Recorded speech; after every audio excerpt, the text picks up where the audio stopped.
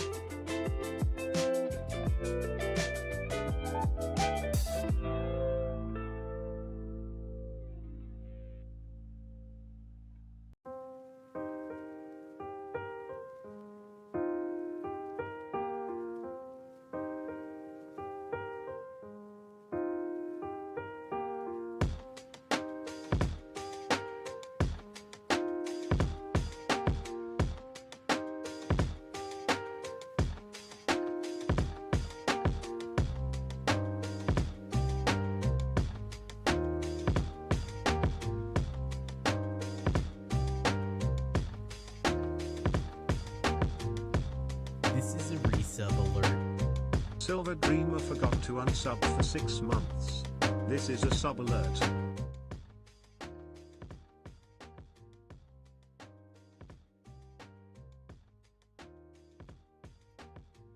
Hey! Thank you, Silver Dreamer, for that resub, my guy. Appreciate it, man. Valconitron was technically first. Because she pushed the button. Danny Fandom was here first. But we heed the rules of the first redeem, so... Bender Builds, hello, friendo, good to see you. Danny, Val, Bender, Silver, Bobo Laveau, welcome everyone. Good to see you. How we doing? Austin Struder was here too. I believe I caught everyone. It's a bingo night, so exclamation bingo. Bender Builds with the Mojo Maker, man. Thank you so much. New Mojo Maker, bring the heat to the scene. 10K points drop, now you part of the team. Game changer vibes, hitting channels like a dream. Leaderboards blessed, it's a whole new regime. Flipping points like scripts, matrix shifting quick. Mojo flowing more on more. Thank you so much for that, dude. Oh, I don't think I... Wait. Did I update that? Game changer, you the reason for the song. Welcome to the top, now let's get our groove on. Bender Builds, thank you so much for that Mojo Makers, dude. Appreciate it. I'm gonna check to see if I updated from last time, because I don't remember if I did, but thank you so much for redeeming that. How we doing tonight? How's everyone? Let's see. Oh, I am caught up. I am caught up. You're well rested now? Good, Bender. Hey man, I'm glad you're rested. Darling Sunshine, welcome to the stream. Friday. It is Friday. Friday? It's Friday. It's Friday, my dudes. It's secret screen. Oh, hold on, let me clear that. There we go. Thank you. Thank you for that. Steph. Welcome, Steph. Good to see you. Hello, hello. How we all doing? Thanks for calling that one out. Fishing's good. Bingo's up. Bingo is up, I believe. Should be.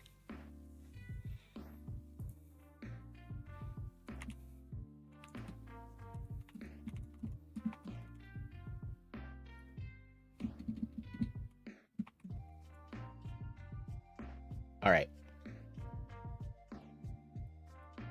There you go.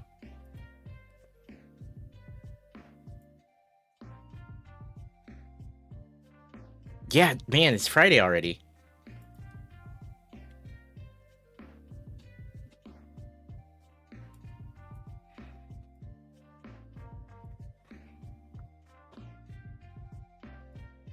All right, cool. I wanted to double check. I wanted to double check some things here. Perfect.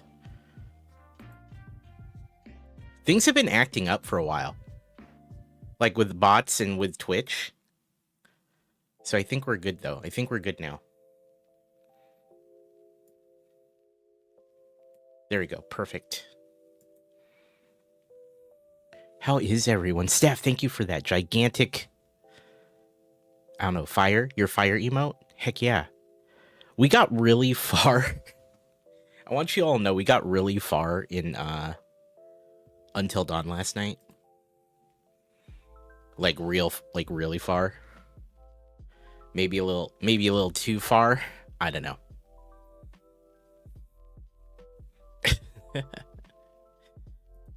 Now we're good. Quick announcement, okay?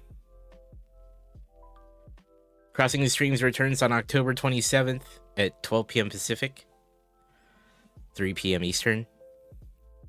We'll be talking to our friend Arduino. Can't wait to get started on that. We'll be a little rusty, but hey. Grania, hey, you just ordered this? Hell yeah. This is the first, I think, 3 or 4 bags. I'll have to pull up where I'm at on it. I think 4 bags.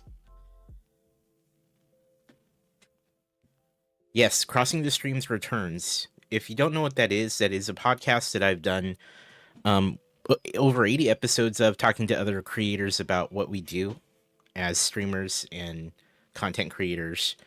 Usually talk about their history in content creation, but also the thing that they spend a lot of time making content about. So it depends on who it is, but it's usually Lego, because we have a lot of Lego friends, but also gamers, artists, IRL streamers, things like that. So it's coming back. We'll be talking to our friend in science and technology, Arduino. He's a fantastic guy. We'll be talking about his stream and what he does and his history and how his love and interest in science and technology feeds into his Twitch streams and his other content. Dang, Grania. That's awesome, though. That's freaking cool. Fishing game is up. Bingo is up. If you win bingo, you win a copy of a Lego game. We're getting through most of the Lego games through bingo. I thought it... I was like, it would be good to give away a lot of these Lego games.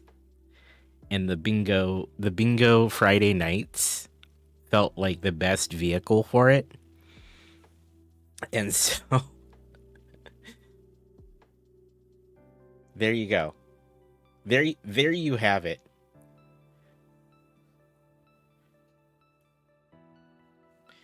Let's see what else. That's really all I have.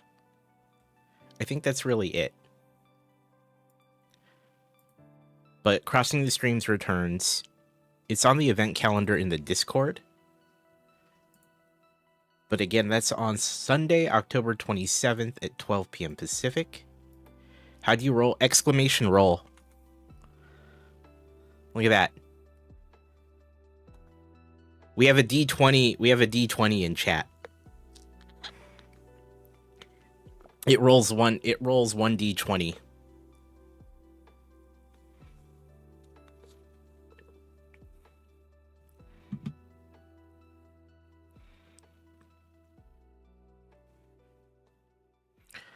Also, the only other announcement is that we're looking at adding Mondays to the stream. I'm kind of wondering how that will work out. Bender was close there on that roll.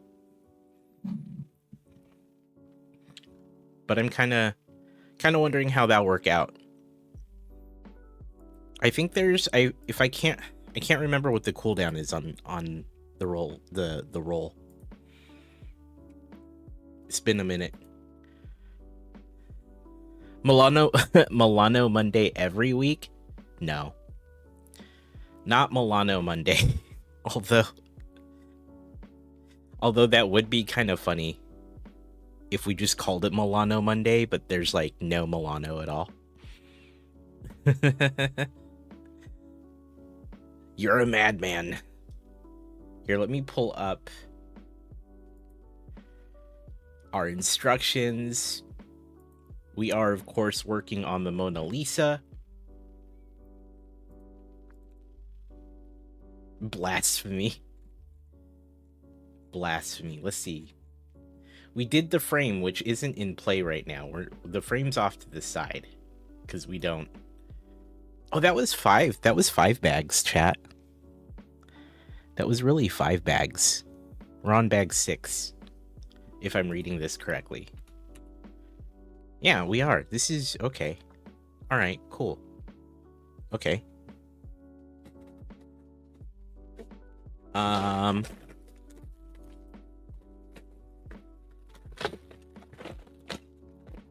think we have to find it though. These are no longer organized in numerical order. You know what I'm saying?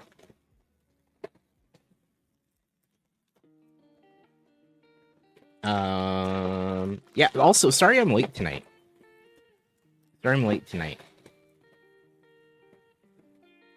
Also, make sure you join that dungeon. You have to start with an exclamation join.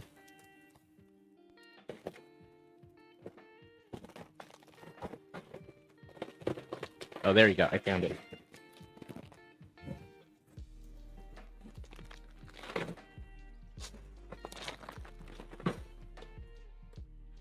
The dungeon has to be, quite frankly, one of the coolest things that Tangia has made. To be honest with you. Quite frankly, one of the coolest things they've added.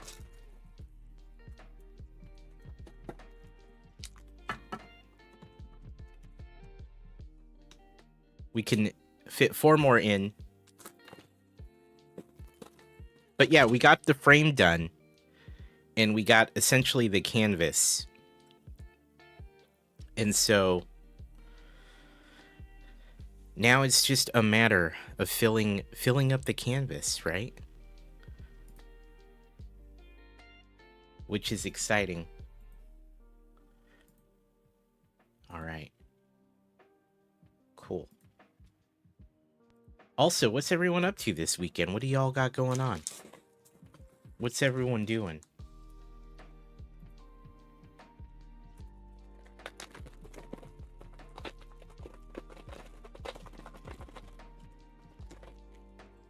Any plans? Anything cool going on?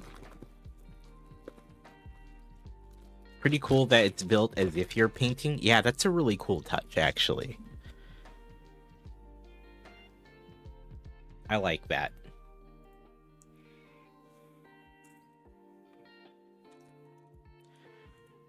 Not much rainfall warning. Oh, really? We're now in like hoodie and sweater weather.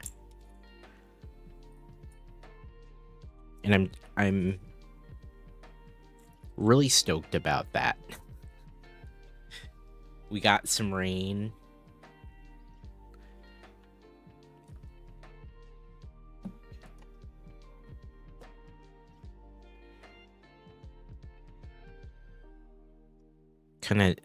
Kind of good because it was very hot here for a while, right? Declo, hello. Welcome to the stream. We're building the Mona Lisa.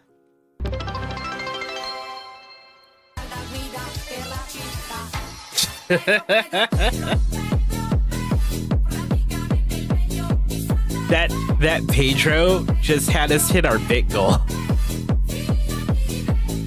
Thank you so much for that, Steph. That's so funny. Pedro's freaking cute. That's hilarious. Because it's funny that we hit our bit goal of that. Thank you, Steph. Gonna work on a logo tonight. Nice. Up for suggestions, Chicago West Suburban lug. Slug for short, really? You were trying to scare me. You definitely surprised me. You definitely surprised me with that.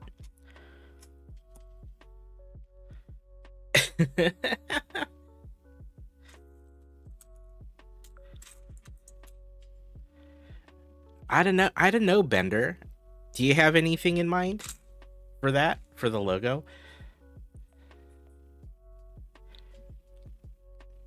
You hope you're fighting a talking cake. Do any of you watch like D&D? Like live play D&D? Do any of you guys watch that? Is that a thing you might be interested in?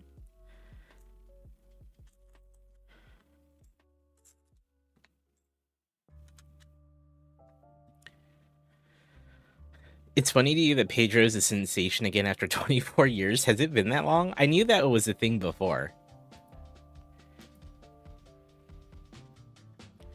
I didn't realize that it's been that long, though. You listen to podcasts and a bit of Ginny D. Okay, cool. So you're no stranger to it.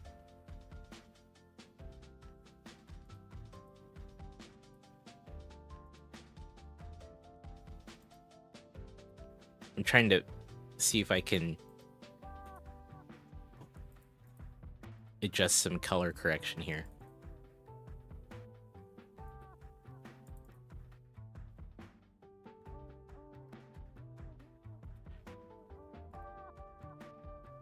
Doesn't quite look right. You're thinking a slug is something that screams Chicago, but you gotta do it different than the other local lugs, so no flag or vertical Chicago theater or something. Really? Yeah, you may want to lean into the slug thing. A 1980. It's from 1980, really? That's a dude. 40 years.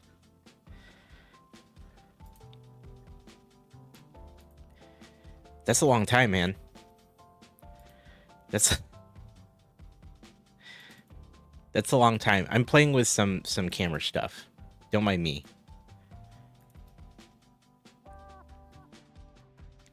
Don't mind me.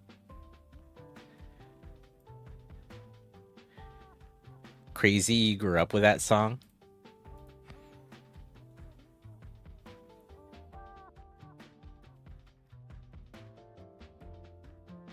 Doesn't quite look right. 40 years is a long time. Jenny D has these roleplay videos where she's playing characters, sets the scene, asks you questions. You're supposed to answer as your character. Helps to build out their lore and stuff. That's actually really cool. Jenny D. I remember when I think I was just starting to see her stuff. And she's a fantastic creator in the D&D space. She does such a great job.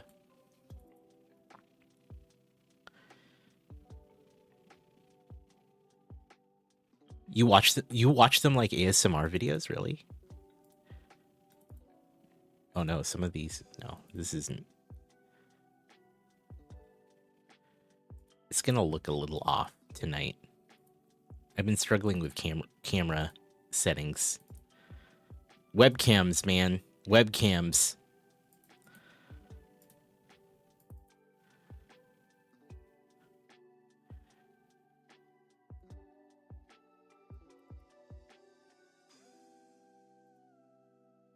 Webcams, dude.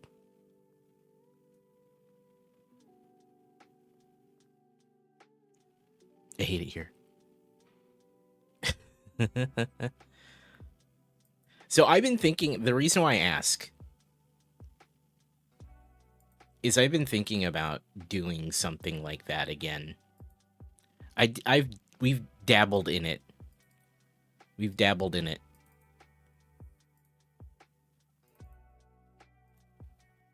Yeah, this looks way off.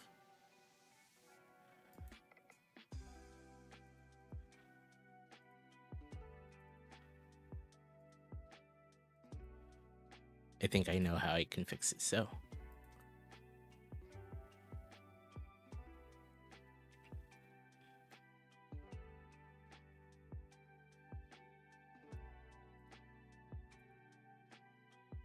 It is gonna look a bit off.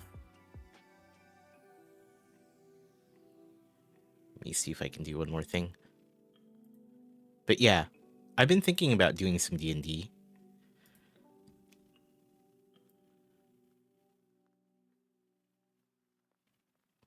I've been thinking about some D&D. But I don't know if anyone will watch it. Also, getting people wrangled to do it is always hard. You would? You'd do it. Scheduling is the worst part, I think. If I'm to be honest.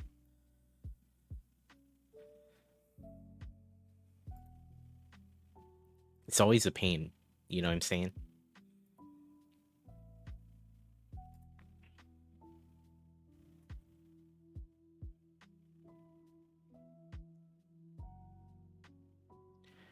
It's always a pain.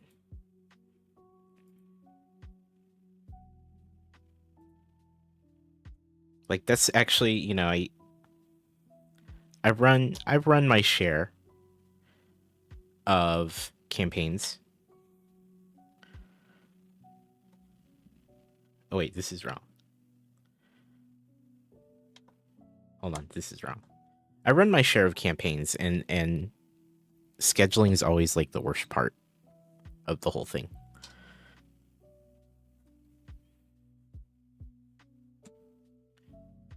In my experience, it's a nightmare to get like 5 to 6 grown ass adults and get them locked into some form of a commitment to do an activity together for around 3 to 4 hours or more. Preach. It's tough, man. It's always a pain in the butt.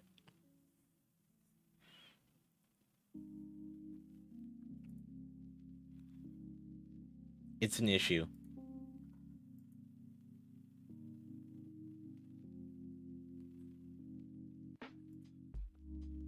I've done this long enough where I'm just like, and I don't know what it is about streamers. It feels worse when it's streamers. By the way. I don't know why. But it almost feels worse. Is it because we all have a stream schedule? Is that what it is? Because they're busier? See, that's why I'm wondering, right? Like, are we just innately more busy as streamers that it's harder? Maybe that's what it is. Life plus work plus stream, yeah, that's true. Most of us streamers are part-time, right? So we also are working.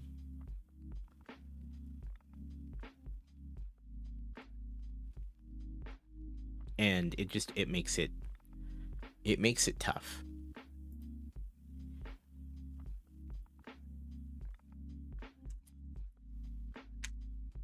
That's been my experience. Work in regular life, yeah.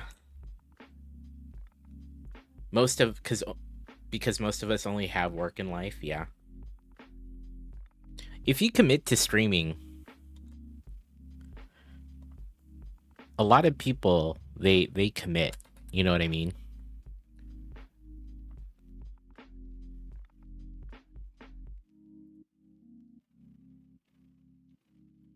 Like they really take the time. You know what I mean? So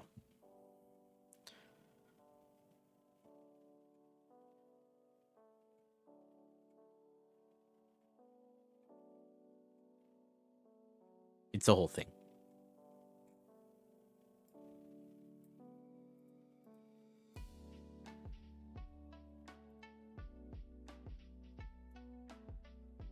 But yeah, if there's an opportunity to do any kind of D&D during streams, or like produce a show, or just to play. I don't know. I haven't decided.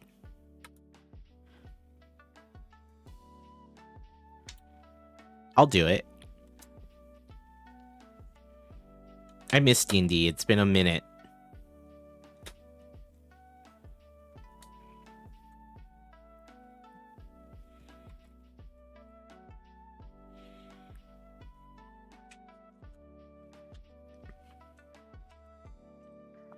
I can't think of the last time I played it regularly. A couple of years now, actually. I haven't even looked at they released some updated rules for this year. Like a whole new set of rule books, like the core stuff. We got the new player's handbook, and then we're getting a new dungeon master's book and a new monster manual in the near future. But the player's guide came out. A new player's guide came out, so I want to look at what the new rules are like. D&D sounds like a lot of work. It's only a lot of work for the person running it. Mostly. Most of it's on them. There's some degree of prep that they need to have.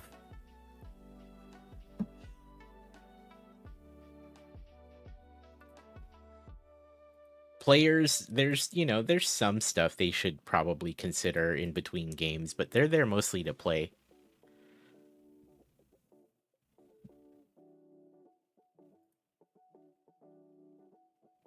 So they're whatever time commitment they make for the game is really just the game time and a little more. Whereas like it depends on the person running the game, how much prep they want to do. And so it just ends up being some form of more work, generally.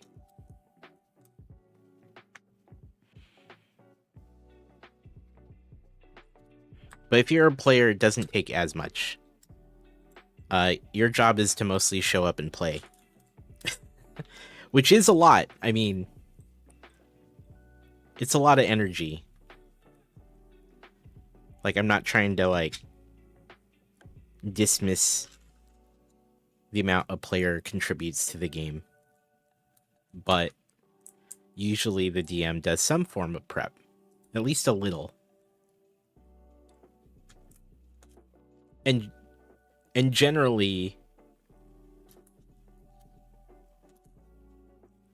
the more you prep, whatever that looks like, the easier it is to run.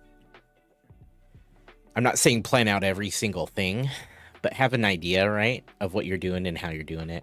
That's what's important. Do I prefer playing or running? I prefer playing, but I like running the games. I do like running the games.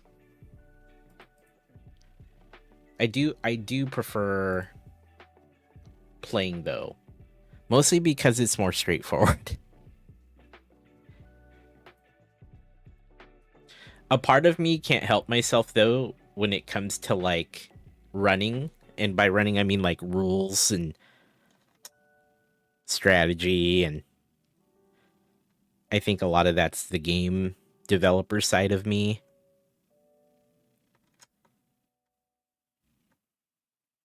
And I have to really consciously make the decision not to, like, if something happens in the game and I know the rule and the DM looks like they don't know and want the information, I'll generally offer it up. But I try not to interfere with how a DM runs their game. As a DM, you can attest to most of the work being on the DM, but in a good group, the players help also. This is true. But I think all their work happens mostly during the game, right? Like, in-game. the act of playing the game, it's a lot of work. But from a pure time commitment standpoint, the DM usually spends a little time outside of the session trying to at least understand what they're going for. Chris, how you doing? Welcome to the stream. But I see what you mean. In terms of like importance and work and everything that happens during the game, the players are critical, and their energy is just as important.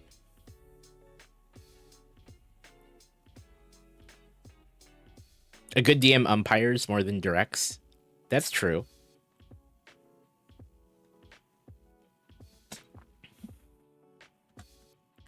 I think for me, like when I DM, it's really like just understanding the world. Not even coming up with, I'm not, trying to railroad people or any of that stuff, but like understanding the high level idea of what's happening in the world, right? And then understanding what that means for the players and helping them tell that story, right? Exactly, Chris. They can help with plot lines. Oh yeah, I mean, obviously you want... It's all about...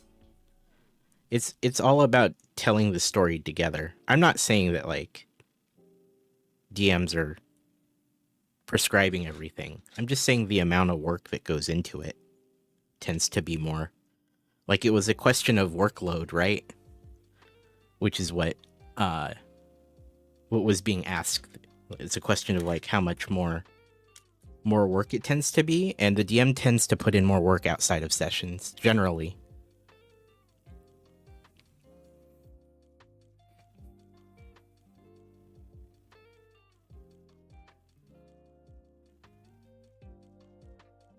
Learning to DM. Hey King, how you doing? Point A and point B, then no matter what the group did, they always got to point B. Hand over the Lego, no one gets hurt. Look at all those emotes, dude. Look at you.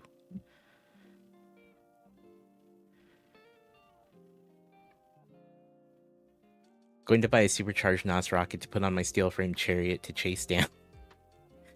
That's not gonna be happening in a... Well, yeah.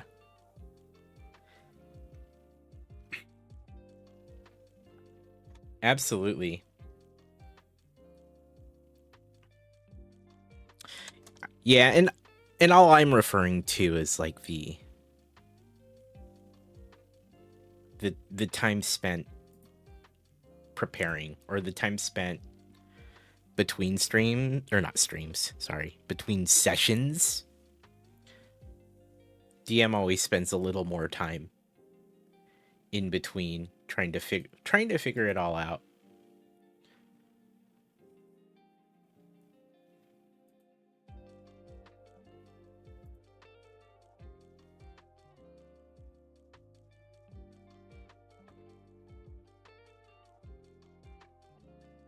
You spend 8 to 10 hours outside of the game per like week.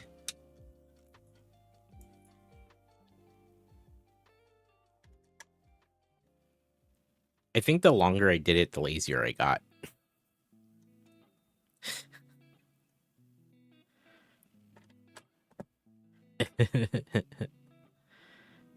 For a game that runs once a month. Okay, that makes sense. Yeah, that sounds about right. Sounds about right.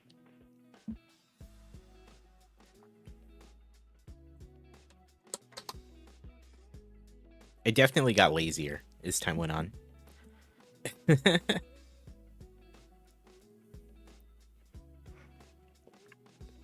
One time I got so into it, I think I was running like 3 games at once. One that met once a month, one that met once every 2 weeks, and one that met every week.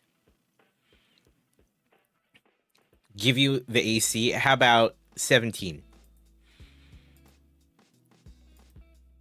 This one's gonna be a little hard. 17 AC, Danny.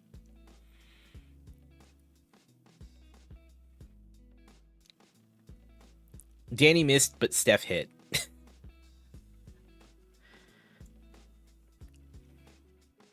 We'll see you, King. Have a good one, man.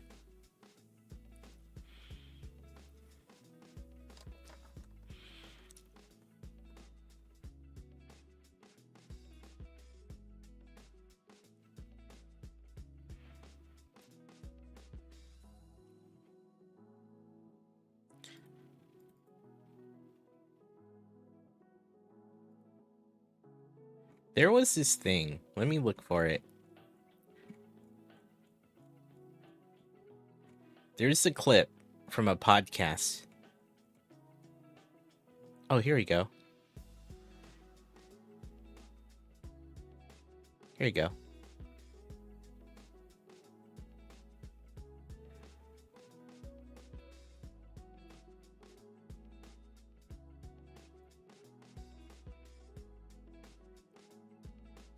There's this clip that was really good.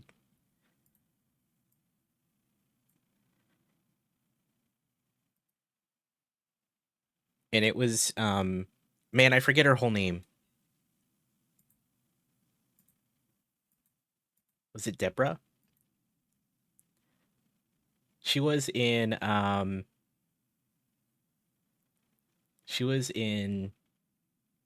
the Daredevil series. I bet Danny knows who I'm talking about.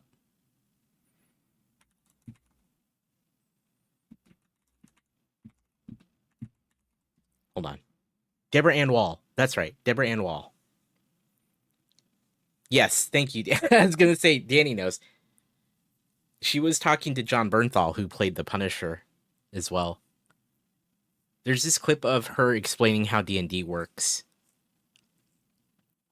And I love the clip because she basically in real time just starts essentially playing D&D with him in the most off-the-cuff manner. And I always appreciated this clip. Hold on, let me find... I want to show it. I have it here. I shared it in my Discord not too long ago. Actually, Corbob shared it. And then I was like, yeah, that was a really... Like, I saw it beforehand. I was like, man, that was a really good share because I'd just seen it myself. Okay, let's see.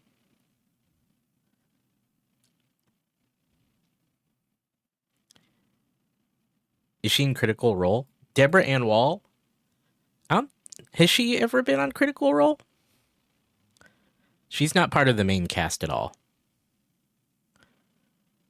I don't know if she's ever guested on there. They've had some good guests on occasion. Okay. I think I got it here.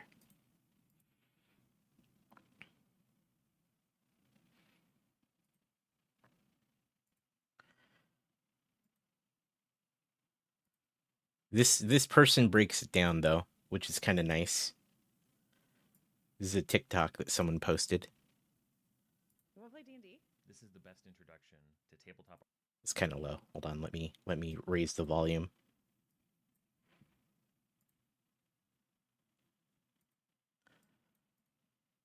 Okay, I think that's loud enough. You want to play D&D? This is the best introduction to tabletop RPGs I've ever seen. I don't know what Dungeons and Dragons. Like I don't. It's like a game, but like you imagine you're like. This in is the great. Game, right? Yeah, kind of. I mean, it's just yeah. So Deborah Ann Wool, she's Karen Page in Daredevil. She was in True Blood, but she's also an accomplished dungeon master with a bunch of D&D Yeah, projects. she's done some Personally, amazing my favorite work. is Relics and Rarities. She was on John Bernthal's podcast. He's the Punisher. He was Shane on The Walking Dead. Anyway, the topic of D&D came up. And I think we've all been in this position before. And you tell the story.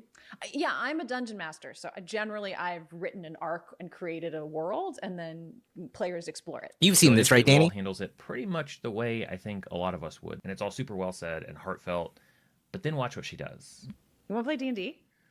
I mean, I'll try. I mean, what do you think? No, I'd like be able to do literally right now. I love this. Sure. This is fantastic. All right.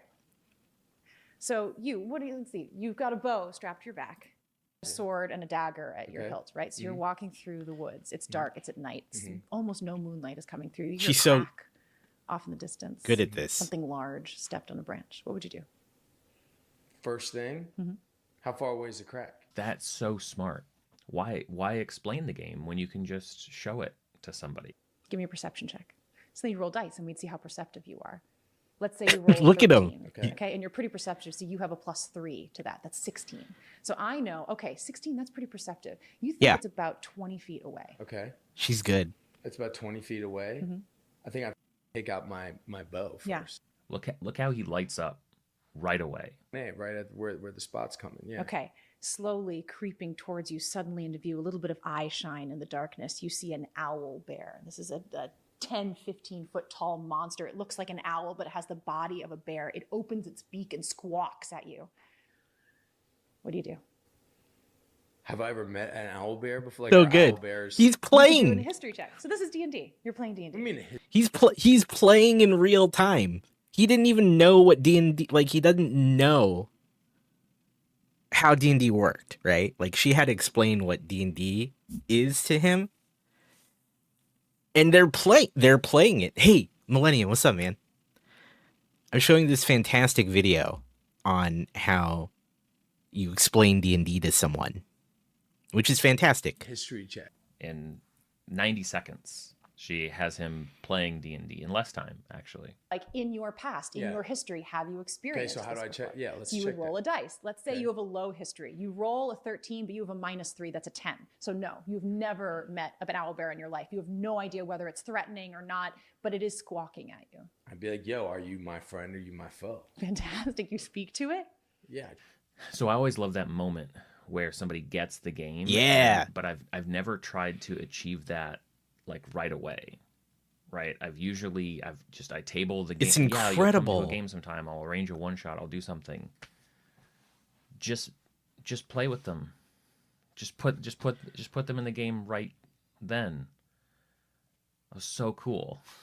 But is the goal to win? No, What's there the is goal? no goals to tell a great story. Tell a great story. I don't know about you guys. That's what I'm gonna do from now on. When somebody talks to me about D&D, we're just gonna start playing, and then It's then so they'll get good. It's so good. And it's just collaborative storytelling. You just sit at a table. It's as close as you can get to when you were 7 on the play yard, just like making up games and stories. And I love it. And I will do it until I die. God damn. So good. So freaking good. Like, I saw this clip and it blew my freaking mind. Like, she literally, his reaction.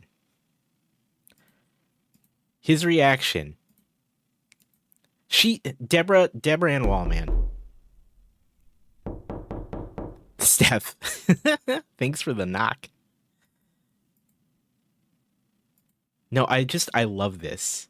I love this. This part right here. This bear's showing again. I mean, I'll try. I mean, what do you think No, I'd like be able to do it? literally right now. Sure. All right. So good. So let's see. You've got a bow strapped to your back, a sword and a dagger at your Okay. hilt, right? So you're walking through the woods. It's dark. It's at night. Almost no moonlight is coming through. You hear a crack off in the distance. You're right, Something Steph. large stepped on a branch. What would you do? First thing, how far away is the crack? That's so smart. Why explain the game when you can just show it to somebody? Give me a perception check. So then you roll dice, and we'd see how perceptive you are. Let's say you roll a 13. His okay, reaction. and you're pretty perceptive, so you have a +3 to that. That's 16. So I know, okay, 16, that's pretty perceptive. You think it's about 20 feet away. Okay. It's about 20 feet away. She made it not intimidating. Take out my bow first. Yeah. Look how he lights up right away. Hey, right at where the Yeah, spot's coming. he's Okay, slowly in. creeping towards you, suddenly into view, a little bit of eye shine in the darkness. You see an owl bear. This is a 10, 15 foot tall monster. It looks like an owl, but it has the body of a bear. It opens its beak and squawks. Look at him. Look at him. I love this. I love this so much. This is why I love the game too. Is like when you tell a good story with the people at the table and they're into it, like Bernthal is here, like John Bernthal is. What do you do? Have I ever met an owl bear before? Like, are owl bears? We could do a history check. So this is D&D. You're playing D&D. I mean, a history check. in 90 seconds. She has him playing D&D in less time, actually. Like in your past, in Yeah. your history, have you Okay, experienced so how do this I check? before? Yeah, let's So you check would roll that. a dice. Let's say Okay. you have a low history. You roll a 13, but you have a -3, that's a 10. So no, you've never met an owlbear in your life. You have no idea whether it's threatening or not, but it is squawking at you. I'd be like, yo, are you my friend or are you my foe? Fantastic. You speak to it? Yeah. So I always love that moment where somebody gets the game, but I've never tried to achieve that like right away. I just love it. I've usually I just love it. Yeah, you'll come to a game sometime. I'll arrange a one shot. I'll do something. Just play with them. Anyway, yeah, I love that. I think it's great. I miss D&D. Millennium, how you doing, man? Good to see you, by the way.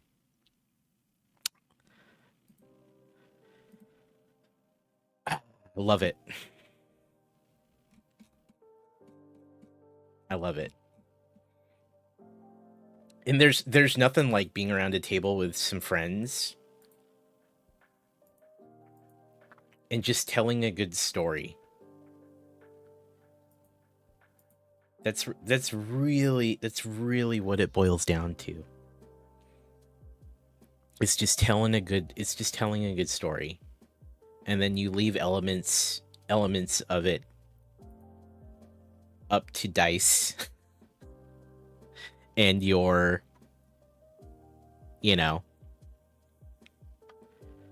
and some of the game mechanics, but at the core of it,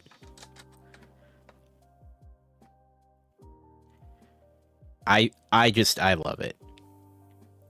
DM Live. I was asking chat before you got here if people would like watch some D&D. I enjoy it. I enjoy it a lot. It's been a long time. What's funny is I suck at rules. I suck at D&D rules. I always have to look them up. I always forget. Sometimes I don't get them. Even now, like, I've been playing D&D for a long time. Even now, I'll forget a rule, and I have to go back. I have to look it up. I have to figure it out. But what I love the most is the very element that Deborah there demonstrated was just. I love to talk. I love to tell stories. I love to interact with folks, right? Dialogue.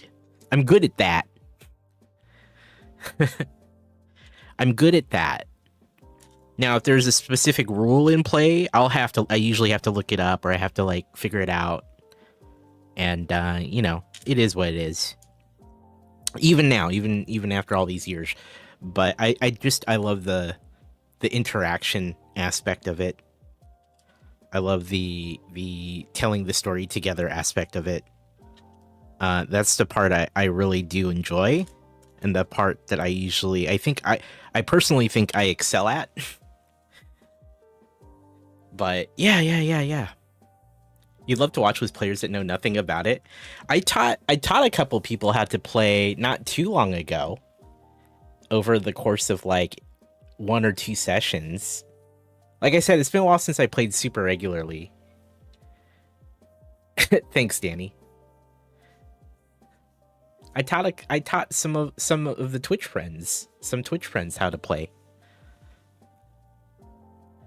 Like Lone Gopher and Astro Canuck. Lightning Junior joined us, but he had played a couple times.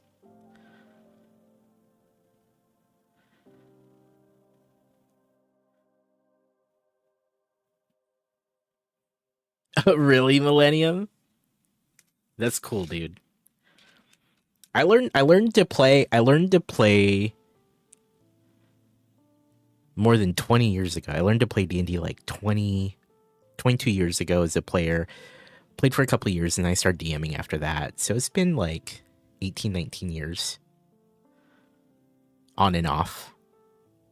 Sometimes I wish that I spent more time doing it to really hone my craft. Because that's the thing. I don't think I'm really... It's been a while, right? I've been out of practice for a couple of years.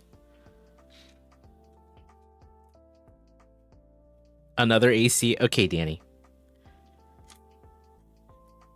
15. Can you hit? Can you hit with a 15?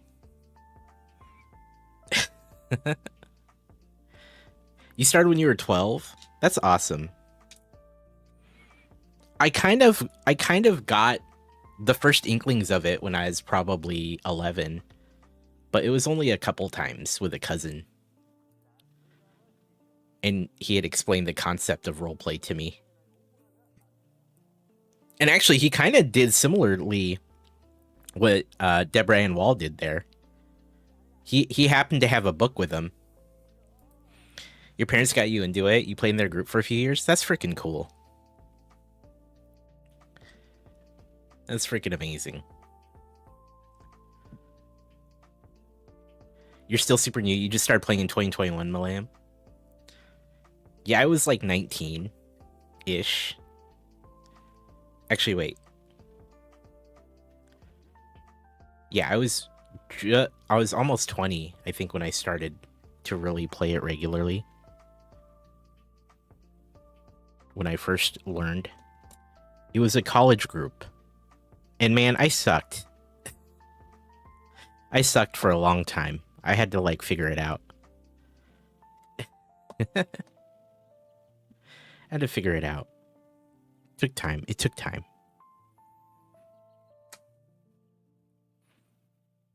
Oh, we're gonna be in ads in a minute here. We'll hang out, chat. I'll just take it slower.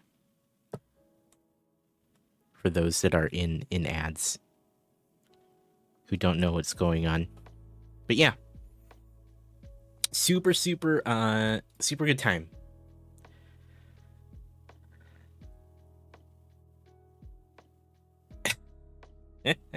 Danny.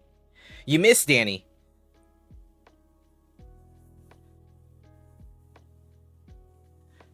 You missed. Stop building so fast. Okay. Hey Eric, how you doing, man?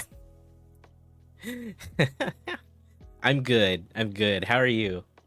We'll take it slow. Take it slow. I should start taking pieces off. No. I don't unbuild on stream.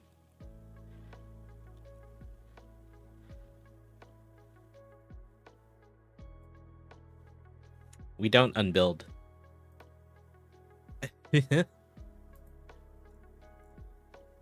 So funny.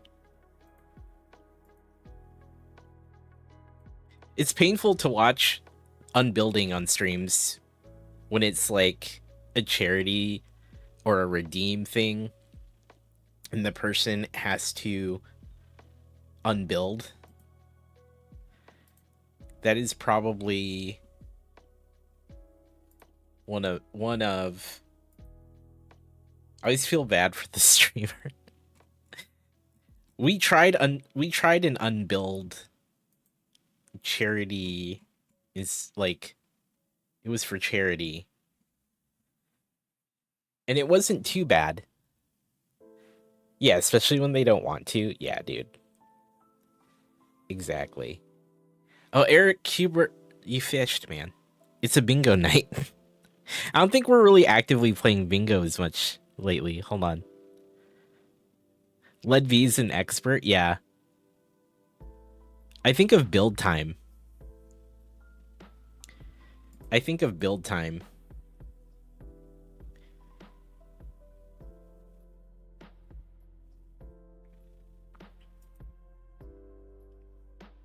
He ends up doing a lot of unbuilding as well, in my experience from watching his streams.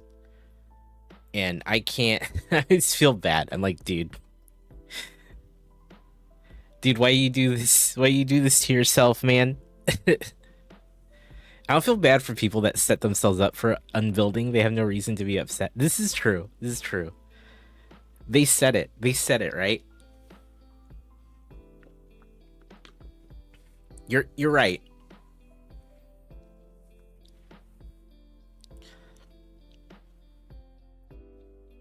That's one way to look at it. They set it up, right? That's on them. And welcome back from ads, chat, those of you who were in it. I was talking about unbuilding and how I always feel bad for people who have to unbuild. Steph made a good point. That's on them. They put the thing in. That's for them, I guess. So they secretly enjoy it. I don't think that's the case.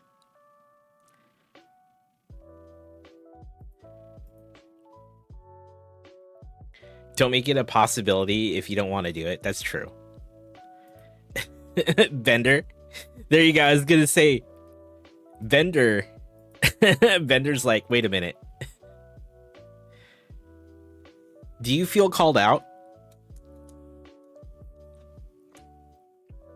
I don't do it, man. I can't do it.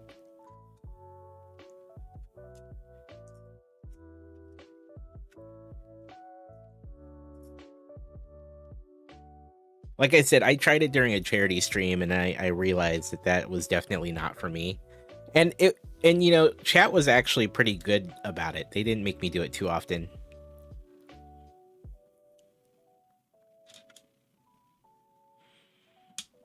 So it was not a big deal. I think chat kind of felt bad for me. It's a case of don't say what you're thinking when it comes to streaming and during events like that. Yeah. Yeah. Many a streamer have done that and may have learned a lesson that time. It's why you make Whippy eat gross beans. It's true. Whippy does have that. Some people eat beans, the bean boozleds on like someone subbing.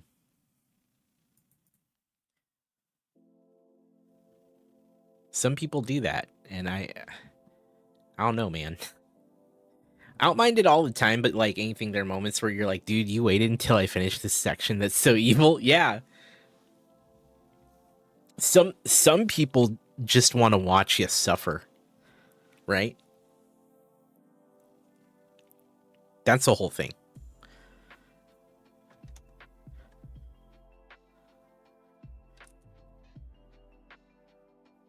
They're happy to watch you suffer. I don't need an unbuild. I mess up and have to unbuild enough on my own. Yeah, actually, Millennium, that's freaking true, dude. Same here. I'm the same way. I'm like, I end up unbuilding anyway. You've done that to Scotty Rotten a few times with the unbuild 5 steps. And I think you get real value out of Scotty, right? Because he barely builds in the first place. Right? So there's some maximum value there. I'm rolling for dexterity, trying to flip a Moore's build and catch it without breaking. Okay, Danny. Okay. That's... I was gonna say... and catch it. I would give that like a 16, but you fail. You clearly fail trying to flip. You go to flip the build, and it flips perfectly, but then when you go to catch it, it just kind of slips through your hands, and then it breaks. You thought you had it for a second. It looked good, but inevitably it just slid through your fingers.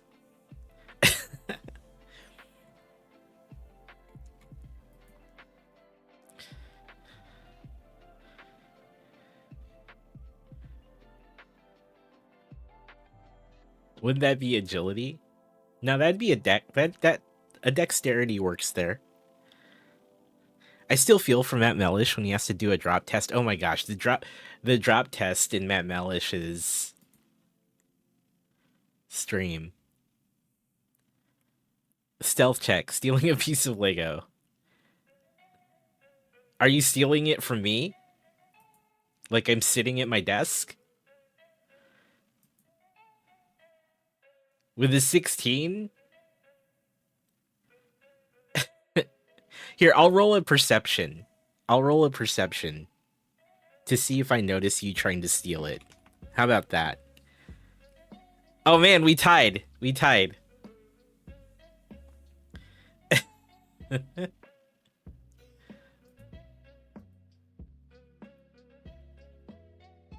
I would say in this case, I'd see it.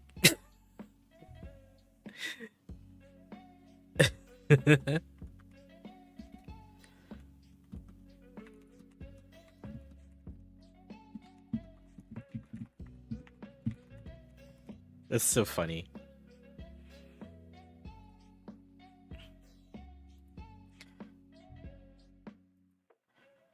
Man. Move my hand, but you turn so you pull it back before you notice. There you go.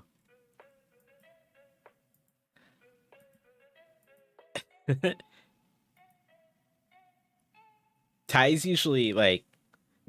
It's interesting in D&D with, like, combat, because ties always go to, like, the defender. Man, that's such a good time. Such a good time. Okay. We got this part done.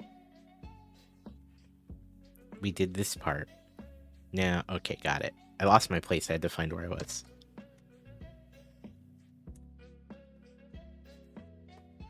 I do have a kind of spooky, like, one-shot adventure I could run.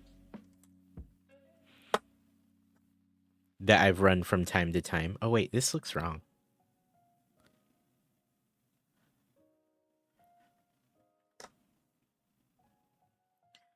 Yeah, but we don't... That's not... We don't have stats right now. If this was a proper game, that would be a way to settle it for sure. That would be the way. Using base stats or initiative, rather. But yeah.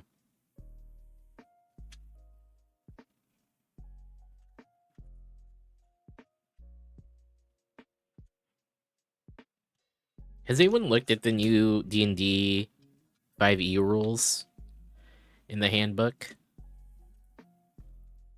Haven't had a chance. Actually, haven't picked it up yet. Maybe I should. You can say healers are really the life of the party. How dare you? I give that a 7 out of 10. I give that a 7 out of 10. It's not bad. It's not bad.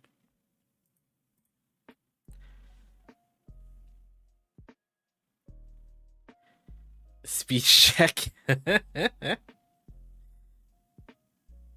Yo, Danny rolled a natural 20. I guess I have to give you a 10 out of 10 on that, huh? Also, we'll check that off on the bingo card. Look at you. You finally did it. I fall on the ground laughing.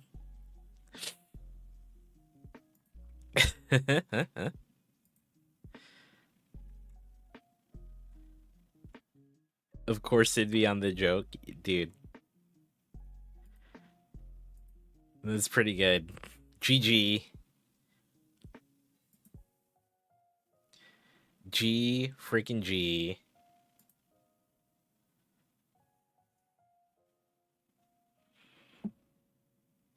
I've not watched Critical Role in a very long time. I'm not even keeping up with the most current campaign.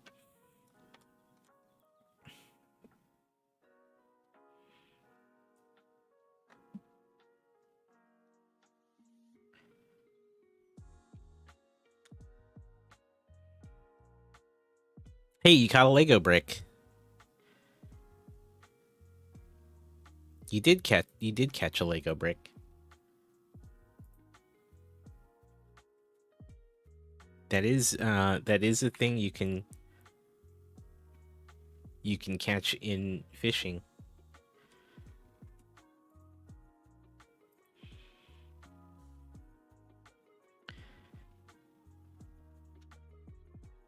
Which is kind of neat. We added that a while back. I'm a fan. Okay.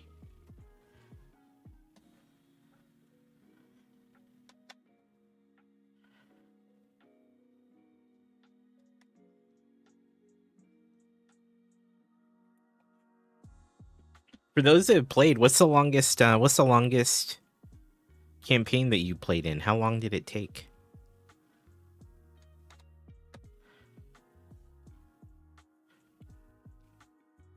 The Lego campaign. That's a good idea. I have it. I have the booklet. I got it when the D&D set came out. When I bought the D&D set, I also got the thing. The adventure. It's a good idea, actually, because we haven't played it. I haven't played it. That was bag 6, chat. It was bag 6.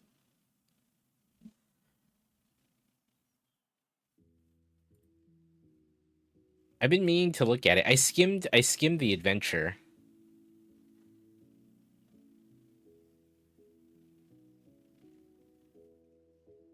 I could have 4 peeps and DM as a stream. That could be fun. Hasn't someone done that in the community? I feel like by now someone has done that, right? I'm kind of surprised if it hasn't been.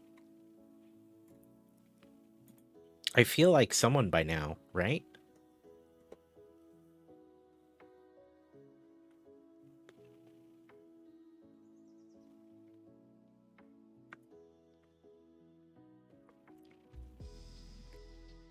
But that's a good idea, Millennium. Maybe I should look into it.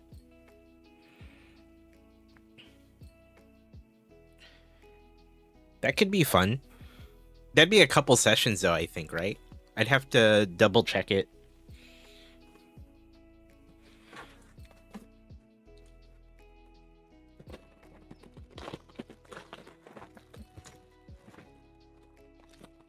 That's actually incredible that no one has run that specific adventure in the LEGO community on Twitch. You know what? That's a great idea, Millennium. I should start it. I should start that. Should look into it. I'm trying to remember if I have it as a PDF also. But I do have the physical version of it.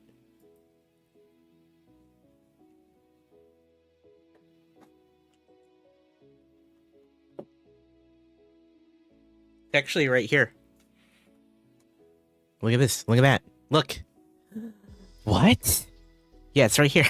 My D&D shelf's like right next to me.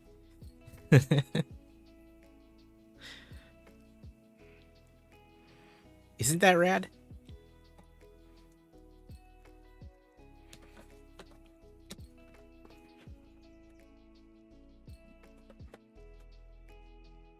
The Red Dragon's Tale, a LEGO adventure.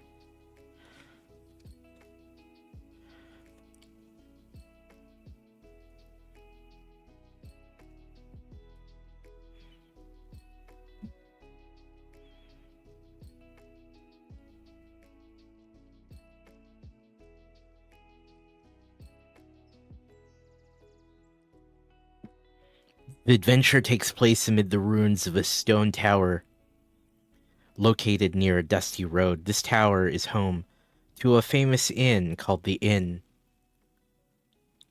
of Plain Sight. Travelers rave about the inn's food, especially the hot wings.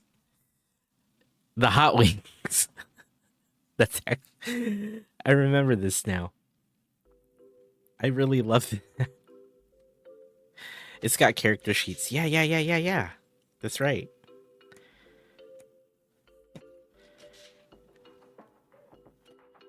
There's an orc rogue.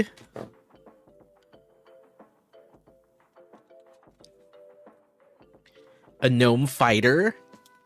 An elf wizard. And a dwarf cleric.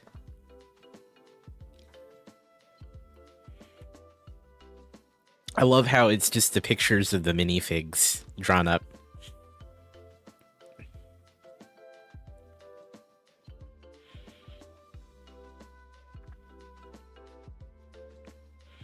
Oh, it even has a list of all the magic items. That's great. Oh, here are the other characters.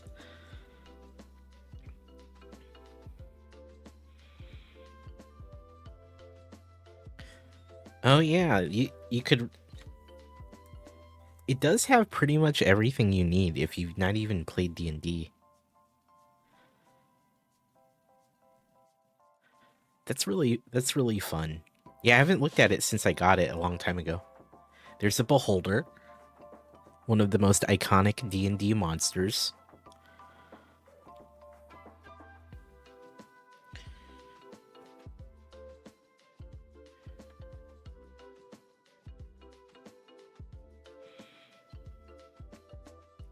You can play it using D&D rules or without D&D rules,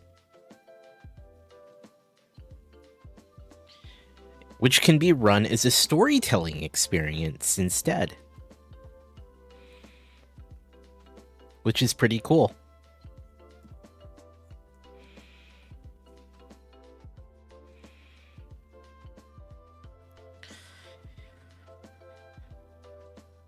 Dwarf, cleric, elf, wizard, gnome fighter, and an orc rogue.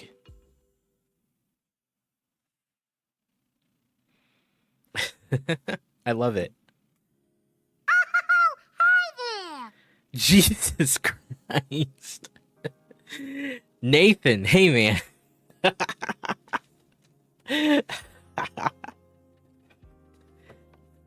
Hi there. Thank you. Yeah, it's super. That's a great idea, Millennium. Here, I'm gonna see what I can do. If I could get some people together for that. That's a great idea.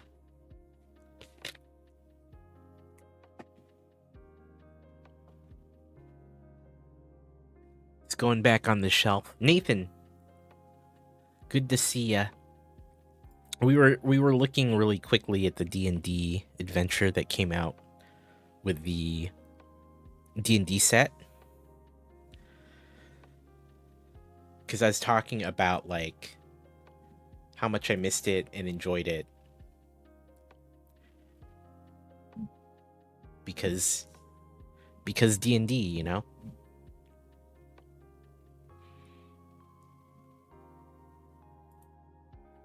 I don't know if you're a player, but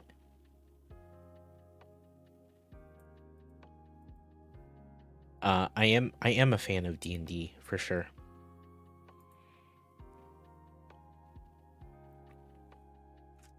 All right, bag 7.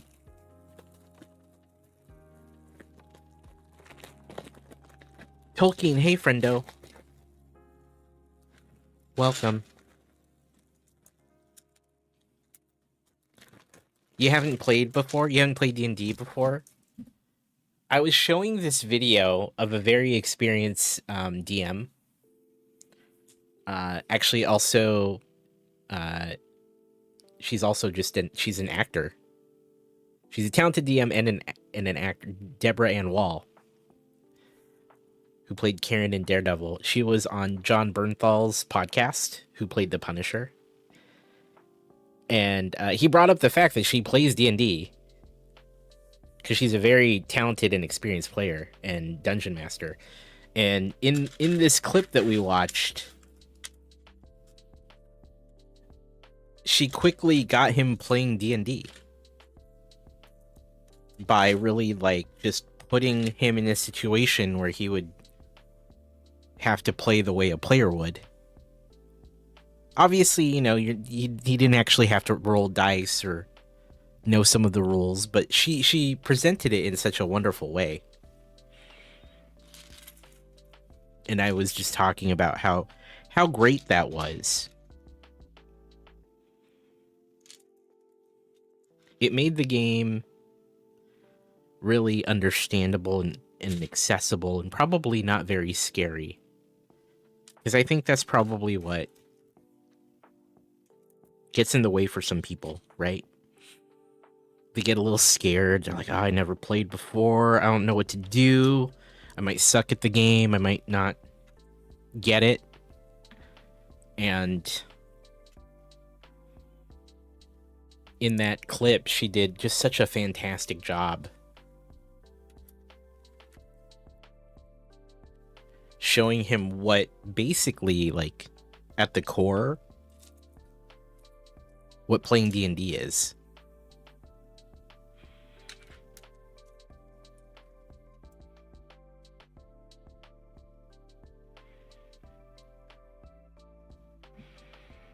It's okay to be scared of D&D? You feel that way about cricket?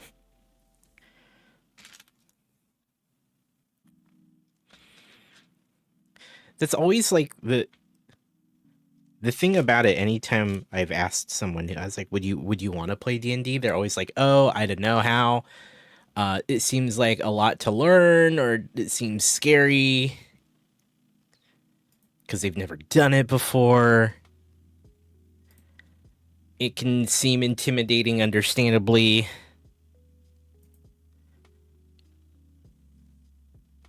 I get it. I completely get it.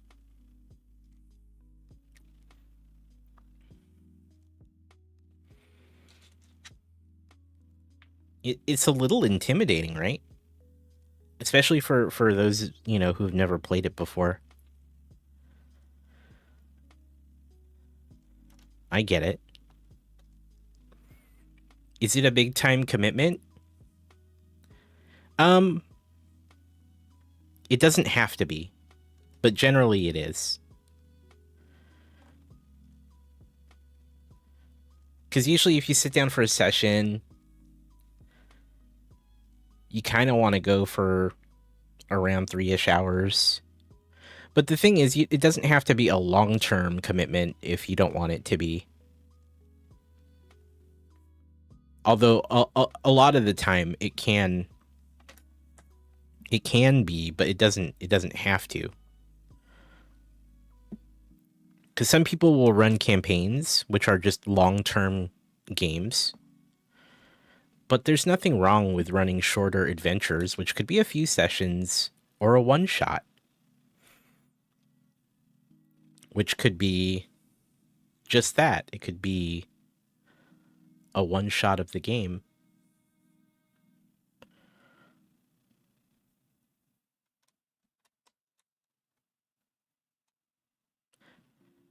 Yeah, Baldur's Gate 3 is based on 5th edition D&D.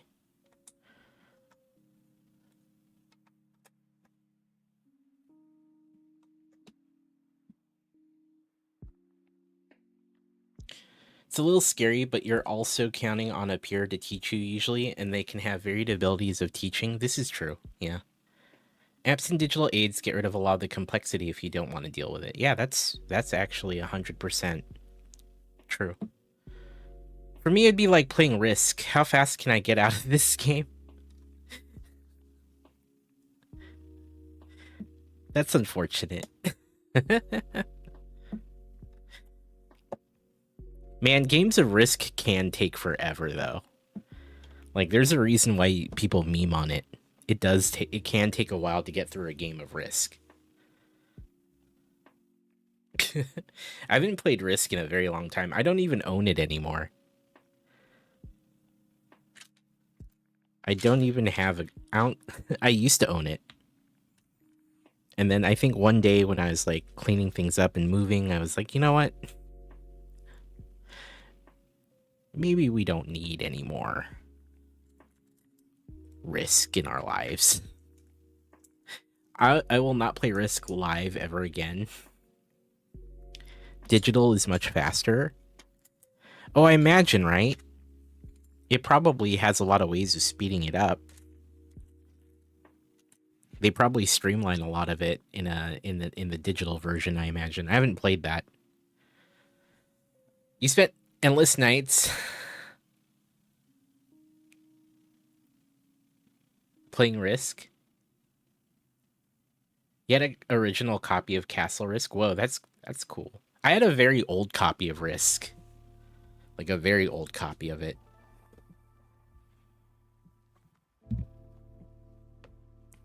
Yeah, you're not counting the armies and doing all... Yeah. You're right. Doing all the dice and all... Yeah. There's just a lot of cumbersome steps in a given turn, potentially. And I could see a digital version really, like, making that fast and streamlined. I could get behind a digital version of it, Bobo, though. But it's like the physical traditional board game of Risk can take so freaking long. It takes forever. That's probably why I haven't played it in like a decade. It's been a long time. I can't even think. Actually, I can't even think of specifically the last time I ever played Risk. And I think it was when I did own it. And I moved. And like I said, while I was in the move, like while I was like figuring out my move, the Risk box was in the pile of like things to like donate to Goodwill or something. I was like, I don't see myself playing this anytime soon. Your kid plays digital all the time. A full 6-player game for him is often less than an hour. Wow. That's crazy. They're like, yeah, this game takes too long. They have a lot of similar alternative or smaller alternative maps. I was very good at it now that you think about it, says Val. Really? Yeah, for me, dude, it was too much.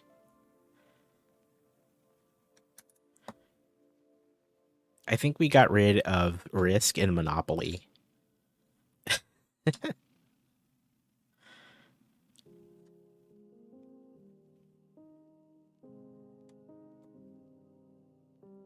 We no longer have those in our house.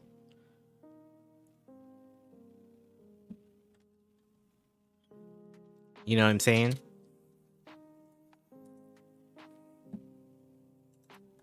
Does anyone play Monopoly anymore? Monopoly breaks up marriages and friendships, yeah. It's also just not a great game. It's just also not good, but yeah.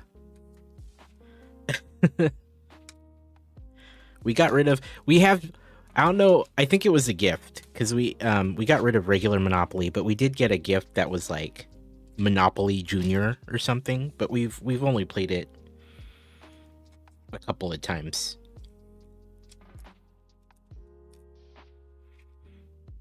With the kiddos.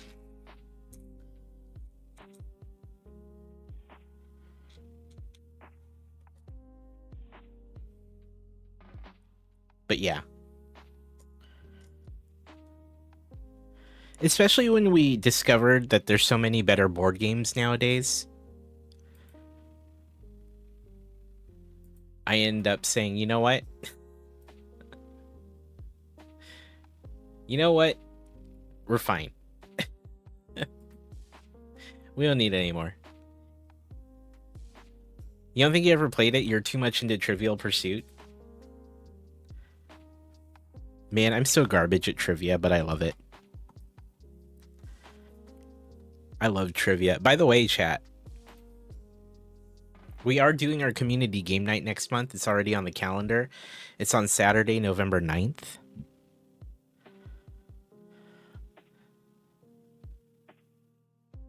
At 6 p.m. Pacific. It's already on the calendar. Look at that. I hope those of you who were able to make those enjoy it, because I've been having a good time with it. Adam, hey man. How you doing? I'm doing good. Trivia Murder Party? I love that game. I love that game. That's why I'm really stoked to do it every month now.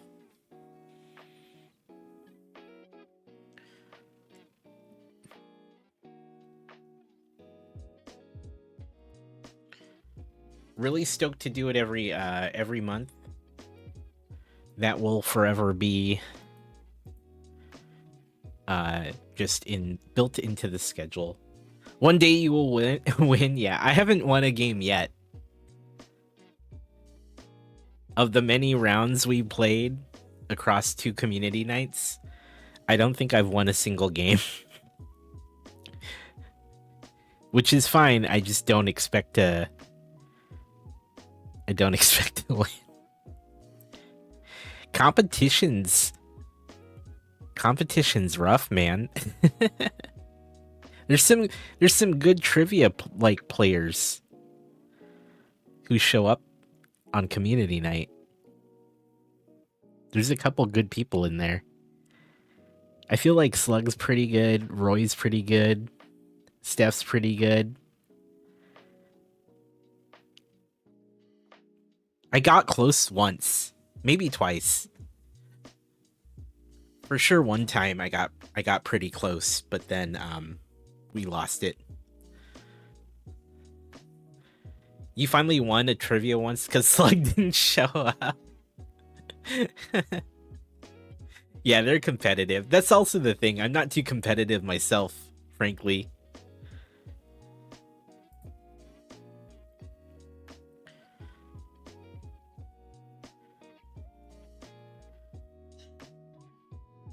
I'm not too competitive personally. I used to be, actually. I used to be very competitive, and I used to have a hard time. I think just getting older has chilled me out enough. Or just losing a lot. Maybe I just got beaten enough to the point where I'm like, you know what? I guess this is my life now.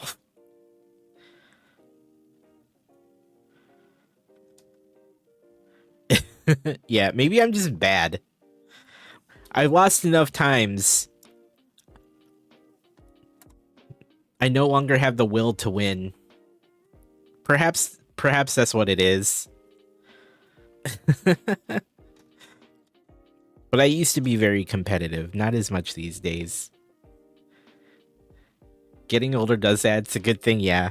Yeah, for sure. I'm sure it has a lot to do with getting older, because when I was young, man, I used to be super competitive, and I would be I would get upset when I'd lose or would be losing.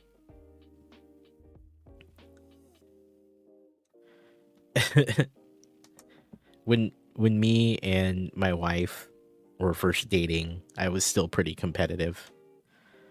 We would play games, and I would want. We're both competitive. More so at the time. We get so angry. And then we have to be like, okay, it's just a game. We gotta chill out.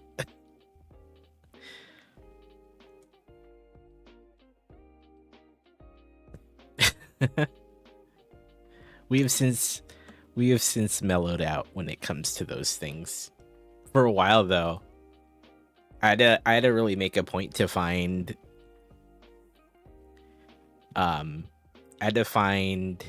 like cooperative board games, so it wouldn't be as big a deal.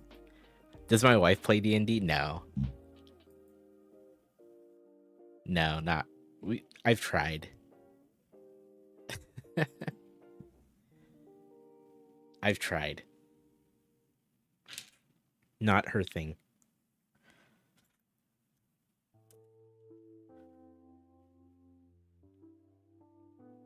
But yeah. She appreciates that I like it. But yeah.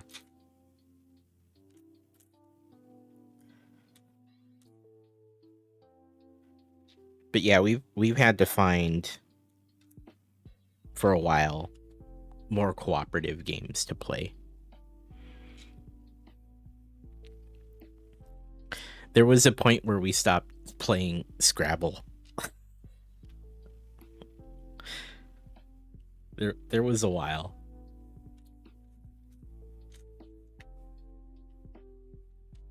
But we've been trying to play more again lately. She used to beat me all the time too. I don't know what happened. But maybe it was my time with my job with a lot of writing and reading, and I don't know. But I started beating her at Scrabble more consistently.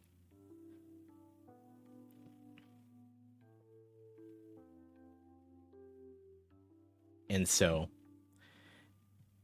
again, we didn't play as much. You need games that don't take too much brain power, your brain's tired.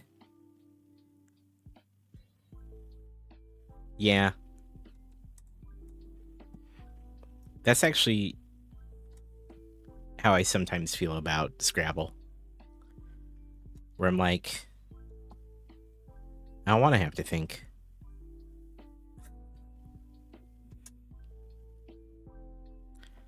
I don't want to have to come up with words. That sounds like too much effort, you know?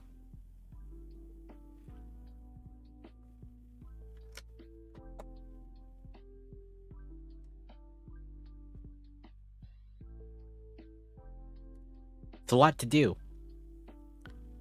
And then I never really like feel like I play optimally at Scrabble, you know?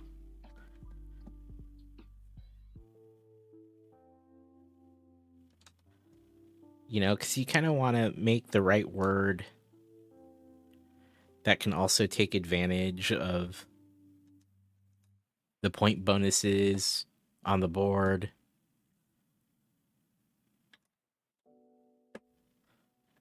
But yeah, I always feel like I'm not playing great. But I'm told that my scores are somewhat consistent with tournament play. But I just don't believe that that's true. I feel like I would get spanked pretty bad at tournament play.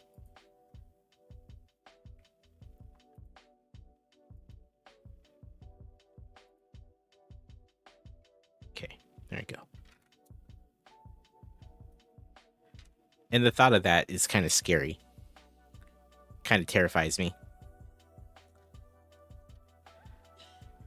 I believe that you're hard on yourself.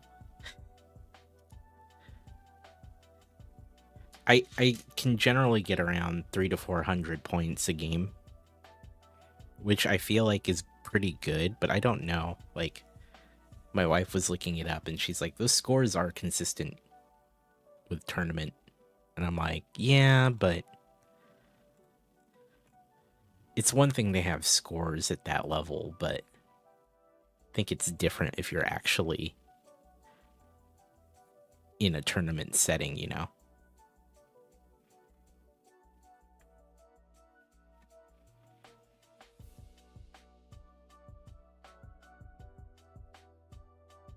Oh, I think I skipped ahead here. I skipped a step.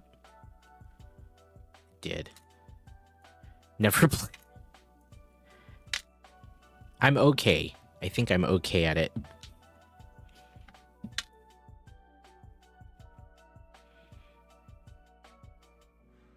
I do fine.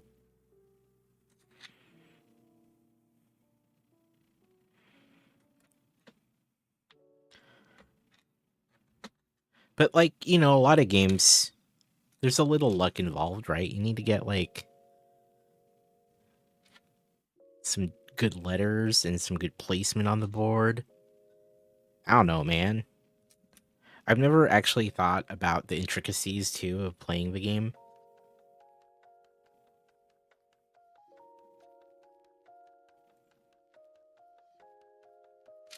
But I think I'm pretty good, but I don't consider myself great at it.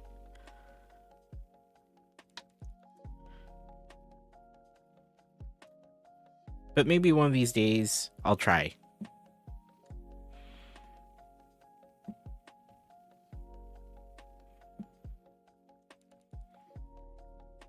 We'll give it a shot.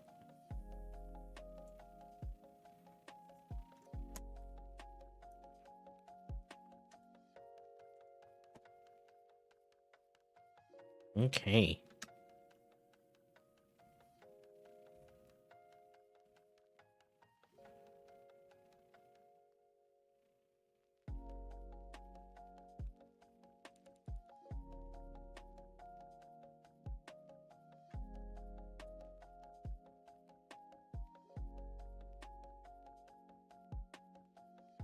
Coming along. We're almost done with this bag too.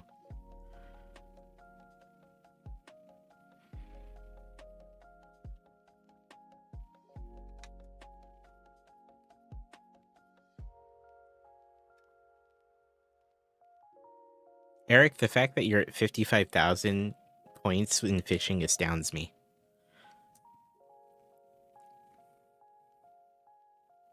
I'm super impressed, dude.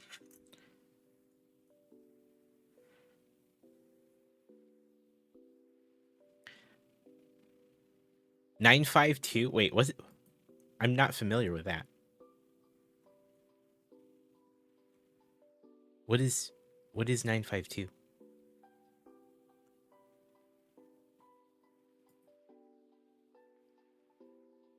Is 60,000 the next goal, Eric?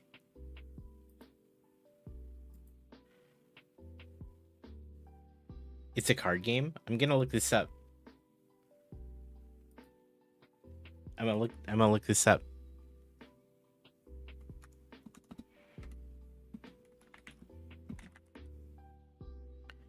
$952. Trick-taking card game playable by 3 players. Reach a certain score first. Standard 52 card deck. Goal of the game is to score a winning number of points before your opponents. The game's usually played into 10 or 20 points.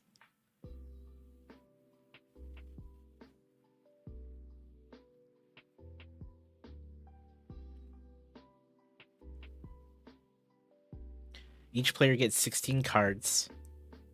4 cards remaining from the kitty face down in the center of the play area.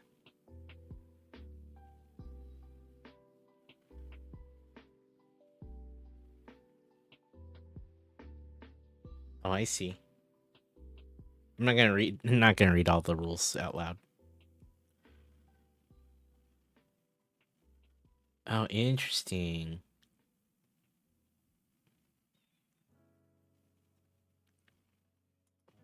Gosh, I don't think I've played this one.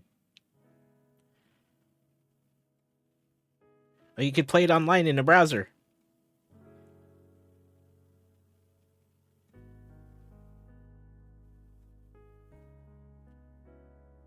It's a good family game. Yeah, I may have to learn how to play this.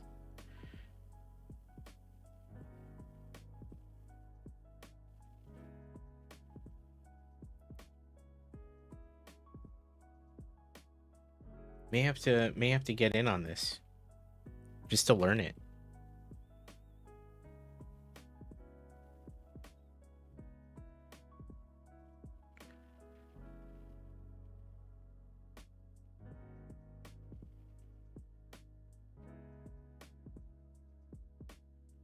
Okay.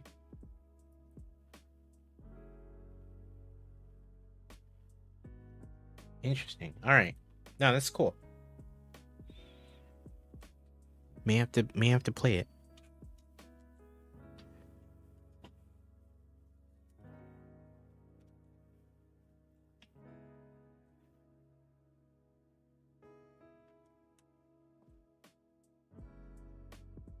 We're normally an Uno family, you know?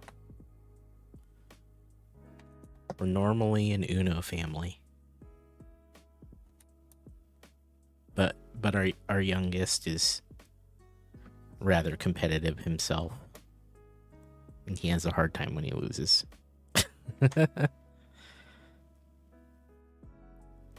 In a way, it has the Uno feeling. I need to organize Uno night. Uno night is also one of the things I need to organize for the long list of things we need to do.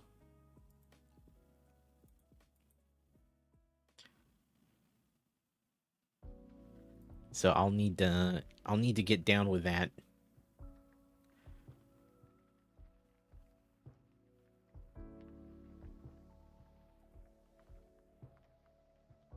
Which I'll tell ya. Yeah, the long list of things we get to do. There's yeah, I need to work on that.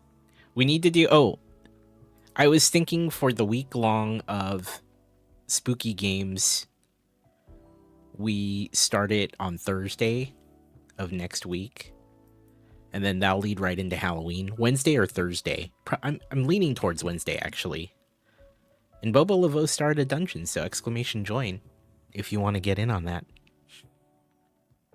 But I'm thinking either Wednesday or Thursday. I'm leaning Wednesday. And we'll do a week of spooky streams. Essentially. I have my harmonica. One of those nights, maybe we'll bust out the harmonica.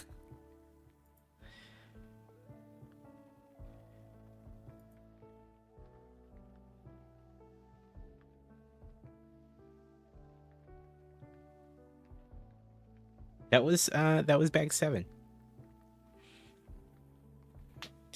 But yeah, I was thinking it makes sense for the week leading to up to Halloween. If not, I might have it end the night before, maybe. Because I know a lot, you know, Halloween's going to be busy in general. So if I do stream on Halloween, it'd be like late, probably. Super late. But kind of feel like that's the thing. I should lock that down tomorrow and then make my plans for it. You need October to last longer? I mean, we've been having fun. We've been having fun already for the month, right? We've been doing pretty good. We got through a full playthrough of Until Dawn. And I feel like this current run of Until Dawn's going really well so far. And if we F it up, but we can restart the chapter. So we don't have to like go super far if we mess things up. It's been awesome. Yeah, I've been having a lot of fun with it. I kind of feel like I'm still missing, like I was trying to get, the reason why I was trying to replay the whole thing was to get all the collectibles, but I feel like I've already missed some. Even though we've only played like 4 or 5 chapters. It's fun regardless, yeah. It's good. I was watching VG play The Quarry today, and that was fun. I don't know if any of you caught that, but VG Silverhand, friend of the stream, and just a dear friend in general, has been playing The Quarry.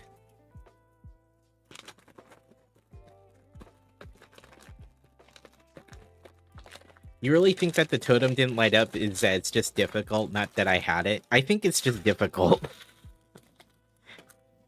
I really feel like those should be slightly more friendly. Only a little bit. But sometimes it's really hard to get those totems to work right, you know what I'm saying?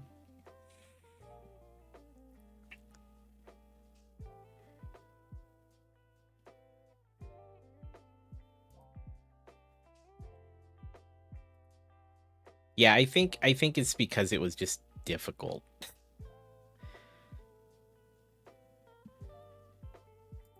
I will say I'm really enjoying the remake compared to the original, but I want to go back to the original at some point.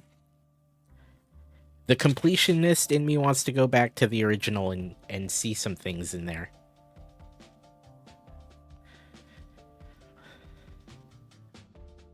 There was one in particular that you saw other streamers having a hard time, maybe the same one. Yeah, there was one that I just couldn't get to work. But luckily we already got it.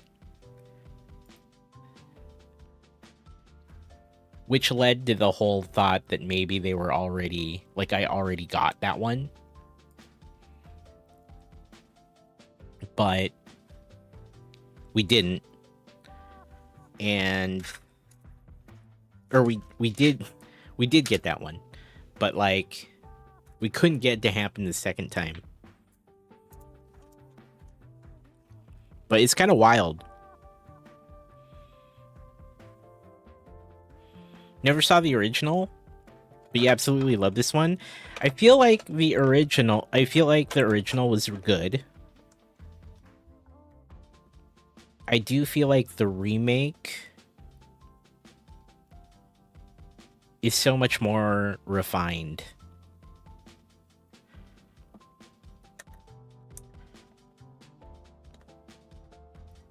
Occasionally, at times, the original felt a little clunky to me, and it didn't in this remake.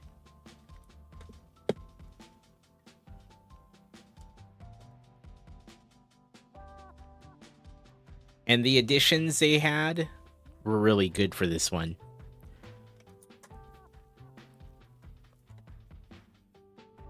They did a really great job. It feels like they filled in a few parts of the story a lot better. And I think the things that you would have expected to have seen.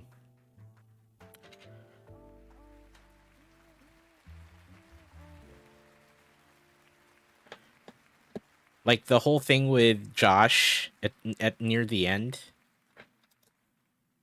Where he's really just detached from reality. Like, you didn't see that whole thing play out in the original. I mean, you saw him talking to himself and having like an episode, but you didn't really see it from his perspective, and you got that in the remake. Oh, you enjoyed the Dark Pictures anthology, but this one became numero uno. So it's interesting because I feel like the Dark Pictures anthology is just that. It's an anthology. And I do feel like if you put them all together, you basically got the gameplay and time of essentially the Quarry or Until Dawn. These ones feel a bit more bite-sized versions of those games. You know what I mean? Which is also why it's an anthology, in my opinion. They don't feel as fleshed out as the Quarry or Until Dawn did.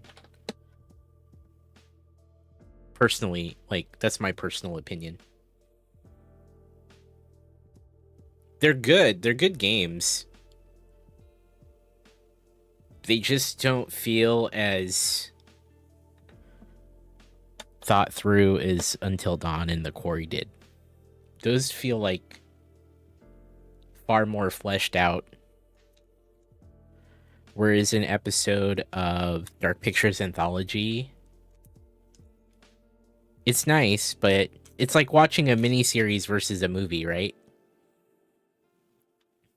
Devil in Me is the closest. Yeah. That one does feel the most fleshed out of the four. They're working on the next season of it. One of them's supposed to be like heavily inspired by Alien. Like it's in space in the not too distant future. But they've noted that it's very, very influenced by the Alien series. That's all I know, though. But if that's true, I'm looking forward to it, man.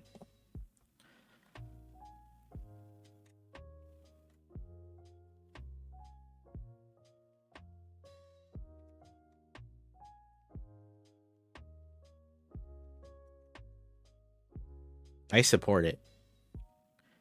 You're an Alien fan? Looking forward to see what they come up with? Yeah.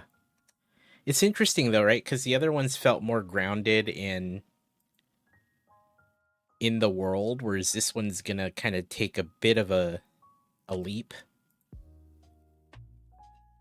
So I'm curious how they do with it.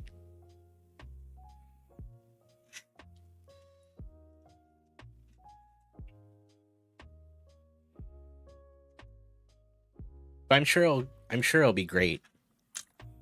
I have no doubt it'll be good.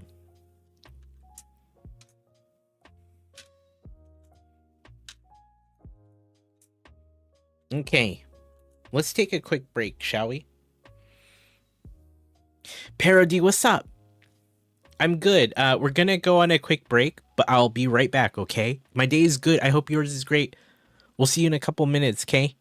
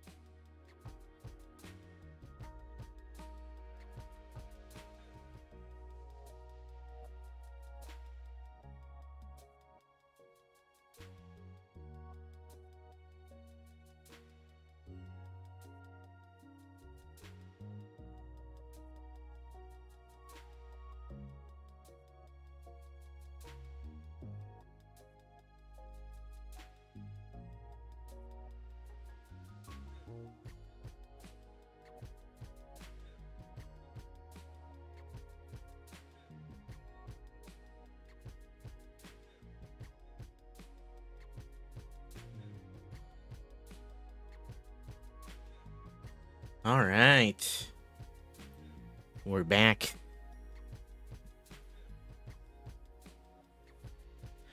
Decided to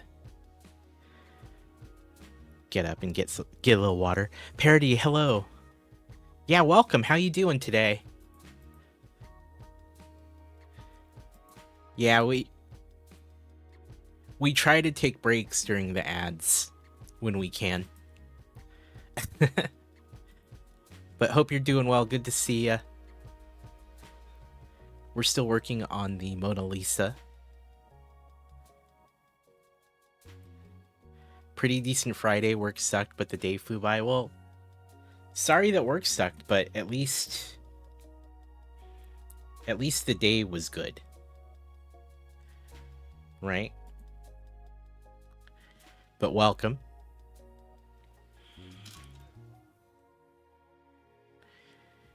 They pay you, so it's all good.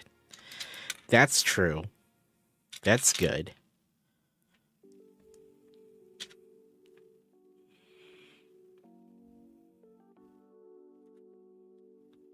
Right on. Work was pretty good for me today. I feel like I didn't get as much done as I wanted to, but some days are just like that, you know? Sometimes you just don't get as much done.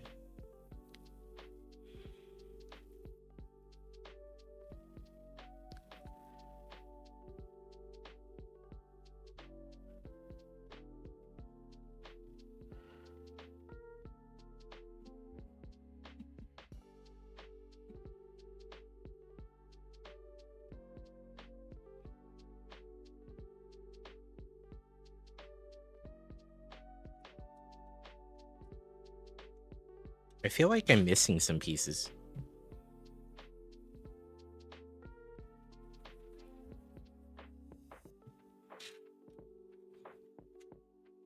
It definitely looks like I am. What is going on? Yeah, no worries. 2, 3. I was gonna say I didn't use them on a previous. Oh wait, I did. I see what I did. I did use them on every tab. Aha! We figured it out. Different color. That happens sometimes when I'm doing this while streaming. These are the green ones. We're supposed to use the tan ones here. Ah, okay, we figured it out. Okay. It's like, I'm missing specifically those two. I was like, they must have been used somewhere else. We're good, though. We're good, though. Sometimes it do be like that, though, right?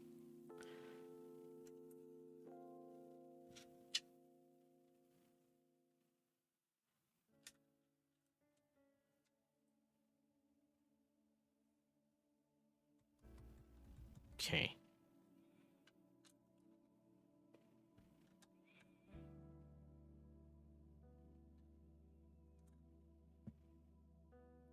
So I've been talking about this a little bit in terms of adding a Monday to the schedule. And I'm thinking if we do add a Monday to the schedule, we keep the 3-day Lego commitment as part of it, which means the 4th day would be something else, maybe.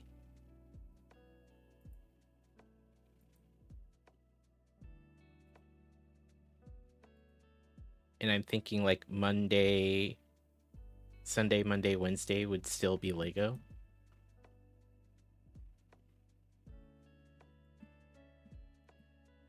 And then Friday, maybe we do something else. Like games. Because we were doing the supermarket together.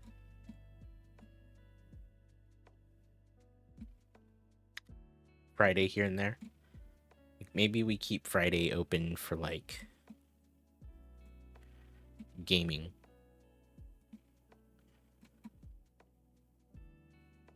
I'm not sure.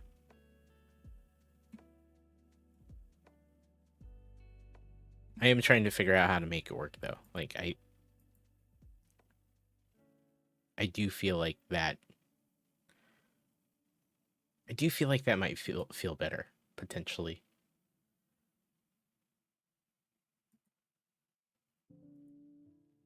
I don't know.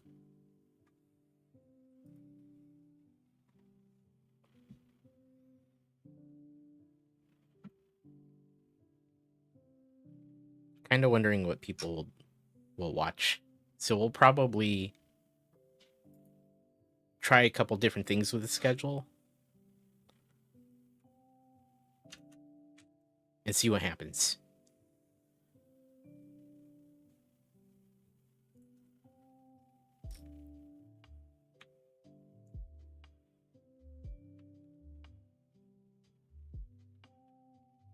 You'll always watch the games, yeah. Absolutely. And I know I've said this in the past where I'm like very reluctant to do the games. But I think for my personal joy of streaming, I need to make sure I'm also playing games because I do get a lot of fun out of it.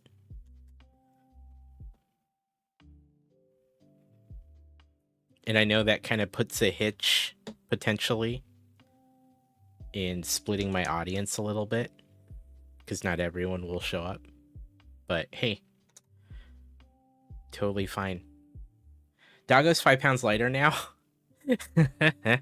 That's funny. Dang.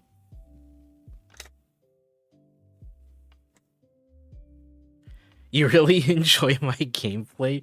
That's fun. Thank you. I'm not sure why, but I appreciate it. I try to have as much fun as I can. What kind of games do I play? I play a little bit of everything. But we've been playing Until Dawn lately. A lot of those types of games. Because of the spooky time of year that we're in. However, I do play a little bit of everything. I do enjoy first-person shooters a bit. I'm kind of working hard not to just do those though, because I feel like there's so many more games that are fun that are beyond that. But I've gotten pretty heavily into like Fortnite and Destiny at times, and I super enjoy it. Resident Evil, yeah. I'm a big fan of the Resident Evil games. And frankly, I think if I were to pick a genre of game, potentially the survival horror games might be up my alley. The ones like Resident Evil. Waiting for spooky season to be done and Black Friday to pick up any of new games. Have a huge backlog in your library to carry. Thank you, Humble. Yeah. Yeah, my backlog of games is huge. Pretty massive. Because of things like Humble Bundle. It's your favorite. I feel like they're interesting enough to watch and play, right?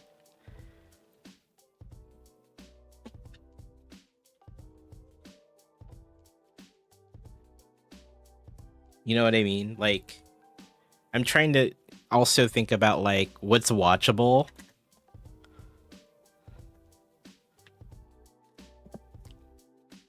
And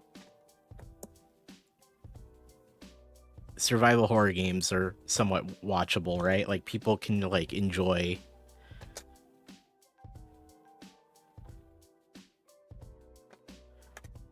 So yeah.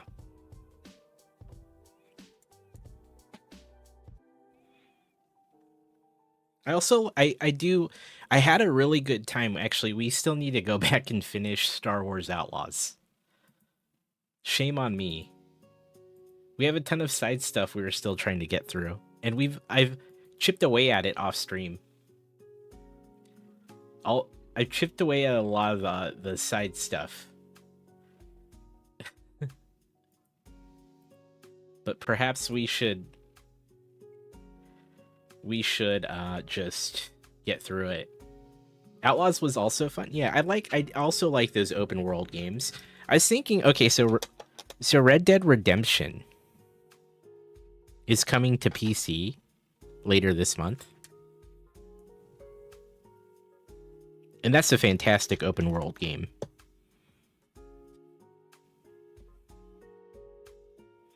And I kind of want to play it on stream. Okay, that was bag 8. Always scared to run story-based games because I don't want a homie to tune in and feel FOMO from missing a stream. Normally stick with short form stuff, but some streamers pull it off really well. Yeah. A friend's been telling you to play that one forever. Yeah, Fallout was fun. Yeah, Fallout is part of the games that we promised to keep playing. So, let me look at this. Red Dead Redemption. It's later this month. But when would I find time? I'll have to find time. Let me look at this. I know it was later. It's actually probably in a week or something, right?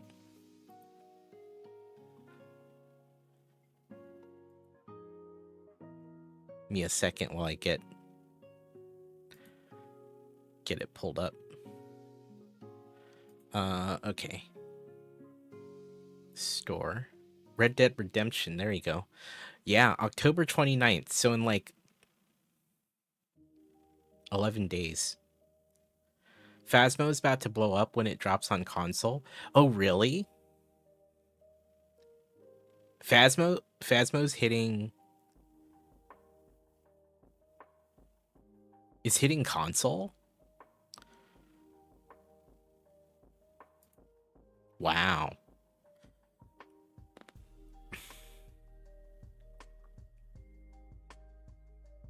Yeah, that'll be good for the game. For sure. 11 days until... Okay. I'm super tempted by Red Dead Redemption. I haven't played it since it was out. I played through it and beat it when it came out. And then I played the DLC for it.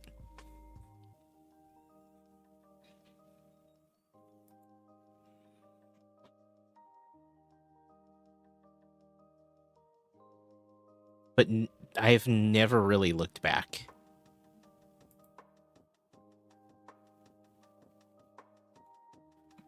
So it might be worth... What do you guys think? I feel like people would watch that too.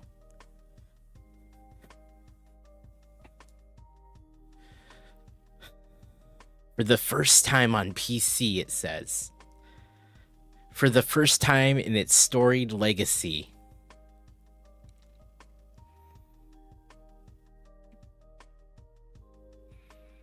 Experience the story of former outlaw John Marston as he tracks down the last remaining members of the notorious Vanderlyn gang in the PC debut of the critically acclaimed predecessor to Red Dead Redemption 2.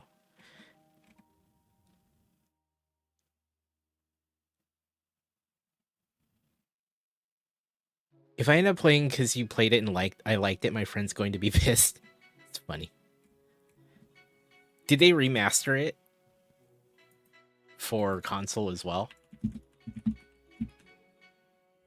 It'd be fun to play it on PS5 with PS5 graphics, you know what I'm saying? Or something more updated.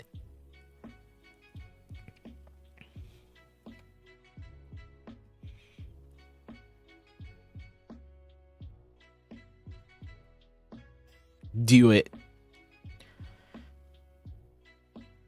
It's on PS4.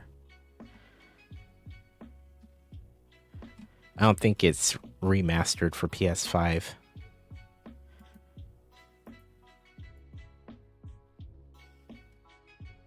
It looks good.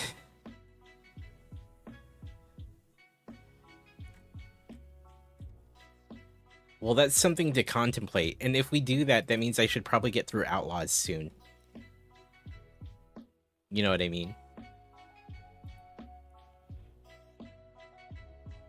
We should probably do that because, frankly... Did I play Alien Isolation? Yes. A very long time ago.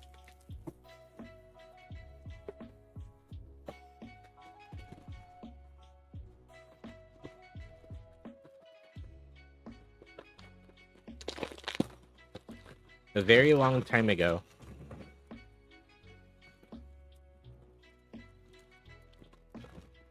How'd I like it? It was really good.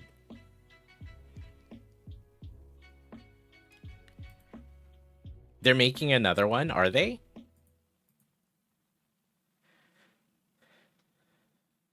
I found it to be very good.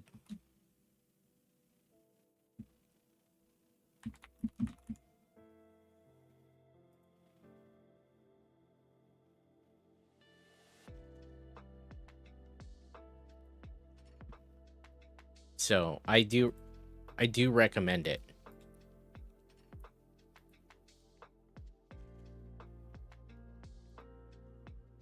So if you haven't played it, I do recommend it.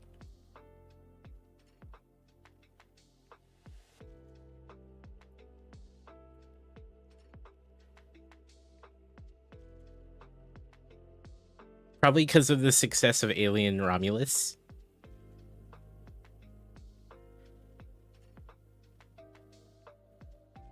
You know, I haven't seen Romulus yet. Is it good though? You're saying there's because it was successful. I haven't seen it yet. And have you seen it, Val? Or anyone else in chat?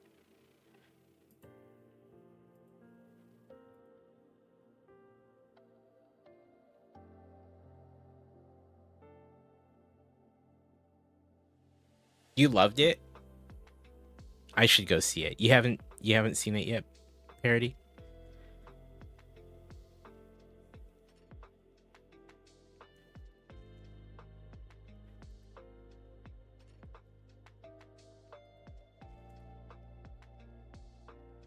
Cinematography was really good. I've heard that.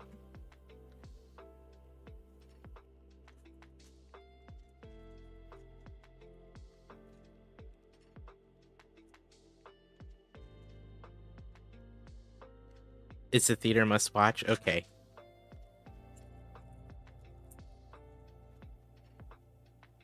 Well, then maybe I need to get in there and catch it.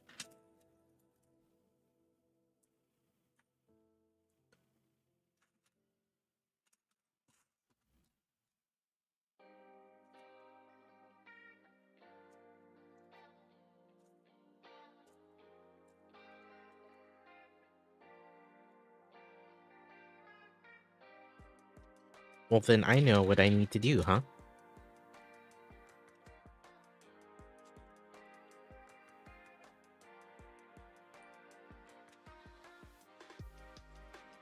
We'll have to get into a theater. You know, I still never made it back to watch Deadpool and Wolverine again. I've been meaning to go back and catch it again.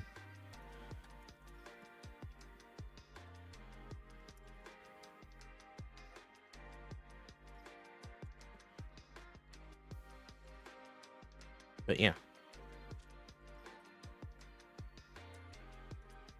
Maybe I'll hit up the theater next week.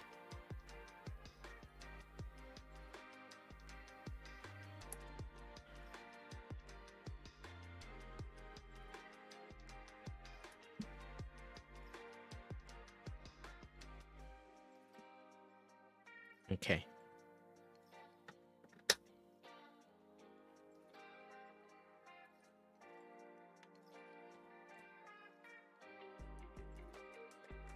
What else is out in the theaters? Is there anything else? Wait, how did didn't Beetlejuice come out?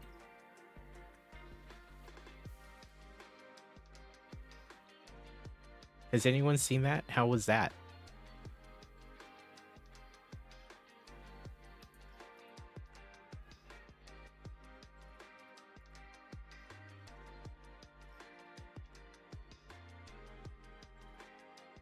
But yeah.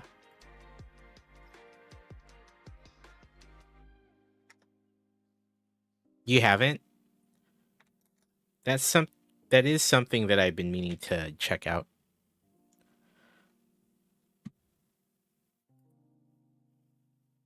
But you need to watch it, yeah.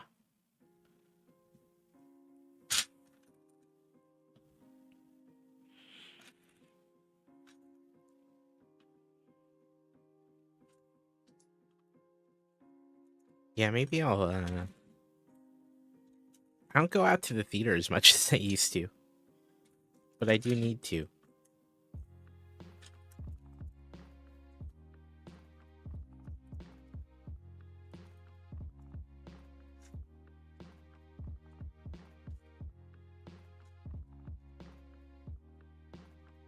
I don't know what else is in the theater right now that I should even be paying attention to.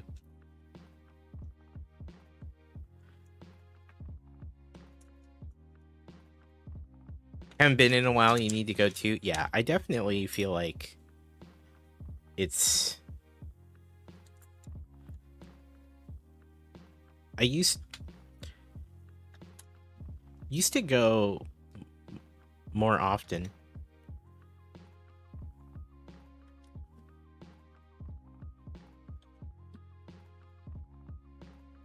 I used to go, you know, feels like every couple weeks back in the day.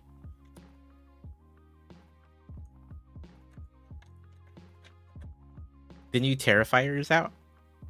I've heard. I've never watched the other two, but I've heard about it. I honestly don't know if I could handle that.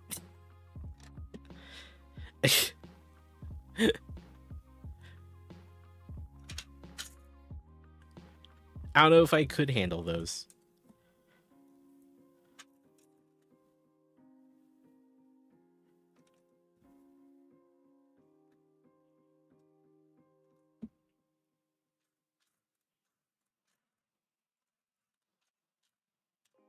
So are you into those, Parody? Are you down with the Terrifier series?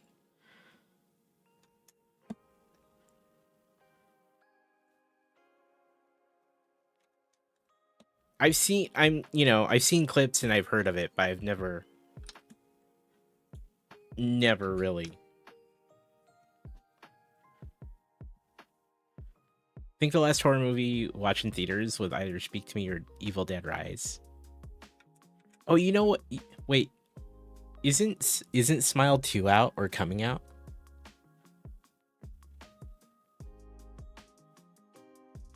Isn't that?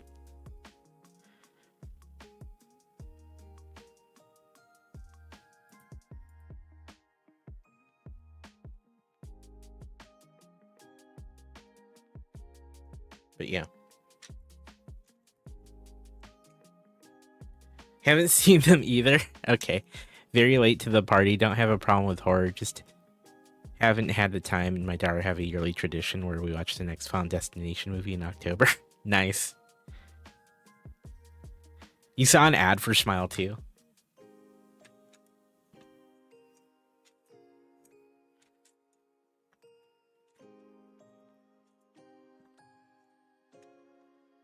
Yeah. So that's probably out soon. I mean, it's the right timing, yeah? You like Smile 1?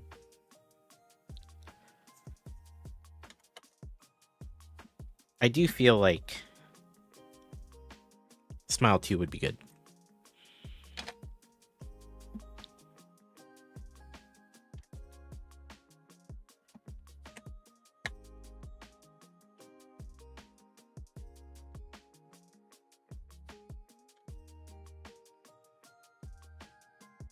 I didn't know if we would get a Smile 2.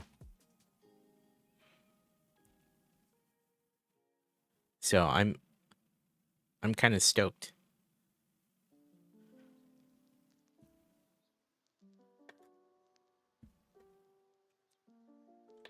Just waiting for them to make a new Zorro movie. Is that a thing that's actually going to happen, or is that more of a? Is that more of a? Like wish listy sort of thing?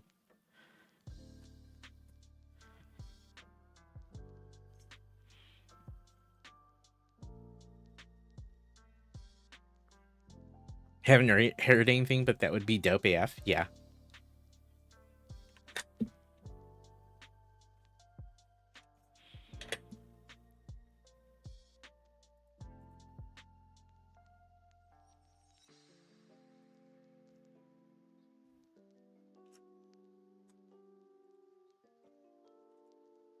Top of the wish list, next to finding a video of a monkey using.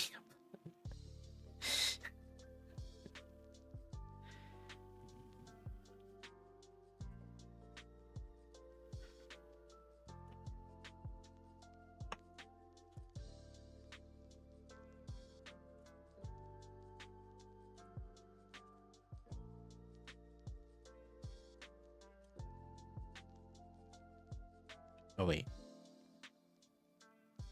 Okay, I was like, I almost screwed this. Okay, got it.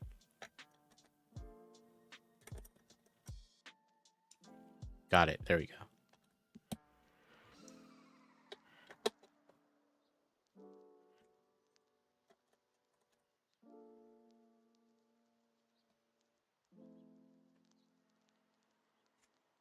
All right.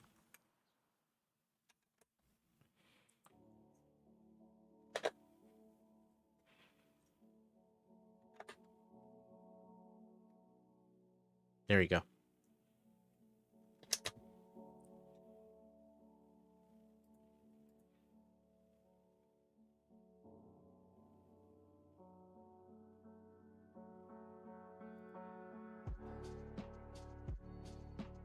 All right. Having to head to bed though. Hey, Parody, thanks for hanging out.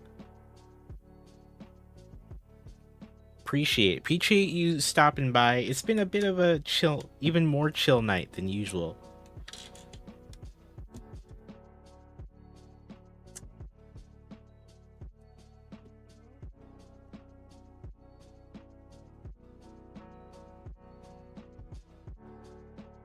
Yeah, have a good night, Parody. Thanks for stopping by.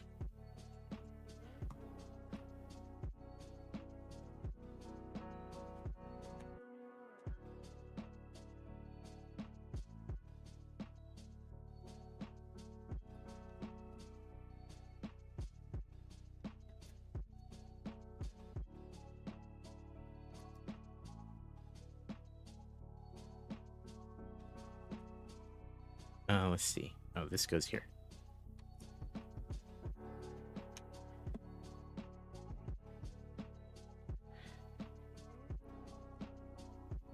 This has been going pretty quickly, actually. I know I've been moving slowly, though. Admittedly. It's been a slow night for building, but it's been, we're doing pretty well.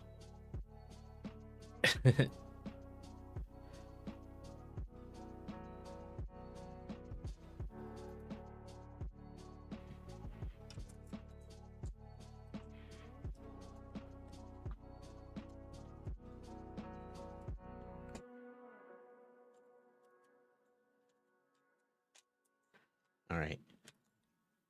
There must be another half of the canvas, right?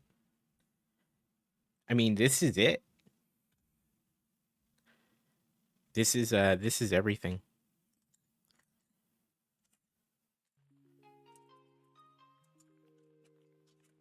This is it, actually.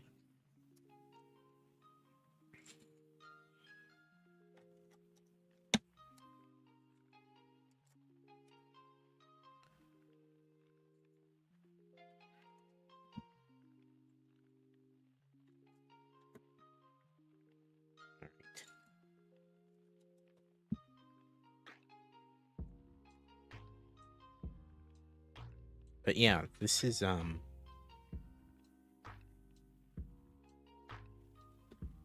going pretty fast actually, even though I'm moving pretty slowly.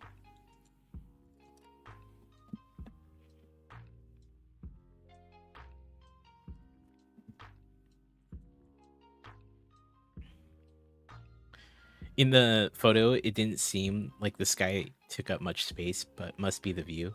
Yeah. This is everything.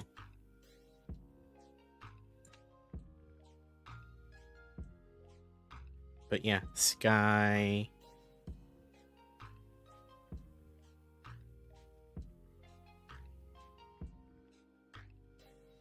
But yeah, there's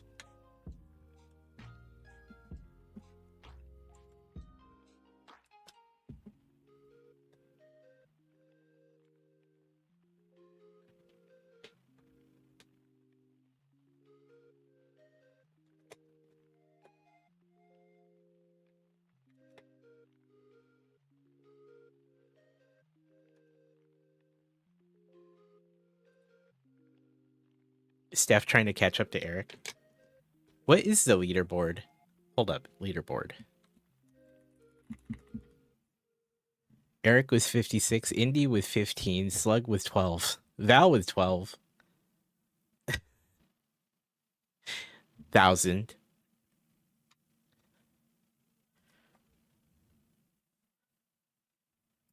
You want to get the bingo? We are still technically doing bingo, but it's been a quiet night, so we haven't really hit too many things this evening. Oh wait, hold on. There are a couple I probably need to check off. There are a couple that I probably need to check off. Actually. I sipped some coffee earlier. I did take a break. Highest in Riz has been 95. Okay. I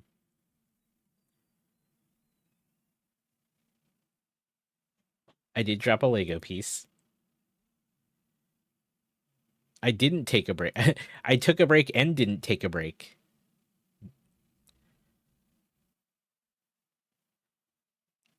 New sub, emote, pyramid. My internet lagged briefly earlier. Wait, did Danny tell a joke?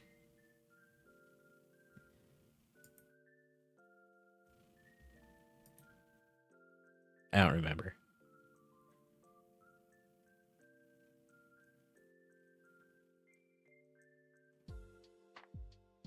Oh, you did? Okay.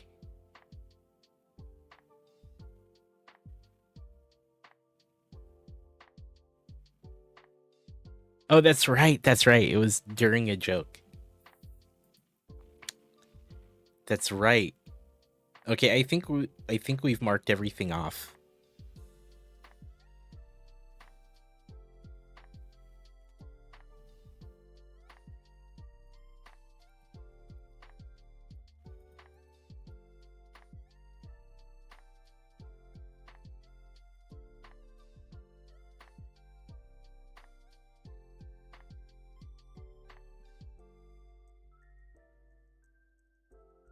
All right, cool.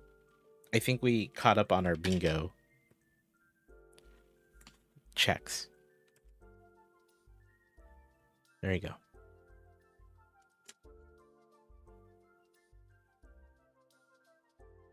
Okay, that was bag 9.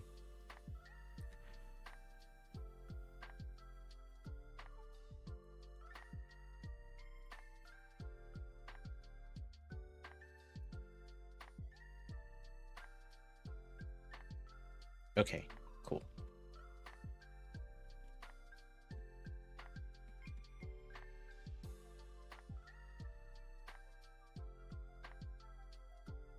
Apparently we can't make it. Oh, shoot. Yeah. Hold on. Here, let me fix that. Let me fix that. I can do that really quickly. It's been kind of buggy lately, but for what we need tonight, it works. It'll work. But here, let me fix something. Let me fix something here. But yes, we can make it start.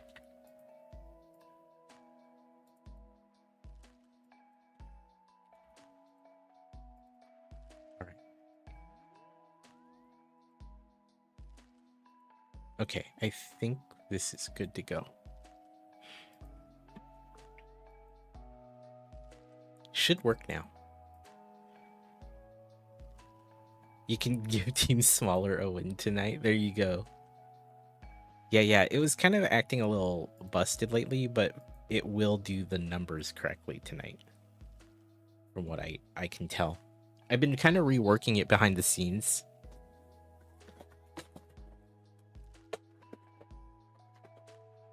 Alright, bag 10. Eventually. Oh, there it is. Bag 10.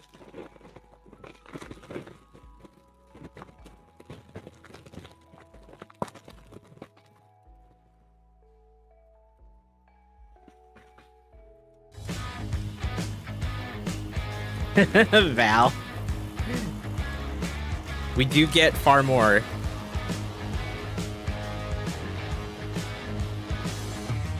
Well played. Well played. It's hard work, but it's honest work. Here we go. Marking it off.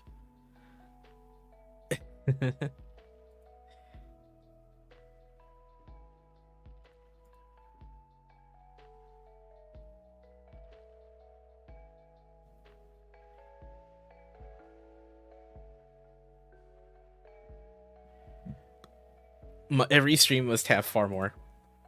Oh, I still need to reach out to the guy at Farming Sim. I should probably do that soon since the game's coming out next month, right? The new farming simulator. That's coming out in November. And he's like, reach out to me.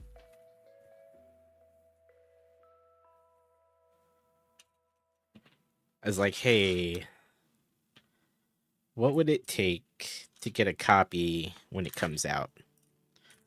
He's like, just make sure you email me.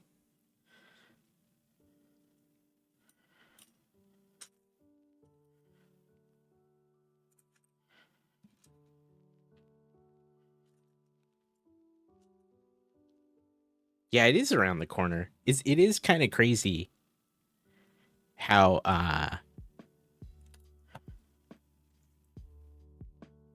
it's crazy how quickly this month has flown by.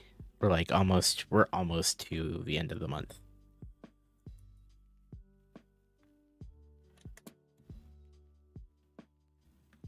Blows my mind. Time's moving too quickly, chat.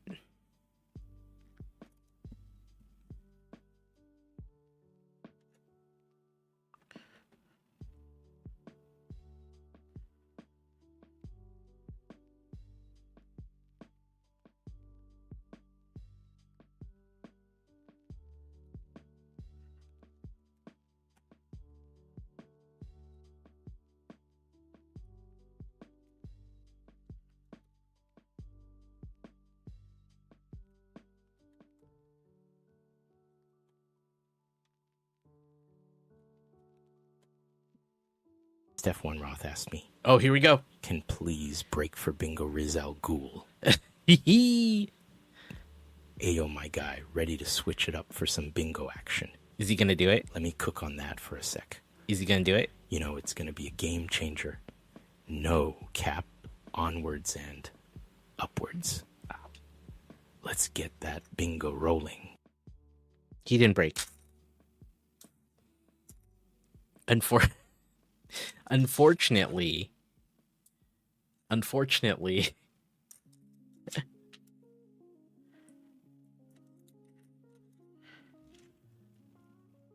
maybe next one.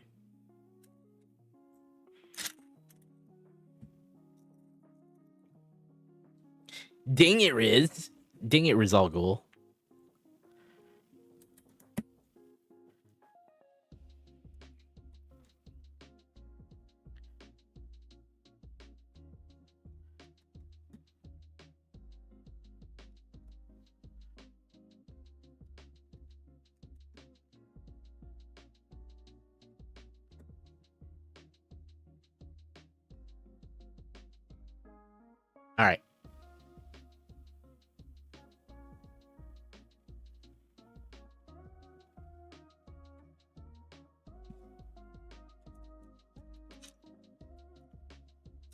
Okay.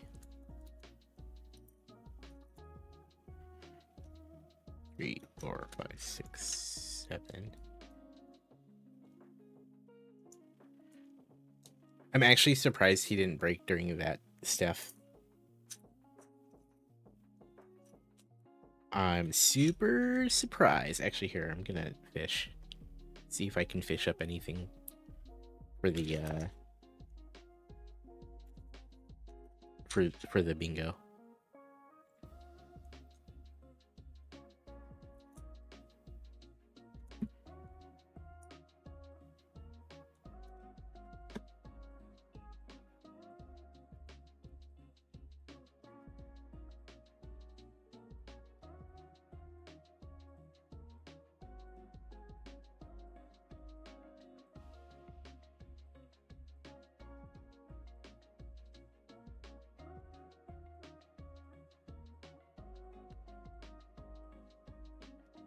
Didn't get anything.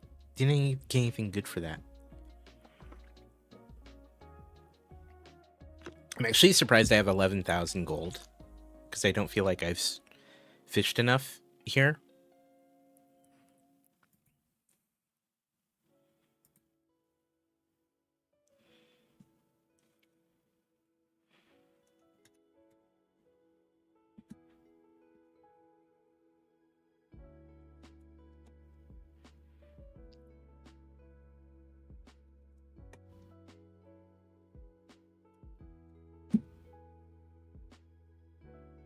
You neither. Yeah, and you, Eric, you've been so freaking like on it when it comes to the fishing.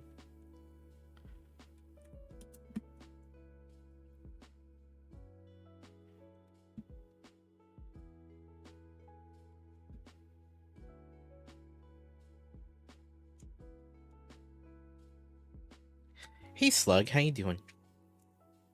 It's been a chill night.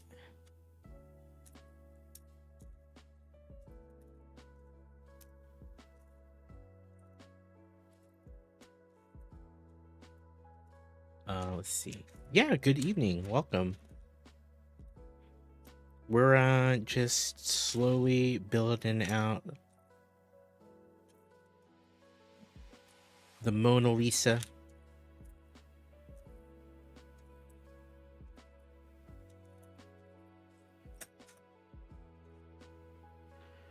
Let's see.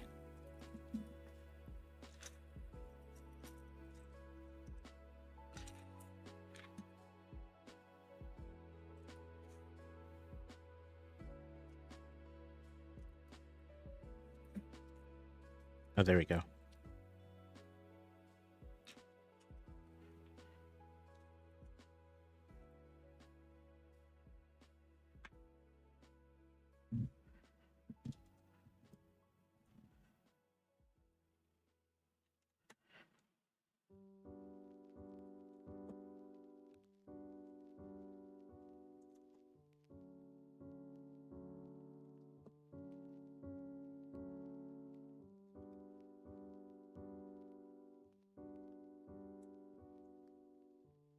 All right, we're starting to build some layers on here.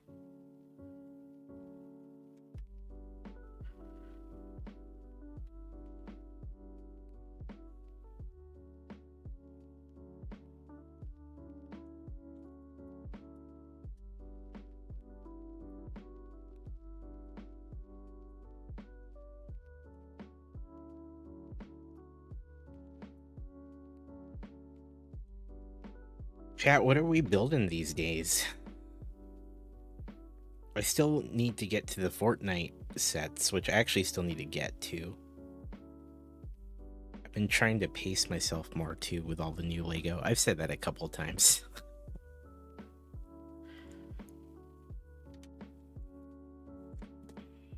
Been trying to pace myself more, although one of the next sets I will probably get is one of the Fortnite sets, I think. Probably the Peely Bone. I want the bus and the Peely Bone, but the Peely Bone will be funny. I like it. The more I see it, the more I like it. My first thought when I saw it was like I was kind of on the fence about it, but I've appreciated it the more I see people build it. So super stoked to actually build that. You built the Lego delivery truck the other day. You love the prints on it. That one actually looks really good. Particularly like for what it is.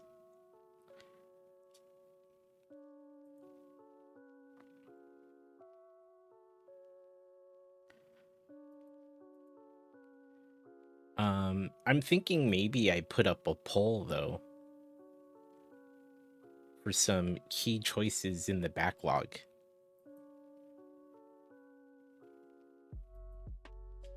Because I think maybe one of the next builds we do,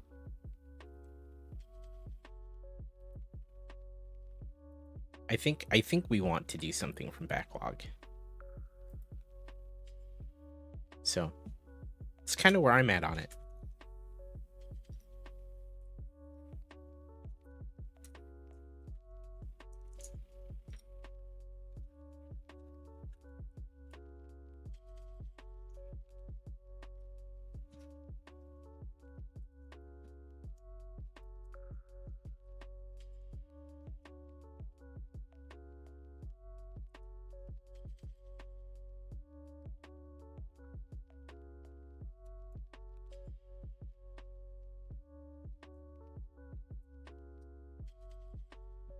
I can't seem to get the Riz for the bingo as well.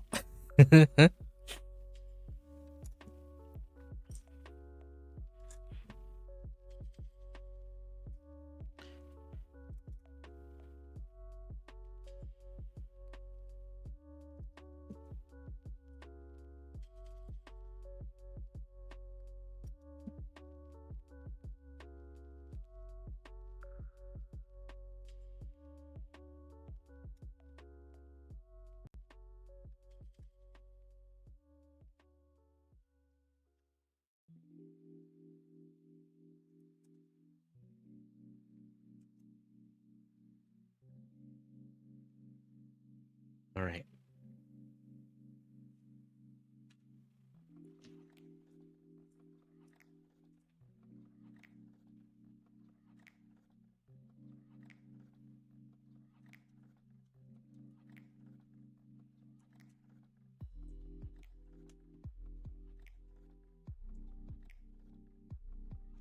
Eric Hubert.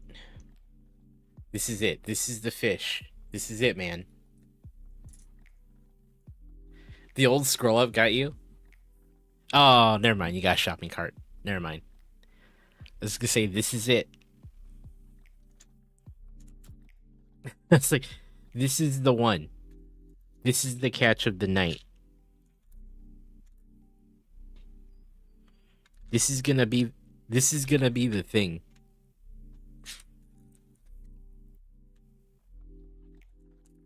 I was, yeah, the one. You know what I mean, right? Catch of the night. Did I add the Mona Lisa? Oh no, I should have. I didn't.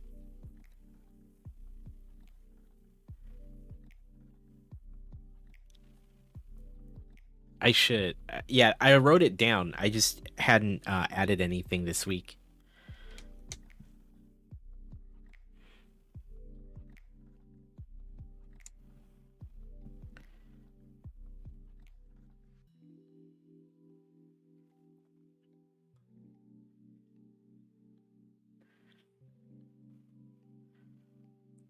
No, I did catch it. I just didn't add it. It's in my notes.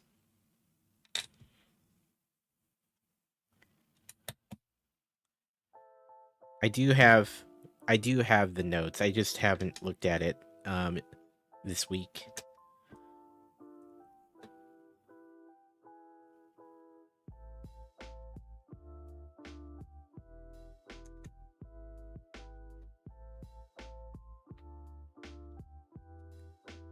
Let me see here. Can I find...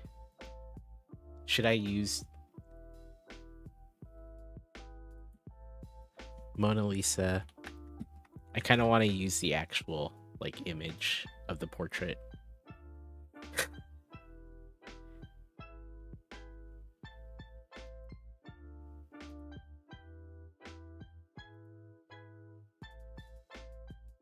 Here, I think I could actually add it right now, potentially.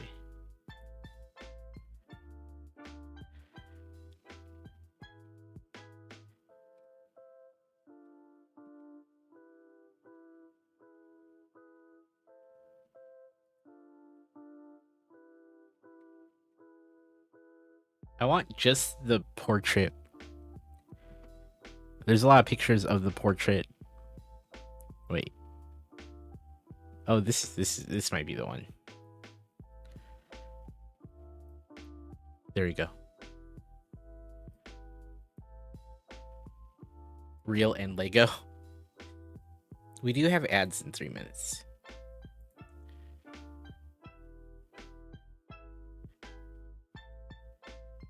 Will it let me?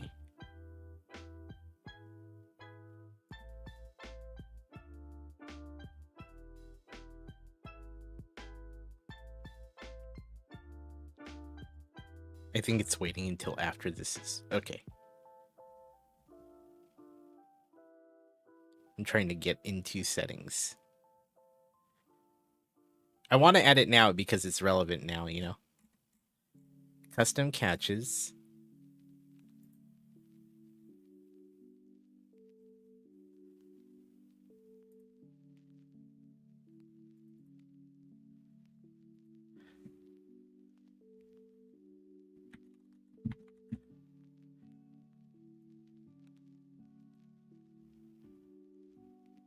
Should it be legendary?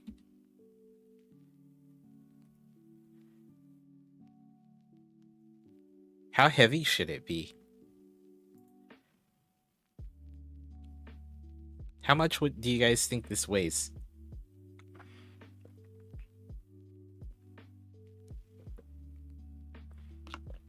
How many kilograms? 5.2.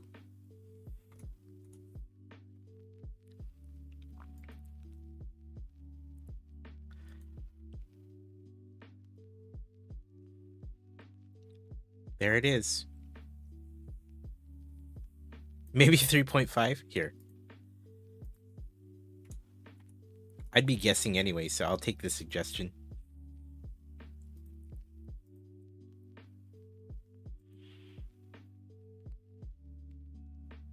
All right. That is now in the fishing list of custom fish.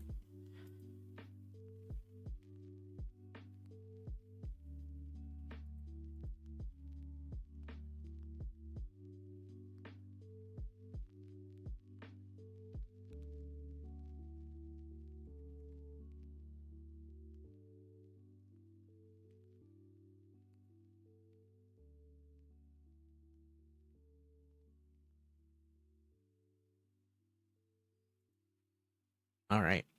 Chat, we're going to take a quick break. It's about that time to stand up and stretch.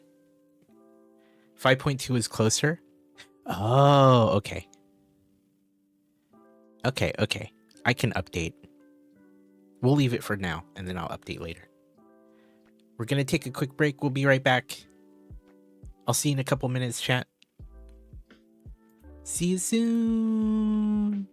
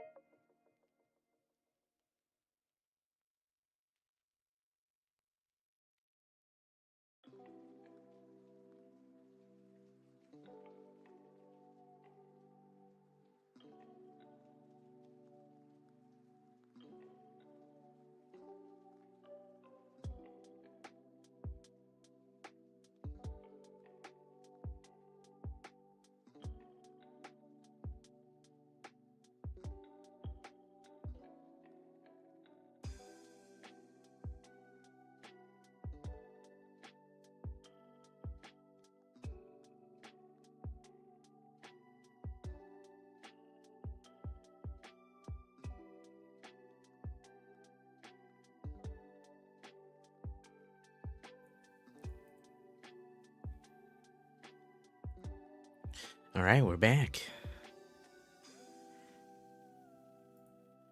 Thanks for hanging out.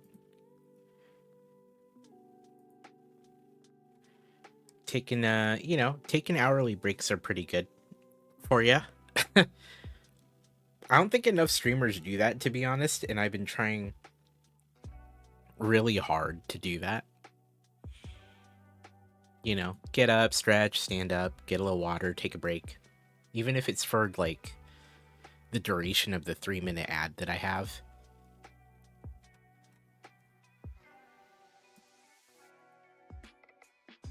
I know that probably is disruptive to flow for some of you, but I think it's helpful.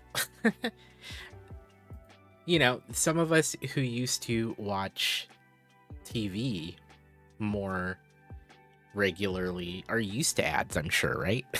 Water and snack acquired. Nice. I got my water.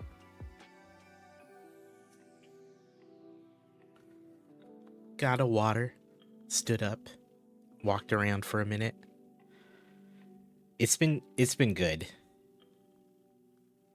I don't feel as horrible, I think, after streaming for a certain amount of time, you know.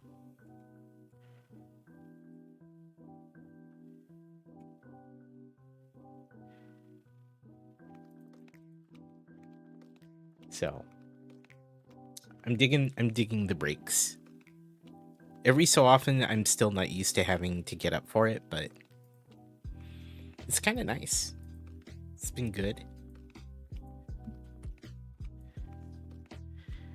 I don't think many streamers do it as much as I would hope. I mean, I'm not one to tell people, like, I don't want to have to tell people how to stream, but I do think regular breaks is a good thing. You know? I know I've been bad about it in the past.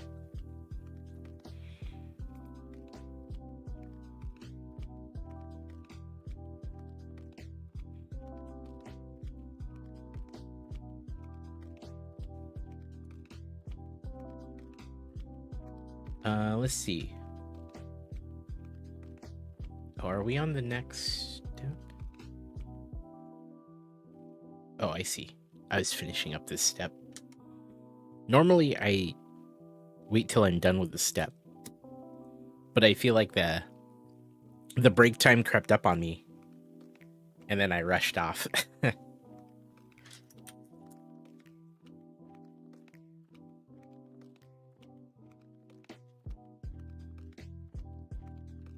Freaking stoked for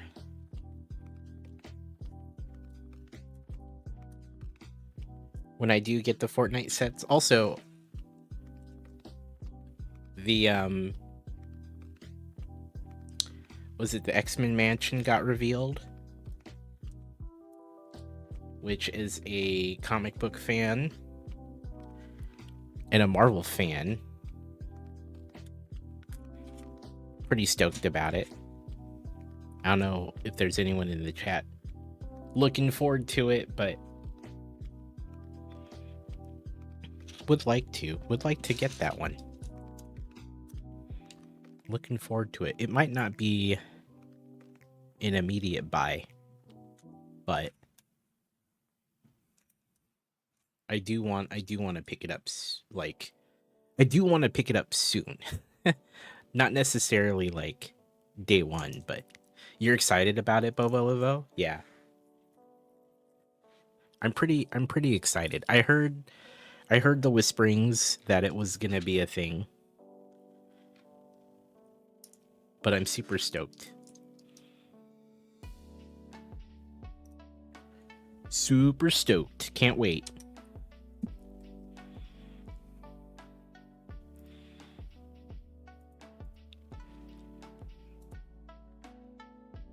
But yeah, I'll get it soon. Maybe not the month of, but probably soon. Space Hobo, hey dude, how's it going, man?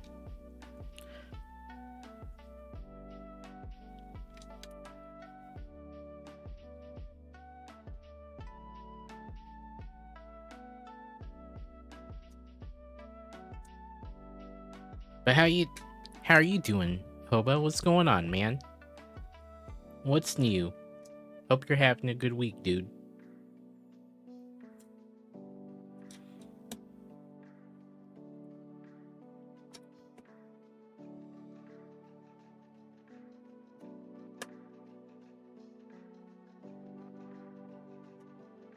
Also, I need to narrow down all the spooky games we'll be playing soon. Having a chill night hanging out with you all. Yeah, it's it is a very chill night tonight, isn't it? This might be one of our quietest nights in a while.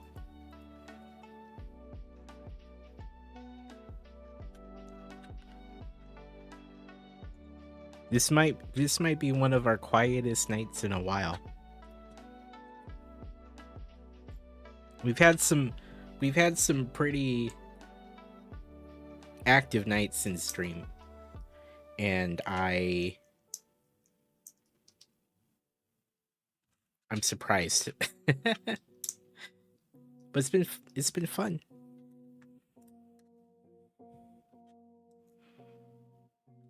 This is not unlike a night of me building off stream. Just chilling out, playing some music maybe, hanging out, keeping it pretty chill. Quiet's good, unwinding at the end of another long week. Yeah, well, I'm glad that you can finally get to unwind. It's been a long week for me too. Work and just life has been rather busy.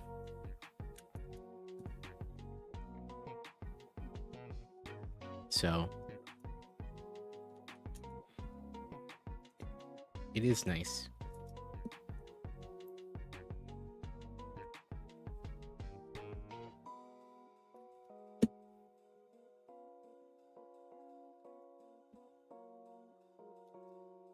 VG, hey friendo. VG was live earlier playing the Quarry. Got to hang out there for a little bit. You know, you're awesome. Did you get any more? So VG was playing the Quarry and got someone killed. Did you get any more people killed during your stream today, VG? How'd it go? How was it?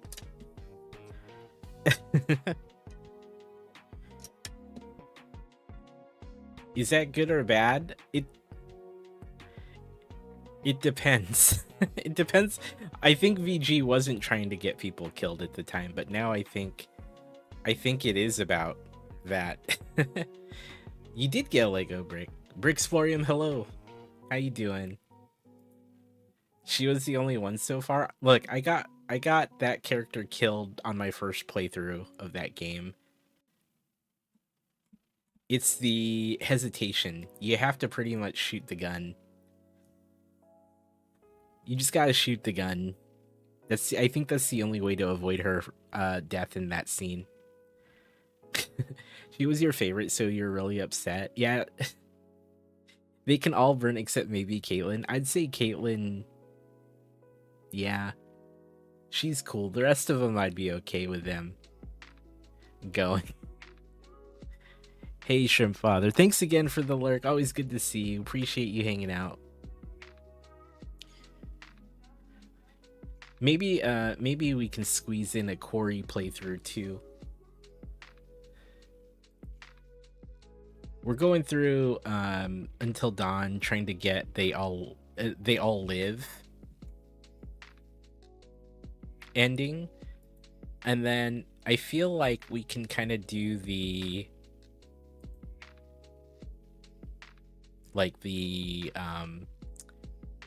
jump to different chapters and try to get the They All Die ending.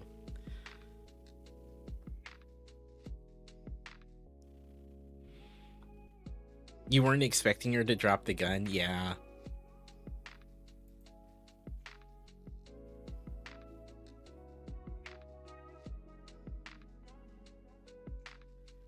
But yeah, this definitely one of the things.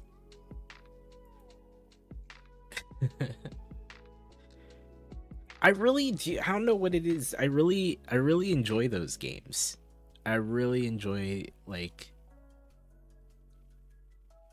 I really enjoy their games. There's just something about their formula. They're a lot of fun, yeah.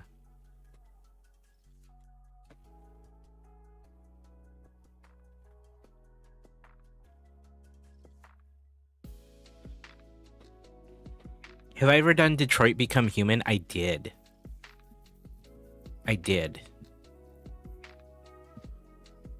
Which is kind of in line with a lot of that. Definitely it's in line with a lot of that. Yo, Scotty, what's going on, dude? Hey, man. How'd your stream go tonight? I dropped by for a little bit and lurked. Then I had to jump on. Hey, we're still here for consistency. We're still doing it. It's been how many months? I actually don't know.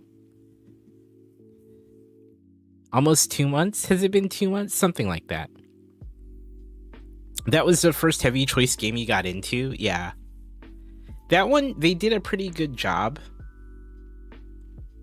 They did a pretty good job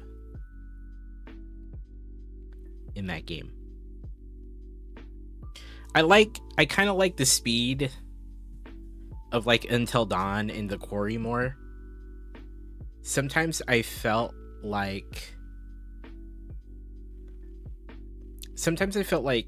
Detroit Become Human was a little slow at times. It was crazy. What was crazy about it, Scotty?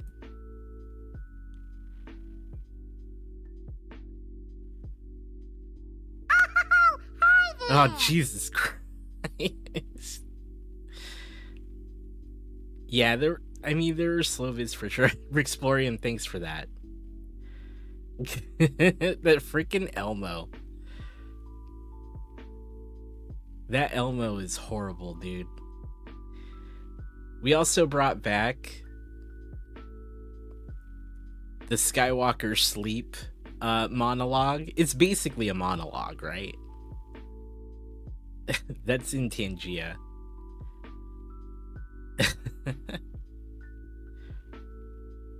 Yeah, don't get me wrong. Detroit Become Human was really good. I thought it was really good. There are just a couple times where I was like, man, I feel like it needs to move a little faster. You know what I mean? A lot of fun, lots of hype. I saw your beard was colored in the thumbnail.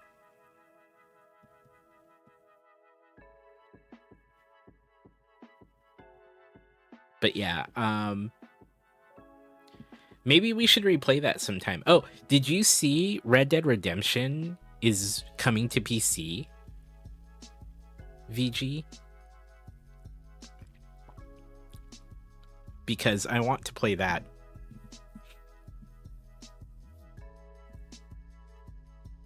I want to play it again.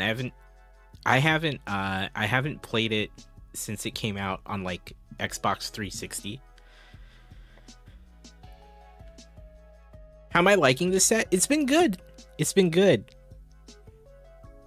I mean, I do love all the art sets in general. This one has been no different. It's been fun. We're starting to add more layers to it. That was bag 10 we just finished. You've only played bits of Red Dead Redemption 2. Man, the original Red Dead Redemption was so good. And I'm really stoked to see that it's coming back, or it's coming out for PC. We may have to play it. I don't know. I might want to run some tests because I don't know if my computer could handle it.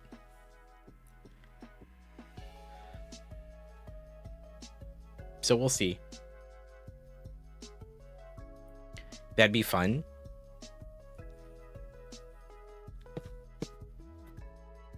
It comes out in like, I think 10 days. Is that what I saw? Or 11, 10 or 11 days. I'm super excited.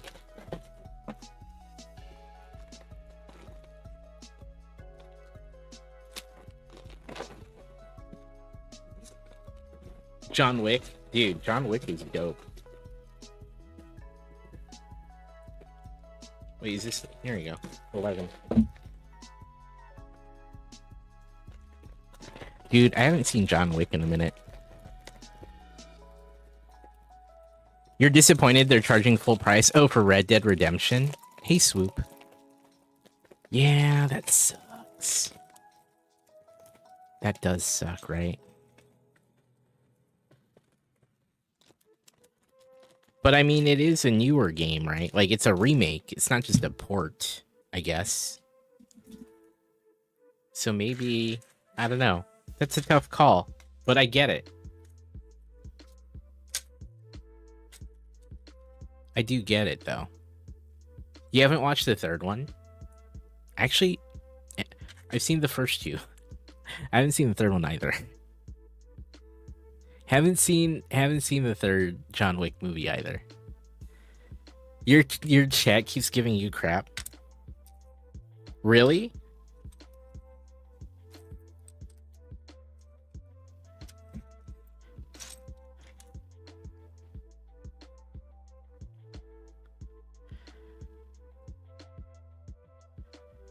And the fourth. Aren't they making like a spin-off too? I feel like they're making I heard something about a spin-off.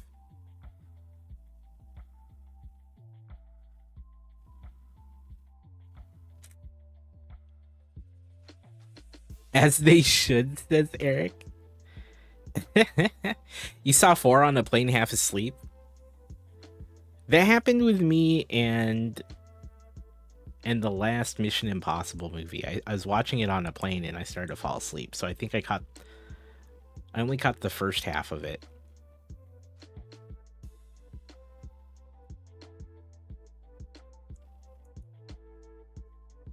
Yeah, that's what it is, Scotty.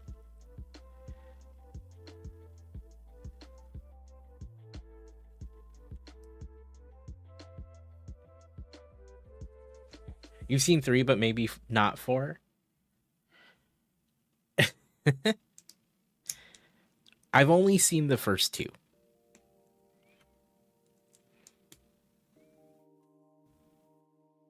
I've only seen the first 2. That means I need to watch 3 and 4, huh? So...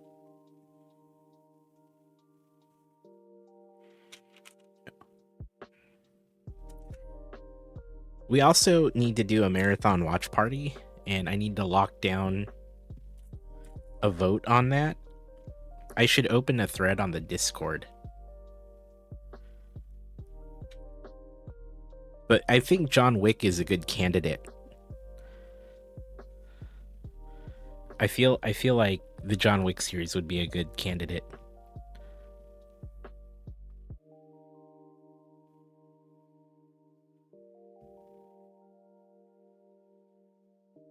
I should watch 3. There's some epic fight scenes. I should put it on this weekend. Eric, like, wow, VG. He's like, bruh.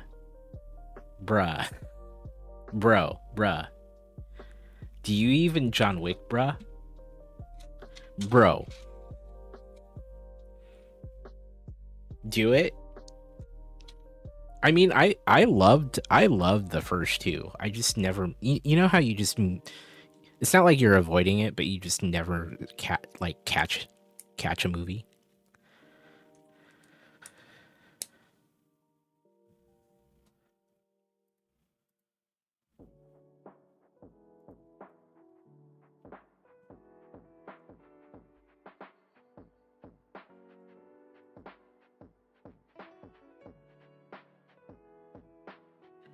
Not the bruh emote. You got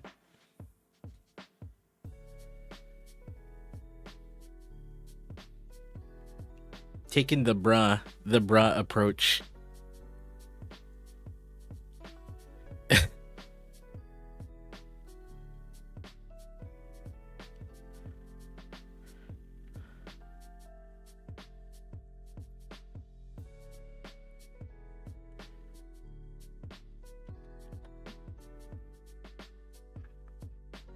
Bruh.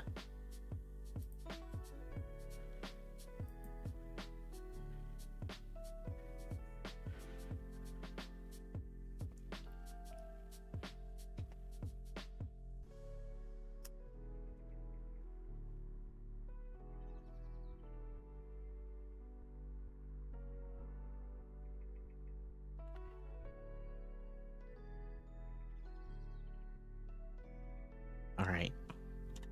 Chat, I wonder if actually I feel like if we if we kick our butt into gear, maybe we can actually finish this tonight, huh?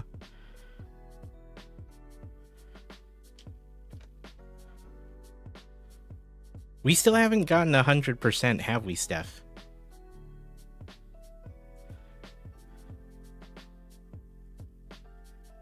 Slug, thank you for the lurk, friendo. Good to see you. We are technically doing bingo tonight, but it's been chill.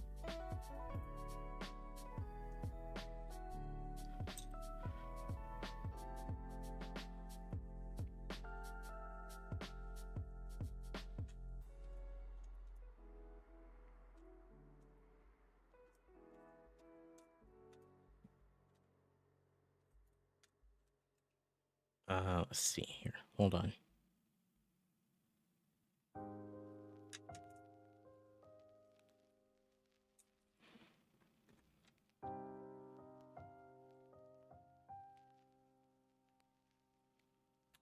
Wait.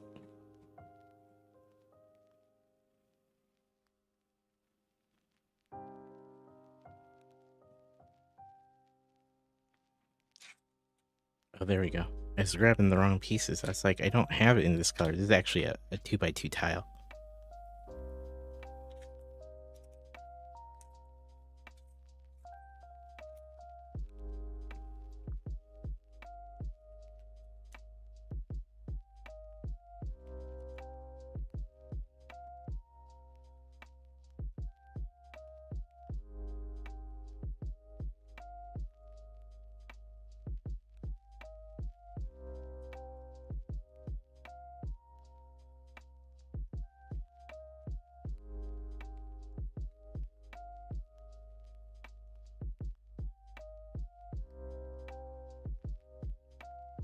All right.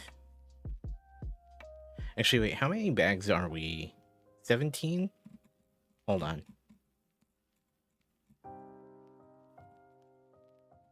Yeah, actually, I feel like we can maybe get through this tonight.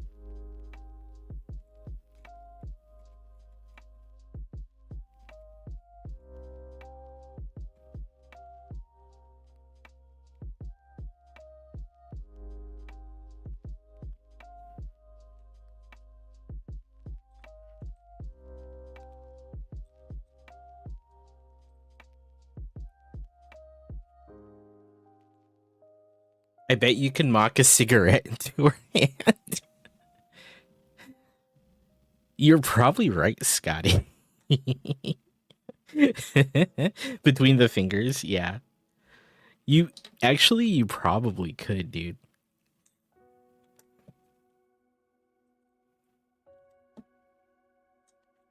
You probably could.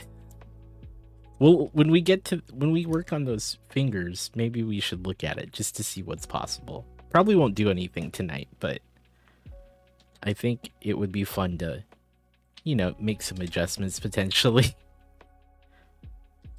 I'm not against it. It'd be funny, yeah, dude. I'm not against it, bro.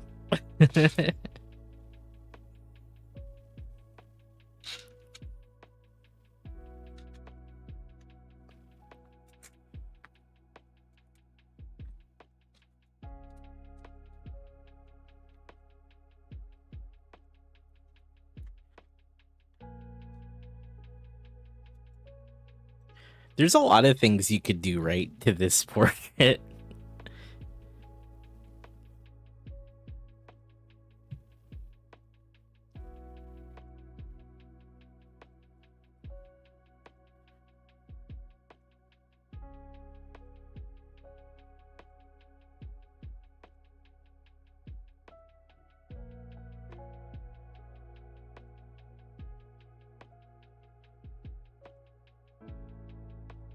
Let me see. I'm trying to... Hold on. This goes here.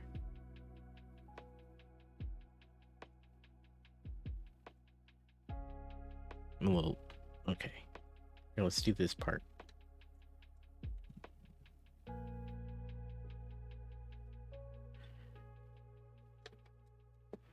Yeah, there's actually, when I look at it, there's not much more to this set in terms of like...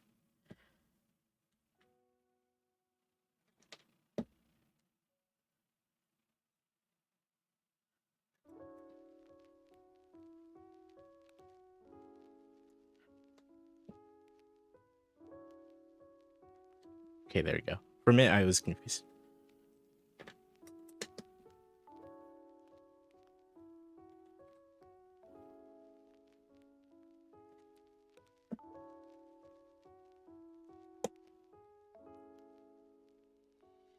Caroline, hey friendo.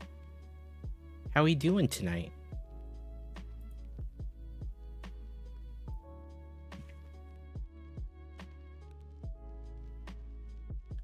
Is Cheryl there too?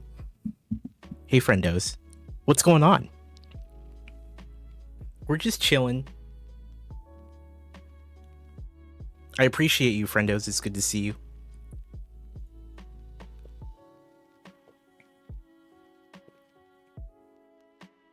Need to pack so you can get up at 5. Oh, man.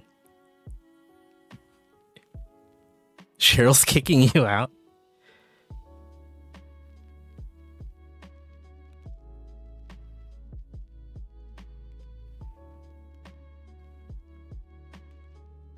Well, that's unfortunate. 5 a.m. 5 a.m. on a Saturday? I don't think I get out of bed. I haven't been out of bed at 5 a.m. on a Saturday in a very long time.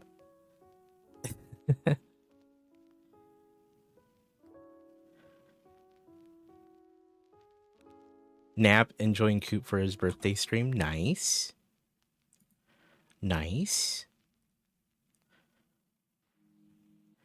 A lot of things is going on. Are going on. Is going. Are going. A lot of things are going on. I can grammar, I promise. Tomorrow, right? Isn't like AZ's thing tomorrow too? AZ and Zach are doing something on AZ's channel tomorrow.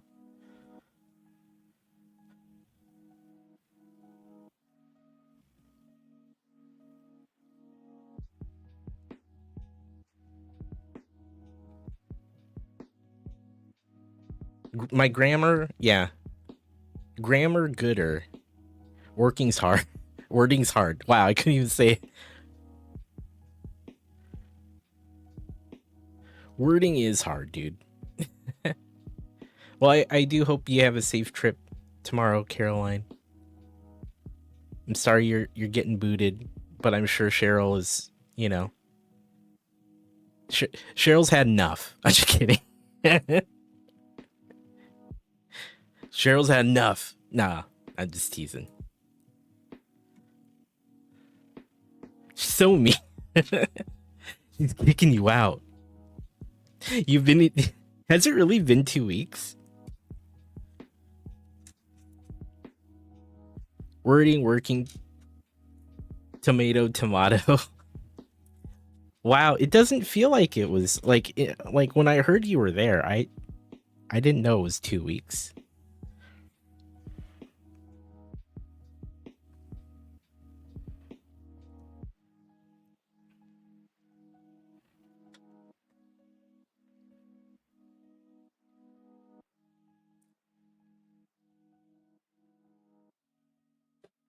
Okay. Yeah, we've just been chilling. It's been a chill night. We've been building, we've been doing our thing. Talking about Lego and games. The usual, you know. Let's see. Crossing the Streams is back in a couple weeks. You need to go home, you have mail and stuff. Yeah. Yeah, actually, I totally get it. Totally get it. I usually miss, like, my bed if I'm gone for a couple days. So I get it. Crossing the Streams is a podcast that I have been doing for a while, but we took some time off earlier this year, starting much earlier this year, mostly because at the time my internet was not in a good place. Things were getting busy, but I've had like an 80 episode run where I talked to other creators about making content and streaming and all that.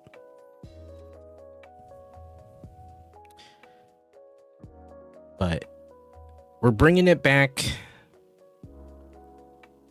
on October 27th at noon Pacific. We'll do our live recording of Crossing the Streams. We'll have our friend Arduino on, who is a streamer here on Twitch in the science and technology realm. Has done some amazing things on the platform. We're going to talk about what it's like to stream that kind of content, which is not your typical content here on Twitch. So I'm super stoked to catch up with Nerdwino. We got a couple other guests lined up. So we're back. Like we're definitely like we've blown the dust off of the Crossing the Streams machine, essentially. And we'll be back into it. It's been missed. Thanks, dude. Yeah. Thank you. I've very much missed it myself. So I'm pretty excited. Pretty excited. I feel like I'm gonna be a little rusty though. I'm not gonna lie. I feel like I'm gonna be pretty rusty when it comes to that sort of thing. So hopefully we can shake off all of that rust pretty quickly. And, you know, the first episode back will be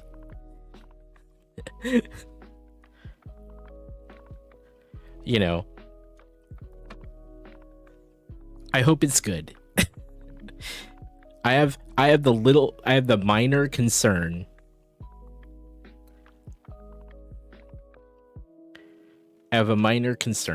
that it might not be as excellent. Shake it off. Hey Jaina, how we doing tonight?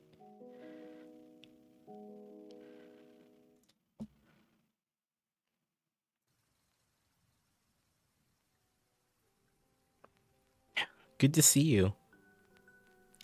I'm doing great. Doing good. I was talking about Crossing the Streams coming back.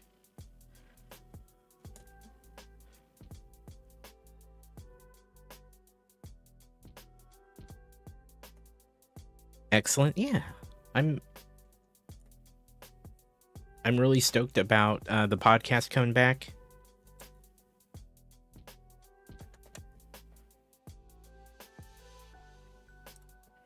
All right.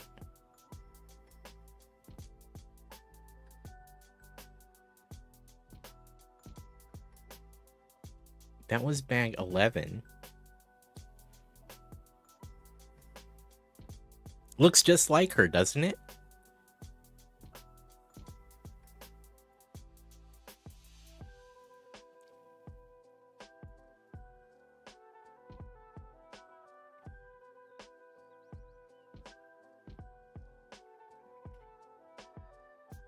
Okay.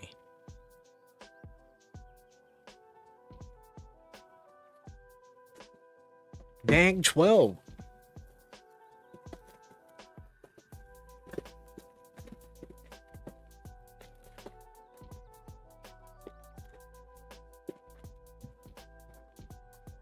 I think we might have to do a vote for the next build. Since I want to dip into the backlog. I'm thinking we do a vote and we figure it out. Most of them are Marvel builds. Most of them are Marvel builds, not gonna lie.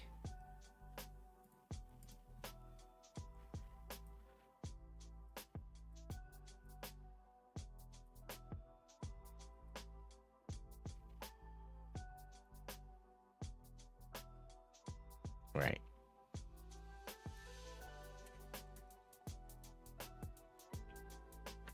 I think the biggest thing I have in my backlog is the Black Panther bust.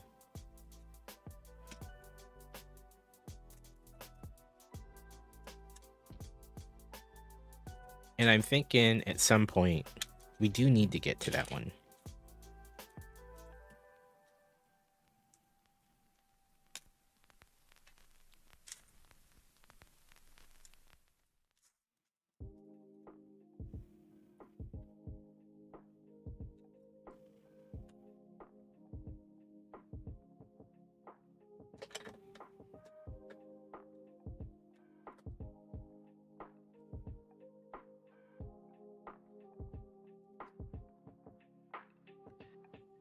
Cheryl, take over.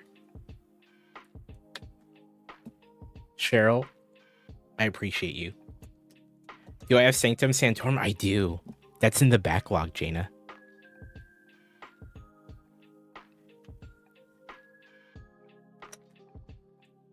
Whoops. I do. That's one of the backlog items. So I have Black Panther, the Black Panther bust. I have Sanctum Sanctorum. I have Thor's hammer or Mjolnir. And I have Luke's I have Luke's Landspeeder. We never got to Luke's Landspeeder. Those are, I think, the biggest.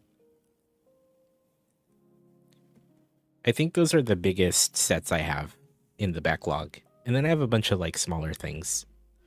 Big items, yeah, Val.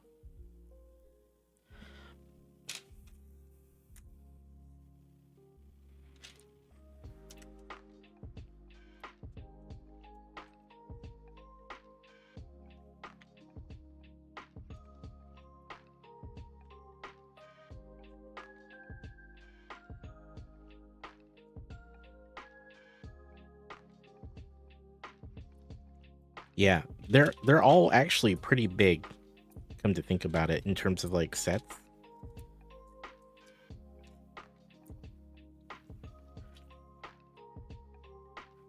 But I'm super stoked to build those.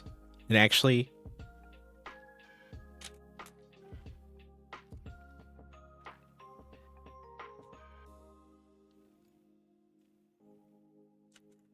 but yeah, we should work on that. We should work on getting those sets built. Strange is your favorite?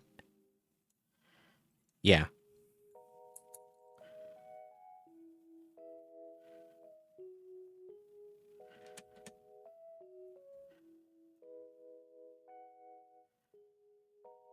Wait, did you hurt your... What happened to your side, Scotty? What exactly happened? Did I miss that?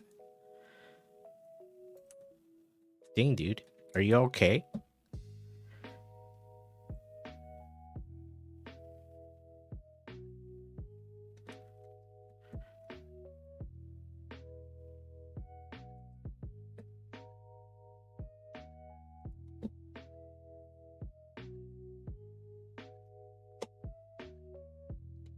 You pulled a muscle changing your tires? Oh, man. Dude. Yeah, I hope you're all right, man. Sorry to hear that, dude.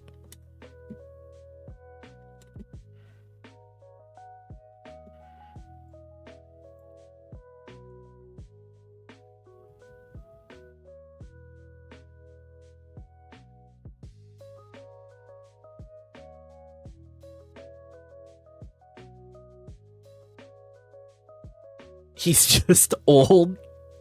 Freaking Eric. Eric.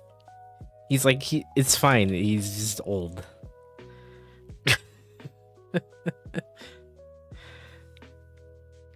Getting older can suck, but sure beats the alternative. That's true. I agree.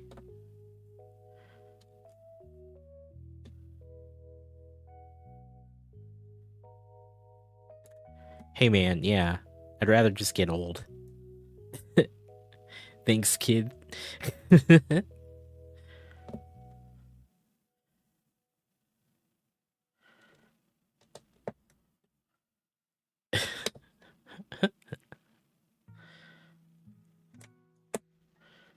Oh.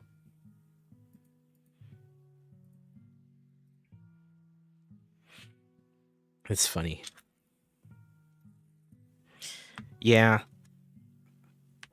I'm not that old yet, but I think about it. I'm like, man, I am getting old.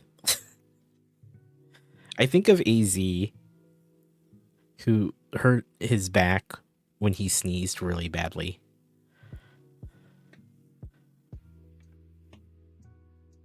Actually older than Scotty.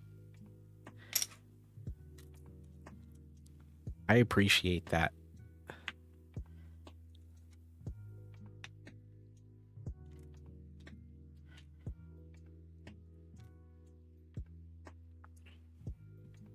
Your mom has thrown hers out while sneezing. Yeah, see, that's almost what concerns me, right?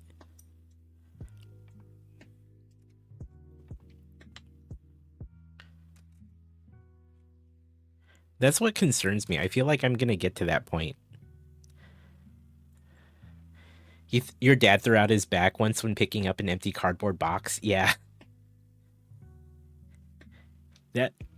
That's the part I'm concerned about as I get older. And I'm gonna get to that point, right? I'm gonna pick up something off the floor or I'm gonna sneeze. And then I've thrown my back out. Yeah, we all are. Exactly. That's one day it's gonna happen, and I'm sure I'll mention it to all of you when it does.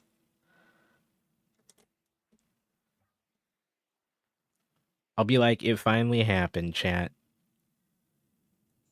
It finally happened.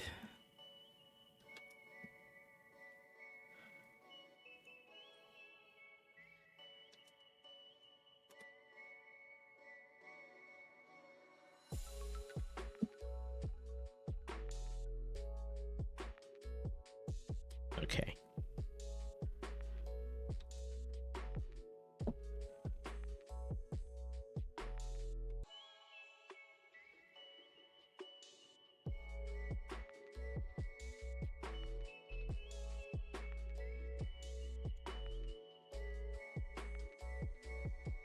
Mechanism of injury can become ridiculously mundane as you age. Looking left and tying your shoes can be killers. Dude, that's the thing, man.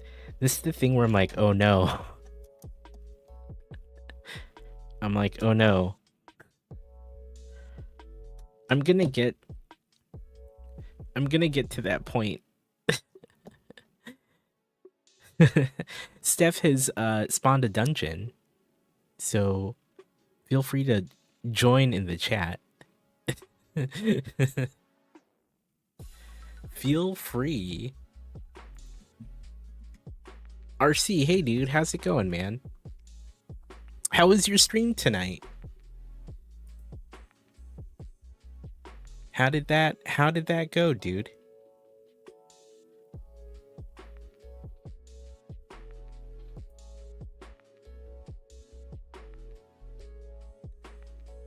Was really good? Nice.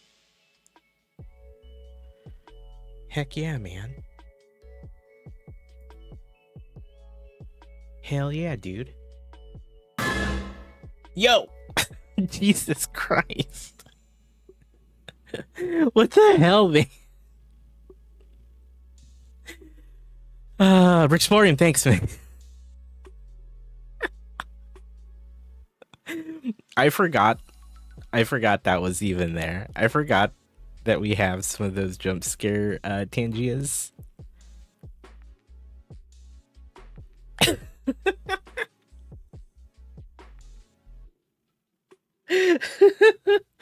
Damn it. I didn't throw anything out, Brixplorium. We're good.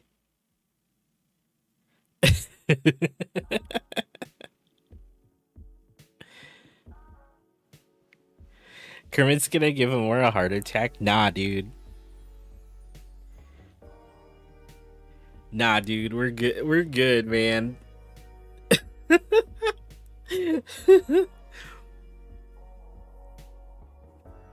That's really funny though. I've clearly forgotten that those are still on the Tangia menu. Damn it. The knocking, man. Steph, thank you. When you're wearing earbuds, when you're wearing earbuds, dude, it's too much.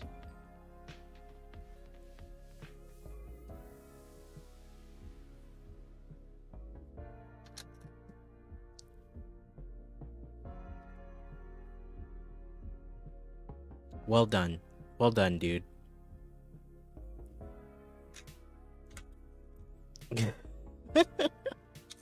These freaking jump scares, man.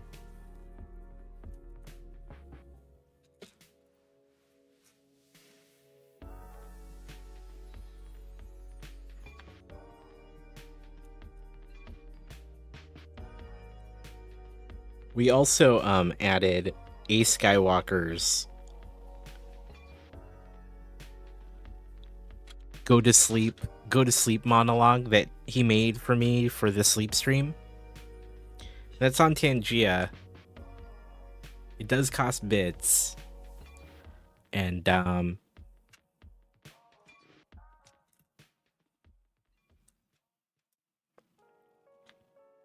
need to bring more of those sound bites in.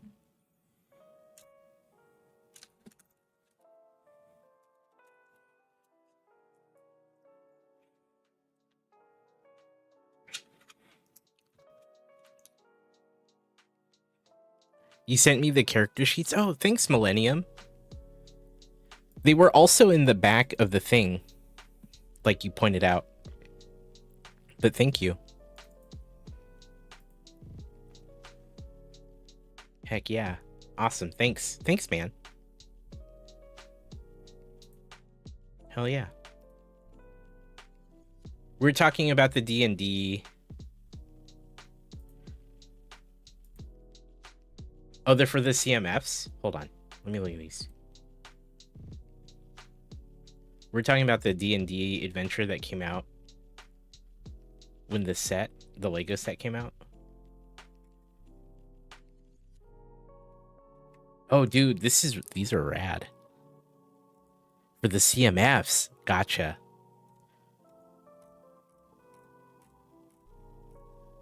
Did someone just make these?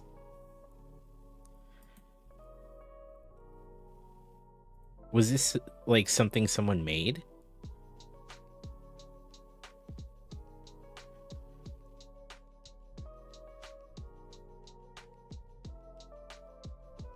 You think so? Dude, these are cool, dude. Is Elmer really that afraid of Muppets that he made them his jump scares to face his fears? Face one would snuffle Eupagus. Be the ultimate horror for Amor. Hey, yo, my guy.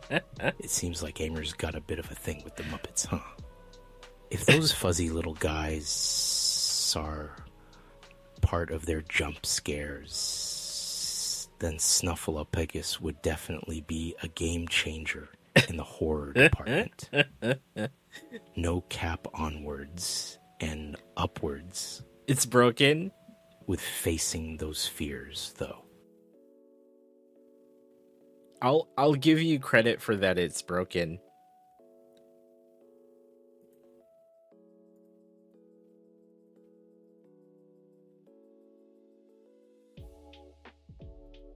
Here, let me mark those off.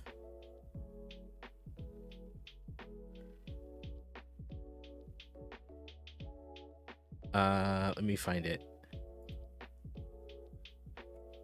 Riz Al Ghul is broken. He's haunted, not broken. I still insist that it's haunted. There he is. Riz Al Ghul breaks.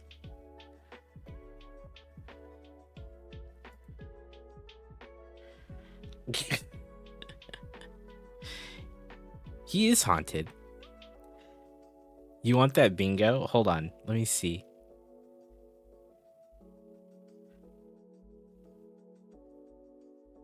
$59%.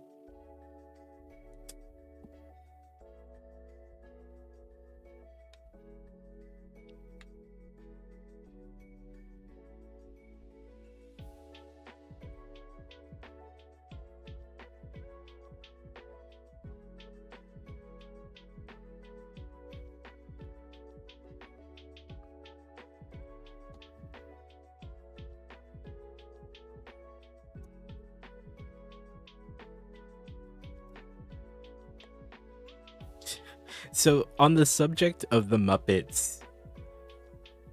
jump scares, I just thought it was funny that they were Muppets, right? Like Kermit.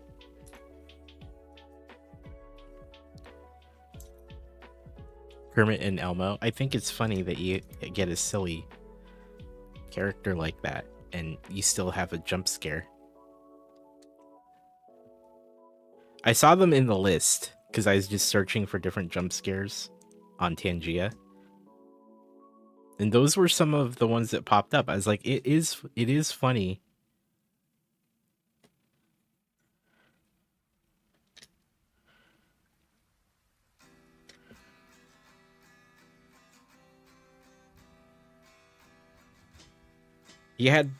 All you had at the time was Pedro, and that was also working. You're right. That was working well.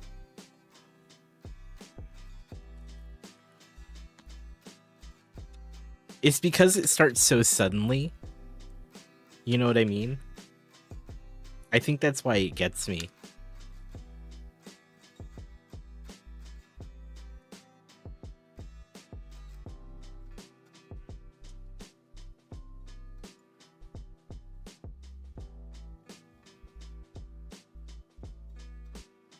But yeah.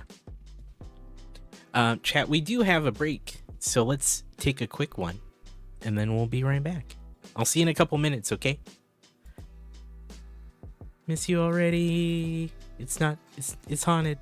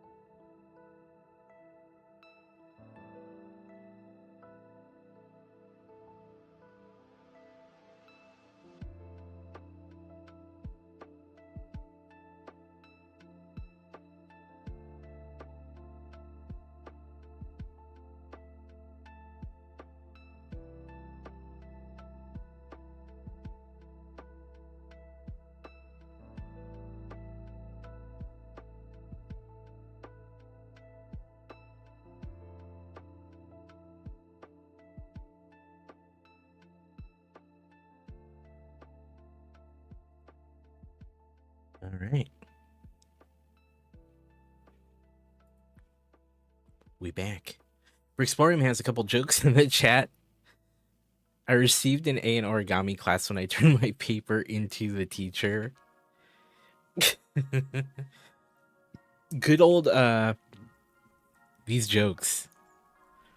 I was gonna say Danny fandoms would appreciate these. When I worked as a bank teller, someone asked me to check their balance, so I pushed them.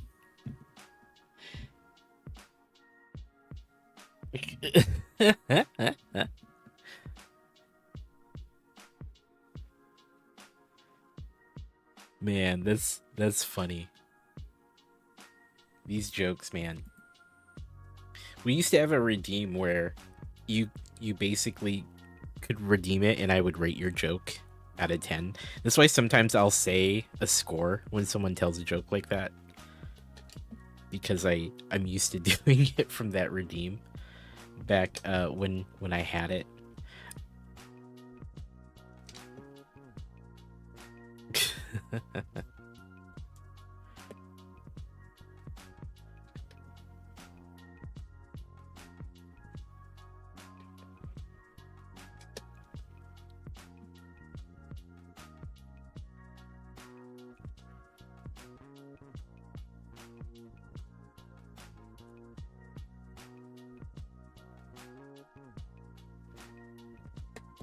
Okay.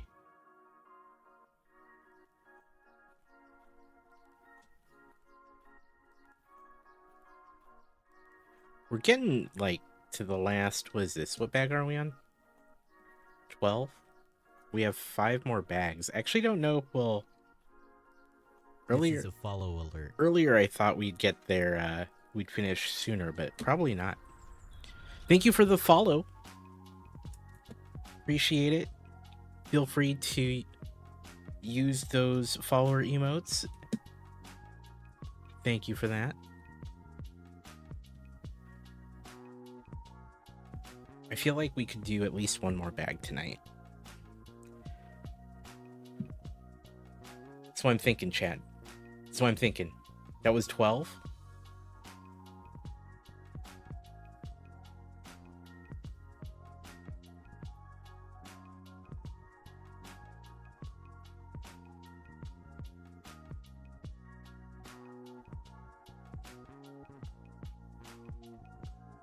Sorry, I was listening because my neighbors were making some loud noises in their yard.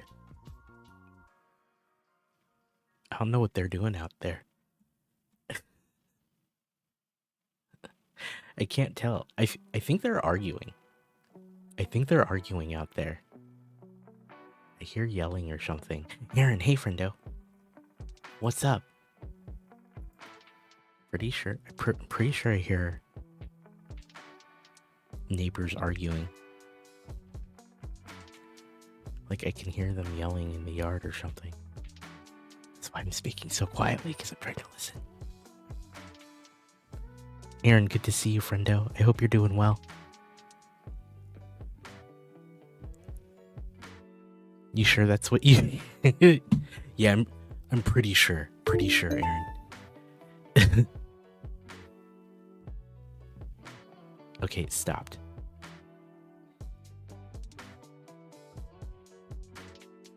It stopped. Okay. I think...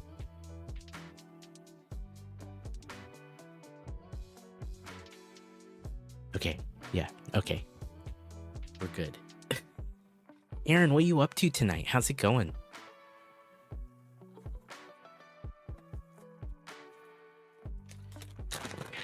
How you doing, friendo?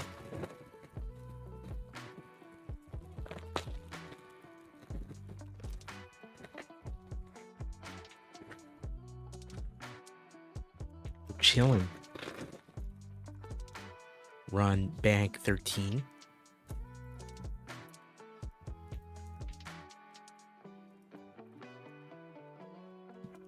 You just got home from the wedding? Nice.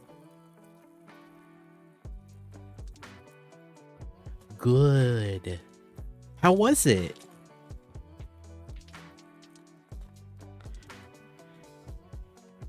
Not your home. Right, right, right. Not your home. I got you. I got you. Not your home. It was actually really nice. That's awesome. Hey, Cheryl and or Caroline, both of you, good night. Have a good one. We'll see you soon. Thanks for chilling. Appreciate you both. I'm glad it was good. I'm glad it was good, Aaron. Brixplorium with how many Siths does it take to change a light bulb? None, they prefer it on the dark side.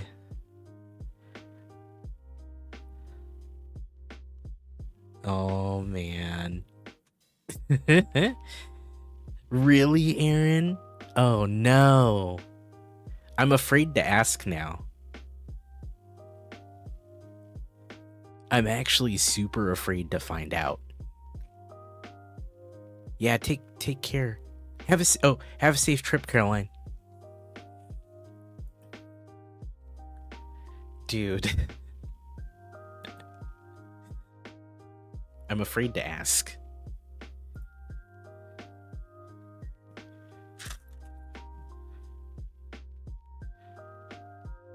Yeah, you can tell me later, for sure.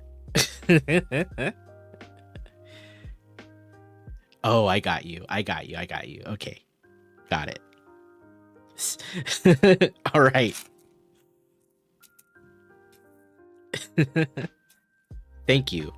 Thank you for being mindful too. Some people aren't mindful and would have just said it. Was that joke about a 3? I would have given that joke like a 4. Only slightly better than you thought.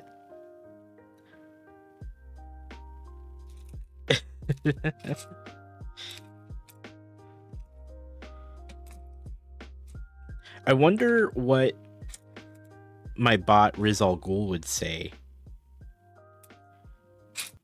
I wonder what he would rate that joke.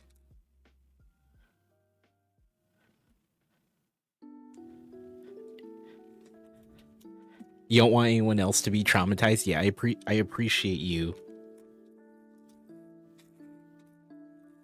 not sharing. Am I missing like a freaking cheese slope?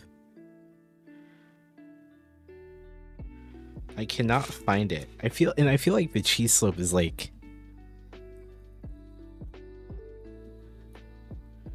Oh no, here it is. It was under this piece. Perfect.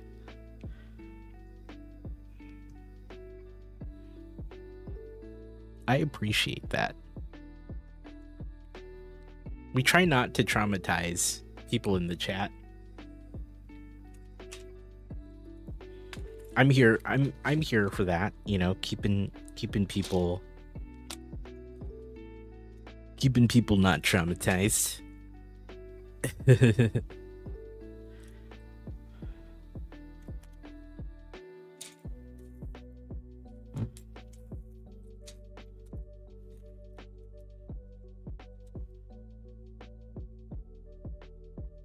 I'm on the fence about finishing this tonight.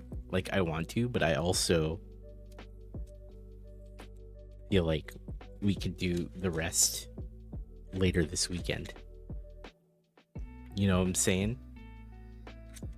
But we made some good asked me, progress tonight. can you rate this joke? How many Siths does it take to change a light bulb? Yes! They prefer it on the dark side. Ayo, my guy. That joke's got a nice twist. No cap. No cap. It's definitely a game changer for Star Wars humor. I'd say it's a solid 7 out of 10. Whoa! Keep the laughs coming and onwards and upwards. He gave it a 7 out of 10. Game changer. Oh, we should mark that on the bingo.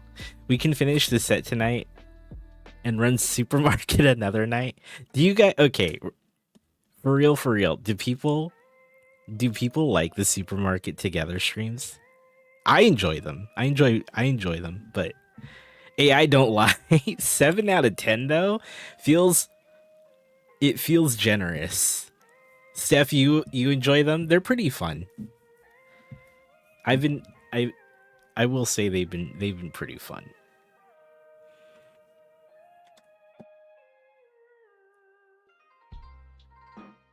You like the We get into the weirdest shenanigans on those streams too.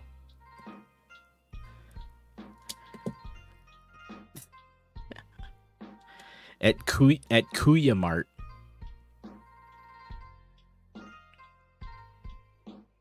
Good old Kuya Mart.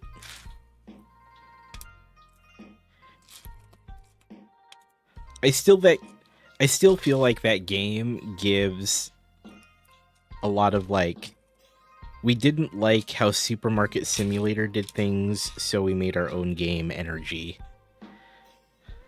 Is your store no longer Yogurt and Things? We ended up changing it to Kuya Mart. So I don't remember when. I think it was towards the end of that first stream.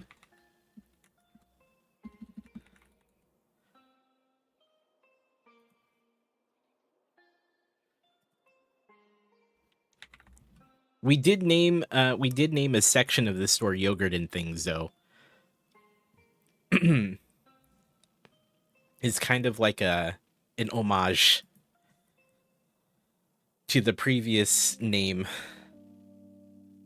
of the store. So we kind of kept the name in spirit.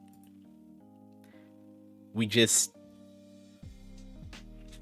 changed the overall name.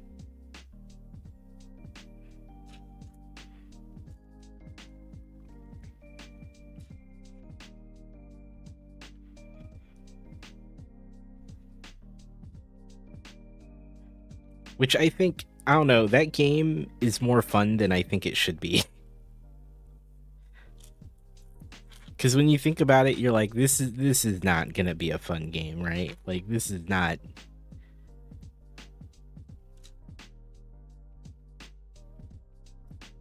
But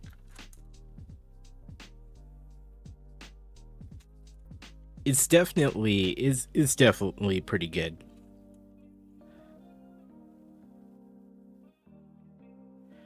Oh, I didn't know that about Target.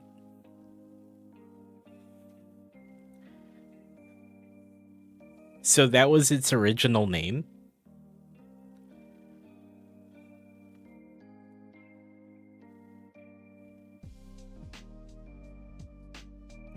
I was not familiar with that.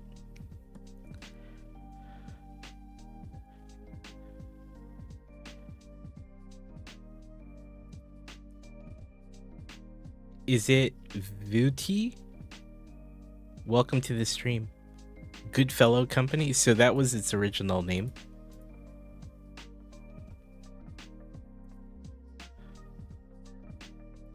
Interesting.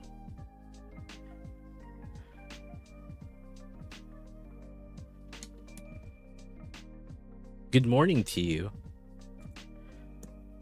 We are currently building the Mona Lisa on bag 13 out of 17.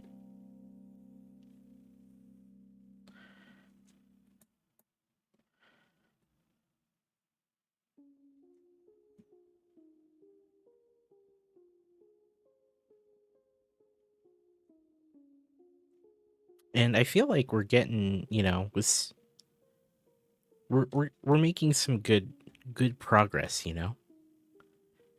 Eric, hey, thanks for the lurk, man. Good to see you. Now, to anyone who's doing the fishing game, this is your chance to catch up to our top fishermen in the stream. Now is your chance. Okay? The target thing I did hear about from Skywalker. He let me know. I just didn't remember the original names. Or the original name. Look, Eric, I'm just calling it out, dude. I'm just calling it out in case anyone wants to take a little bit of advantage of your absence of the stream.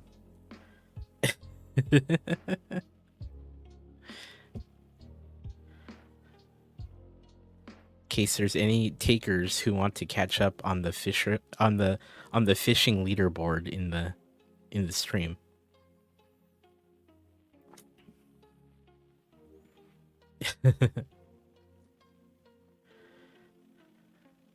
You never know. Val's like, not me. He's only at what, 55,000 gold?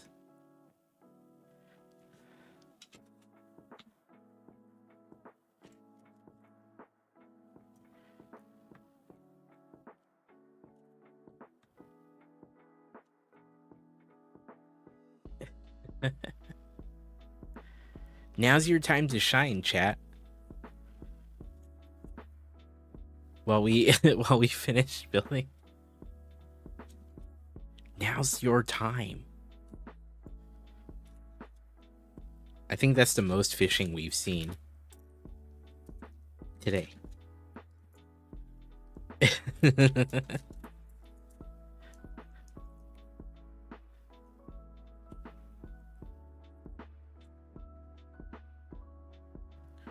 I believe in you.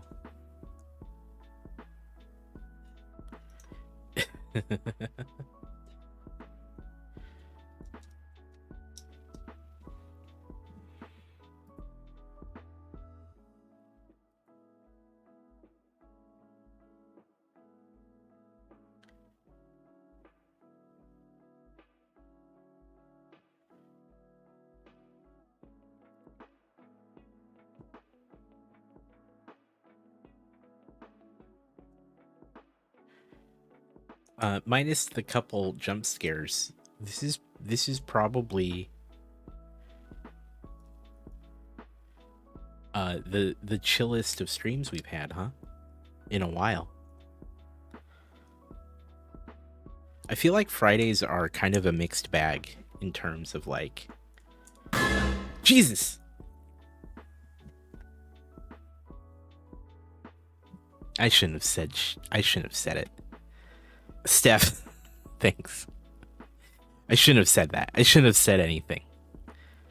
Oh, hi there. Son of a bitch. Damn it. I was gonna say this was a relaxing evening. It was a relaxing evening.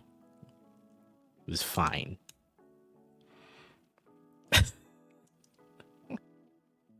Damn it.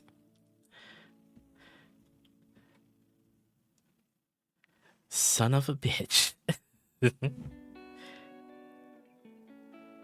Should have realized. Just should have realized.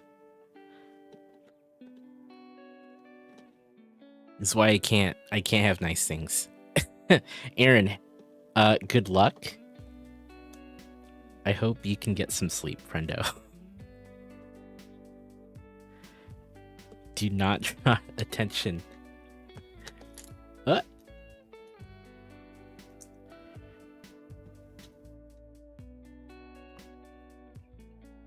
I can return the favor. This is true. This is true. Steph and ArcFox will be doing some streams on October 31st. For their extra live streams. You'll get Arc more than you. That's true. Here's their links right there. Brixplorium. You're right though. Ask me. You're right though. Can you recite all of the lyrics from the Barney the Dinosaur I Love You Oh no. song? Ayo, my guy.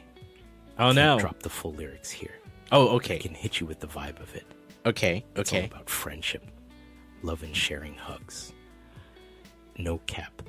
A wholesome tune that always brings in those feel good vibes onwards and upwards. with those Barney memories. I thought it was gonna do it. It's stuck in your head. Oh, were you just thinking of the lyrics?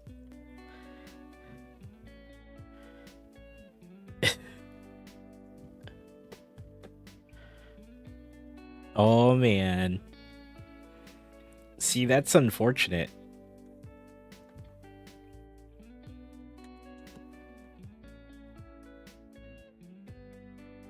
This is your life now that you're thinking about it.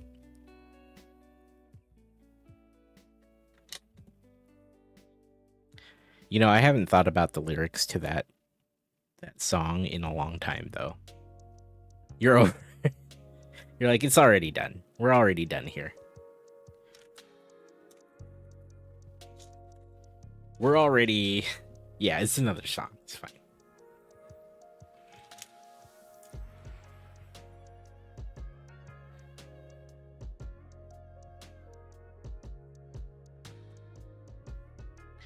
Am I going to get the X-Men set day one? Earlier, I said that I am going to get it, but probably not day one. I am excited for it, though. What about you? What about you, Space?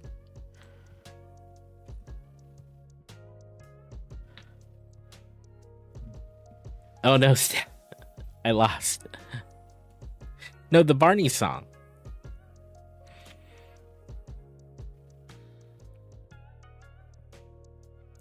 You know, that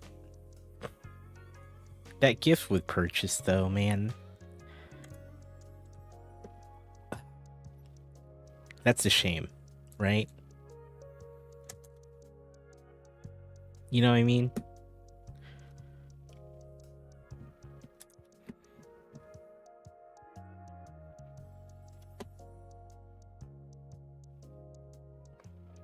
Even if they don't know, they're thinking about it now. This is true.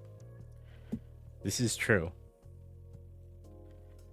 Yeah, that gift with purchase, dude.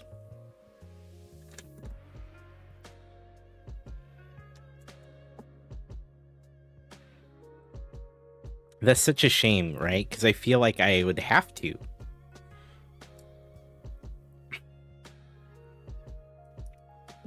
Even if they don't know, they're thinking about it now. You just lost the game.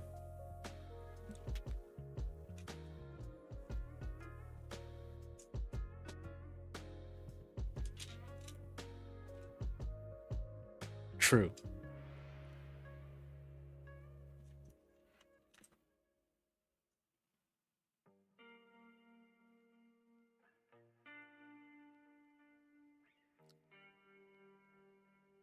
There's so many sets I need to get, but they keep doing this with gifts with purchase. Yeah.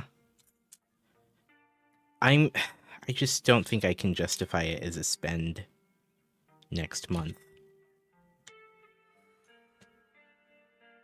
You know what I mean?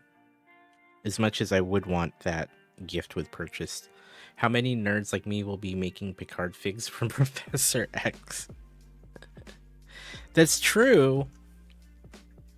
That's true. That's the thing you could do.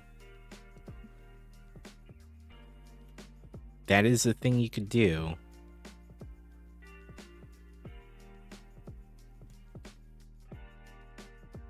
So Brixplorium, are you picking it up day one as well?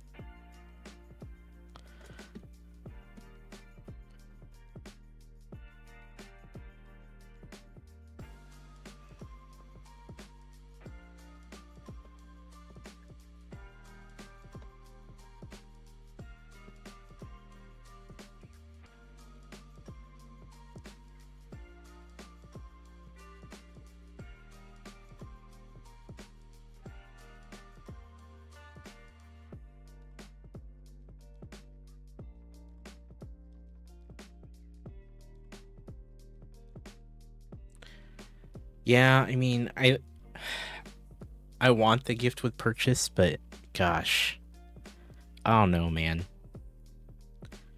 I don't know if I could justify it.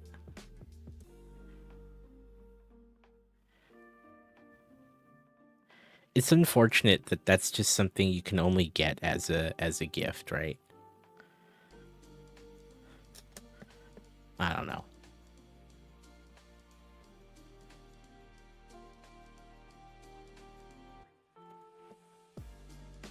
In a way, it's like, dude, I wish you'd just sell it. I wish you'd just sell it on its own. Or, I don't know.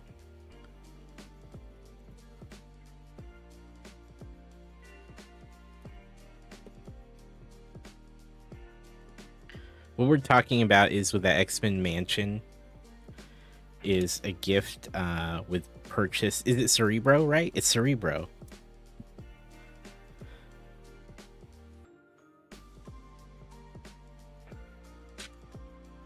Ugh, I don't know.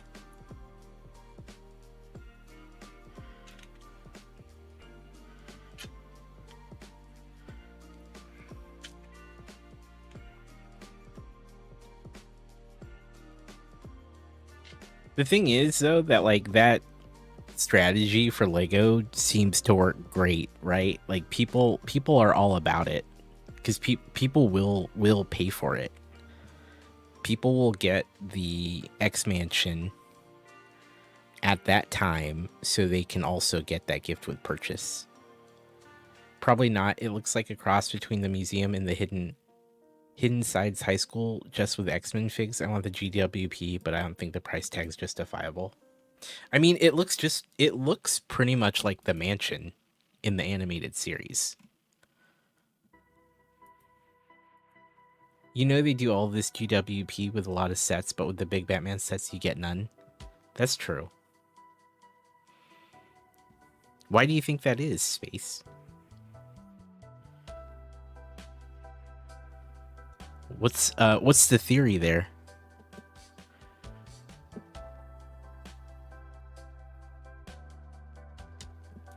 Maybe licensing? Is anyone gonna go back and get their jet to go with it? Remember how expensive the jet is? 'Cause dang. For what that was, that seemed like a lot of money too. Like that is a premium. Warner Brothers or DC won't let them.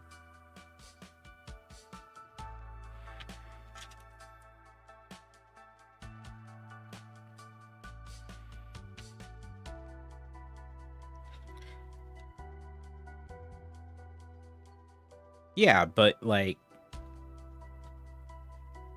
I'm sure whoever ends up with both is still cool with that, right? It's so you have the jet. But yeah. Which ones are dupes again? Which figs come with in both of those sets?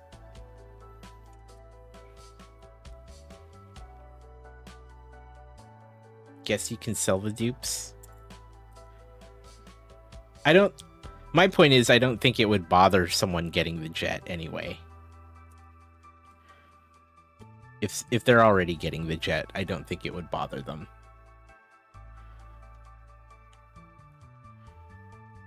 Generally speaking. You know what I mean?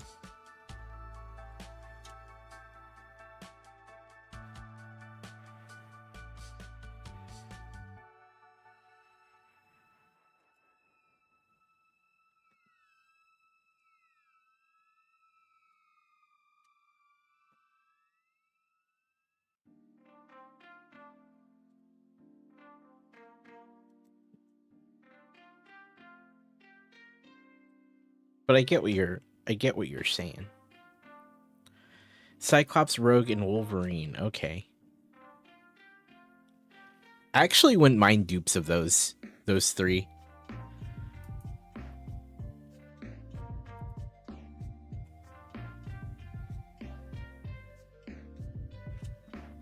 But yeah. Makes sense. I may have to wait a little bit before I get it.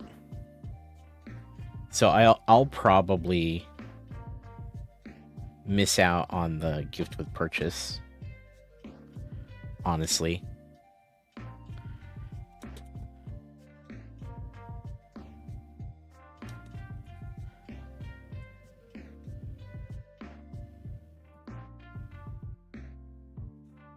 You know what I mean?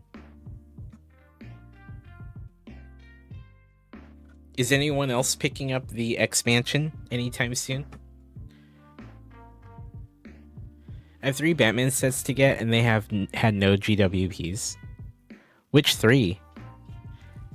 Is it the Batman, the Batcave Shadow Box one, and the Mosaic, the art set, the other for the animated series? What's the 3rd one? I'm purely guessing. Purely guessing. Cause I got the Shadow Box, which was great. That was fun.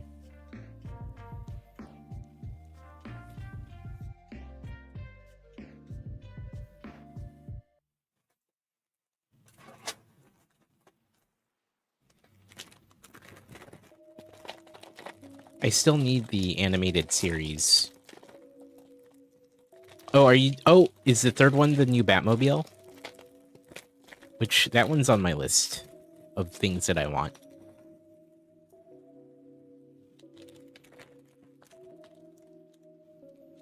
That's on the wish list.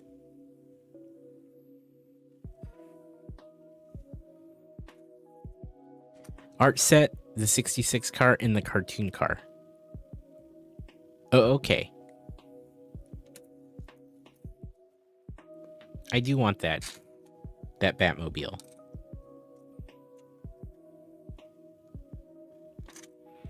I feel like we should build that one soon. I do want that one. Damn. Damn this hobby.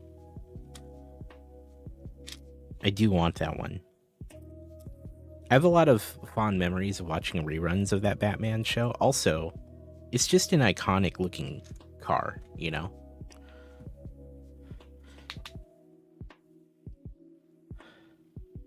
You don't have anywhere to put the big shadow box? Yeah, that thing's huge. The new Batmobile was and the animated series Batmobile was also great. I had a UCS scale animated series Batmobile. I feel a UCS scale animated series Batmobile should be next. That is a good theory, actually. I think so too.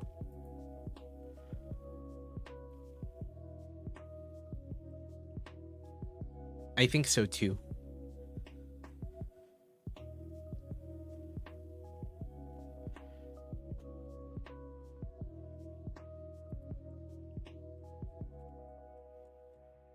When I was a kid, I was like at that age where I was playing with Lego and watching Batman the animated series. So I would try my best to build the animated series Batmobile out of Lego that I had. I would try to mock that up every so often. I would get as close as I could, but you know, I was limited in parts. I was limited in parts. So it wasn't the best looking thing, but I loved it. And I had a ton of fun trying. I tried a couple times to build a reasonable Batmobile with the parts that I had.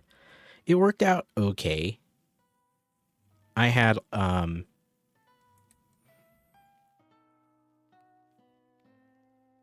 lot of like Space Blacktron sets, so that helped.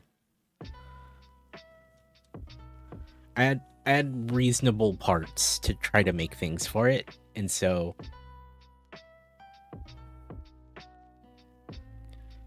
young Amor enjoyed trying to make those.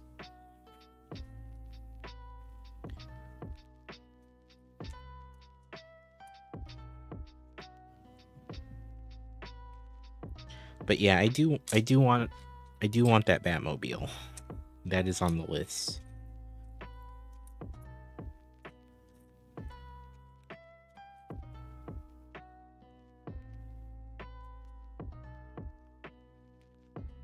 I wanted the Batmobile and I wanted the Fortnite set for this month.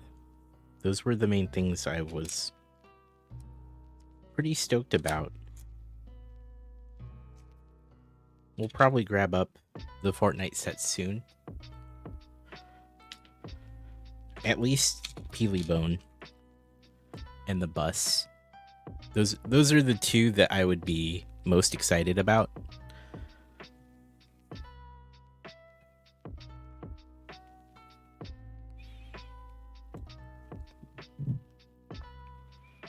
Have you seen the animated movie based on this 1966 series that came out in 2015?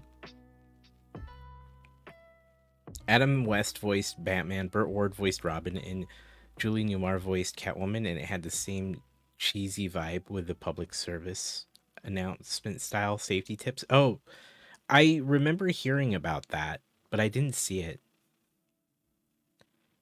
Steph, have a good night. Thanks for hanging out. Appreciate you. Have a good one.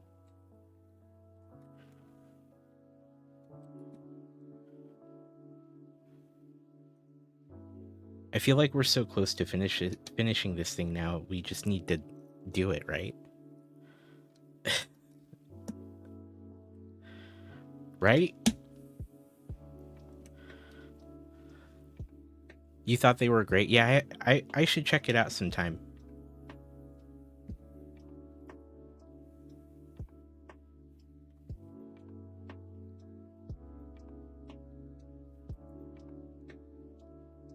We should watch it. I've been meaning to do more watch parties too on the Discord, which is something we should get back to because we used to do it quite a bit. And it'd be nice to get back into it. But something like that I would probably watch during one of those watch parties, you know?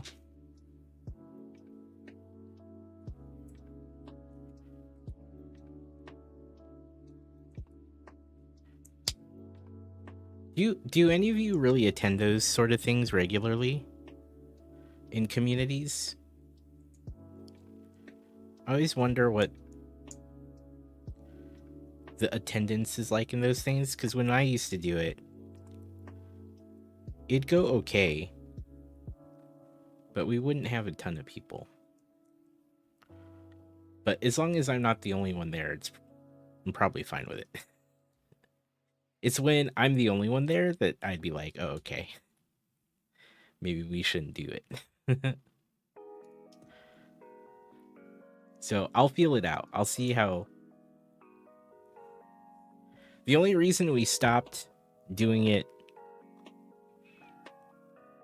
last run was because I just kind of had a hard time fitting it into the schedule.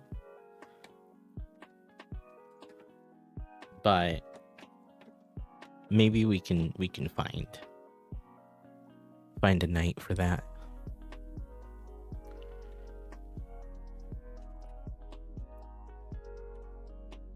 Anytime you want to do it, you'll be there. You'll have movies and TV. That's dope. Well, thanks, Space. I enjoy doing those things. That's part of the reason why, you know how you can boost servers?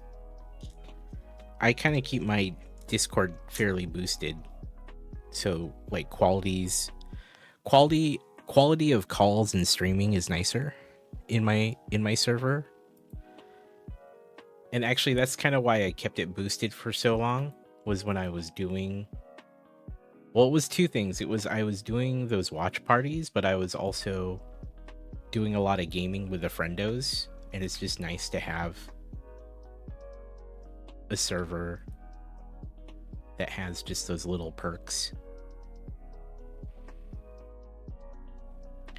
Do you know Adam West voiced Grey Ghost in Batman the Animated Series? I did know that, yes. Which is a cool little thing.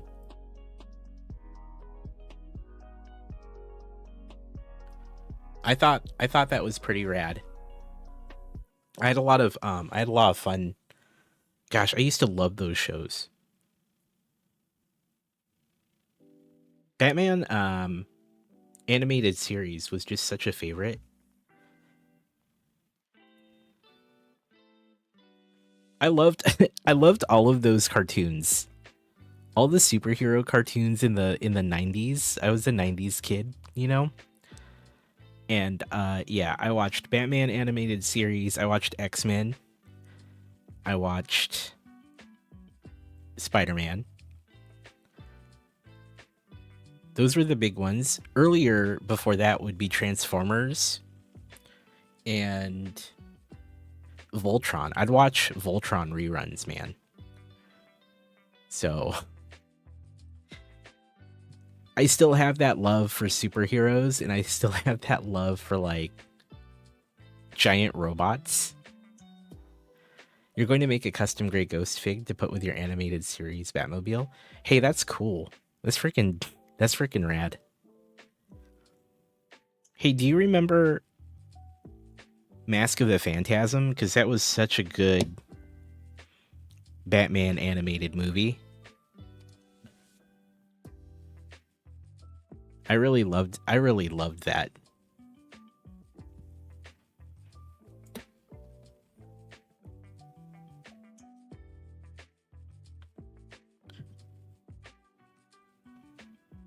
I really freaking enjoyed it.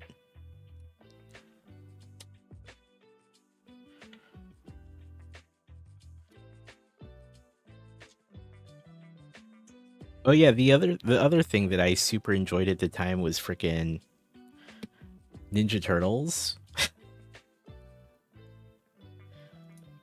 A lot of nostalgia, right? Man. Batman. Oh, Batman Beyond. I loved Batman Beyond. Wait, are they really gonna do that? Are they making live action? Wait, like a movie or a TV show? I have a special place in my heart for Voltron. A movie, okay. Wild. Yeah, I have a special place in my heart for Voltron. That was one of the first shows I got into as a child. Man, I'm old, huh?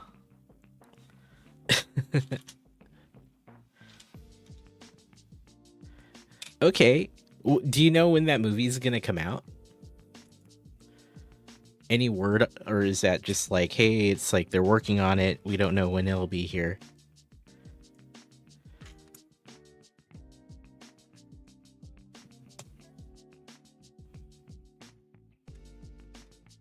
Not yet? Okay. See, I'm super curious. There what? Oh, what? Okay, gotcha. Was that wrong chat? Cavill was casted in? Really? For Voltron? No way.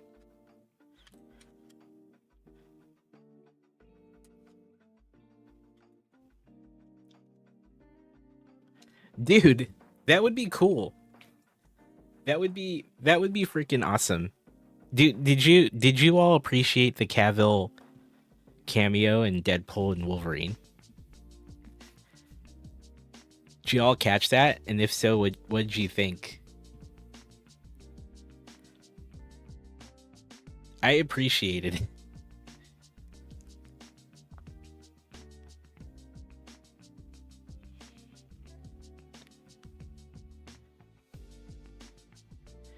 One of the best 90s superheroes, Captain Planet. Dude, Captain Planet, man. I admire the fact that Captain Planet was made. And that it ran for so long. They say he may come back again as like a Wolverine.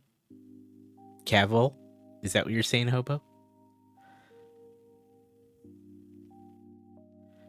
Dude, that would be dope. And he did the freaking he did that freaking wind up move that he does that got memed on in that Mission Impossible movie he was in, where he does like this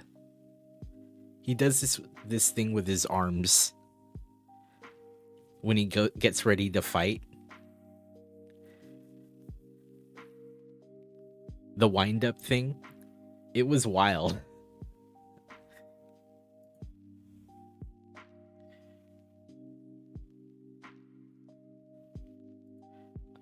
Cavill's dope.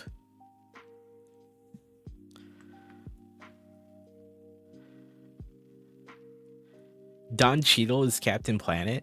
Yeah, that was funny. The shotgun punch, yeah.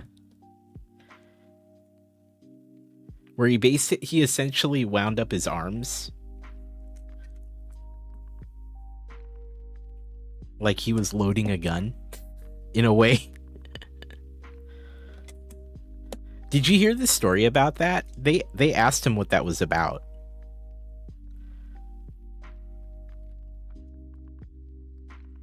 Yeah, he does do that a lot. So the story during an interview they asked him about it because it was like people were talking about it. It was very noticeable, particularly in that Mission Impossible movie. And what was happening was they would do takes. They were doing a lot of takes for like the fight scene that you saw it in the first time in Mission Impossible. And he was saying his arms, like, he needed to do it to stretch out his arms. They were starting to feel tight, and, like, he needed to do that to kind of stretch them out and feel good and be ready for like, the next take. And so he was doing it between takes. And he was trying actually not to do it on camera. Because that was just him trying to, like, prep his arms for the next take. And I forget who. It was a director or someone giving him direction. They're like, no, do that. Just do it. Because he was asking him why he was doing it. He's like, oh, my arms, like, I need to do it so they don't tighten up too much. And the direction he was given, they're like, no, it looks cool. Just, like, do it going into the fight. And so it looked good on camera. So they're like, no, that's actually a really cool thing. And so, yeah, they kind of embraced it. And he realized, okay, I guess I can do it. But yeah, it was purely him doing that because he needed to keep his arms, like, good for like a day of fighting, right? And he's like, it helped me prep for the next fight scene. And so it just became a part of his thing. So,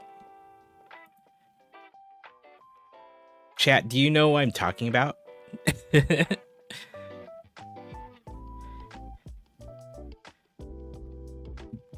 Here, I can also find it. Henry Cavill.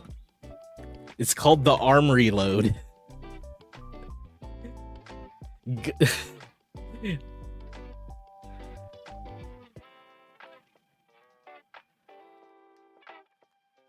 me see if I can find it.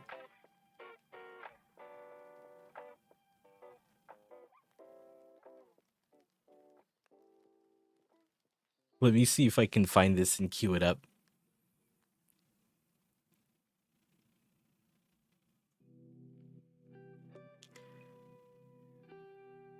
I got a video pulled up.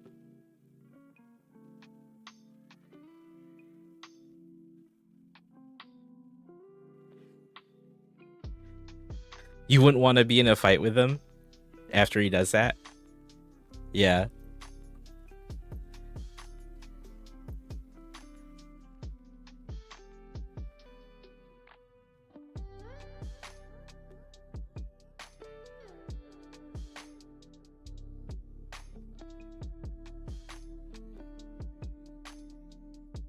Okay, I found it.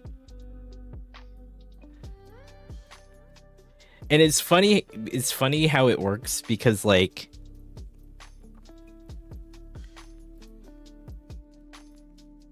you see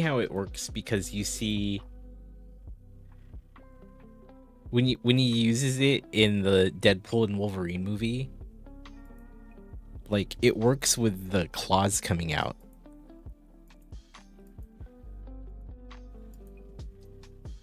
Like it works with the claws coming out. So right here, look for it. And then that move, I'll play the whole thing. Right here, look for it. just that little like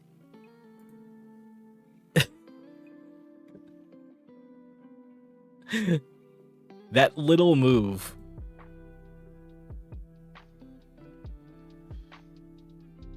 It's so like subtle. But it's a whole thing.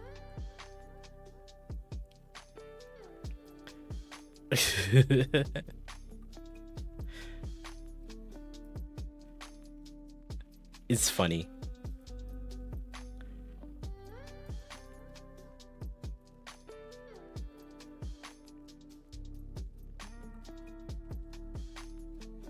All right.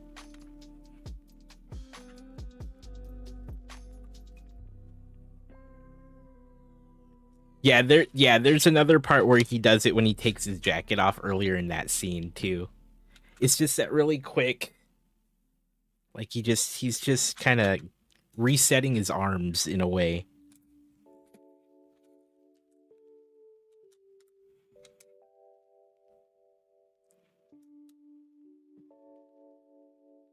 Also, that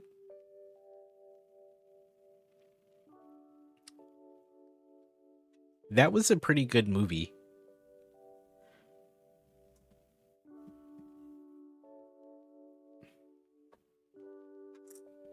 But yeah, he did that earlier in the same scene.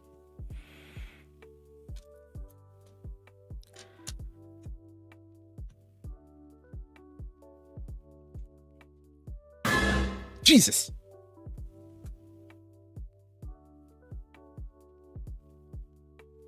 Nice job. Son of a bitch. You like that movie a lot? The first time I saw it, I fell asleep on the plane because I was on a plane, and it has nothing to do with like the quality of the movie. It's because I was on a plane. But I went back and I watched it, and it's a great movie. Actually, I was talking about it earlier. I fell asleep during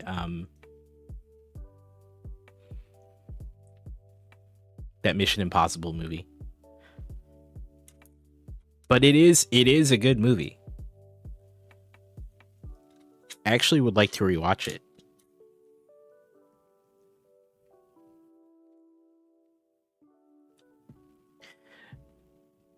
Isn't the sequel or the next one coming? That next Mission Impossible movie? Is that happening soon?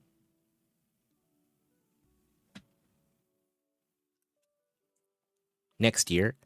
Hell yeah. I'm excited for that. I'm super excited for that.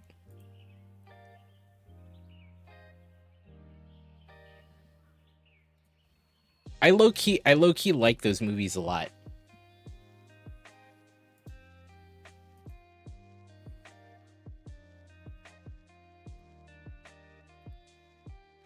Do you ever watch the 60s Mission Impossible show reruns? I saw some of them, yeah. I did. I enjoyed them. I like a good spy movie, actually.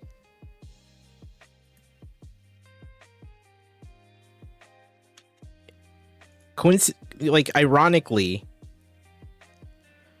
the James Bond movies were okay,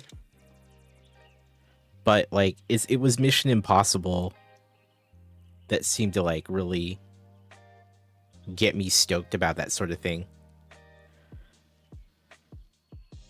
Yeah, Tom fighting Cavill, dude. Freaking crazy.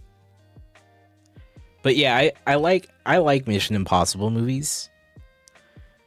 And I appreciate a good like spy thriller, I guess. in a way, that's why I kind of liked the second Captain America movie, because it was more like that. It was more like a spy thriller than anything. Any of you guys appreciate that? I thought that was great.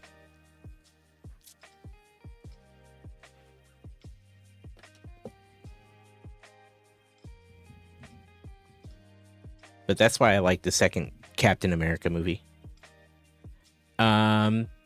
Let's take a quick break, okay? We'll come back in a couple minutes. We'll see in a few.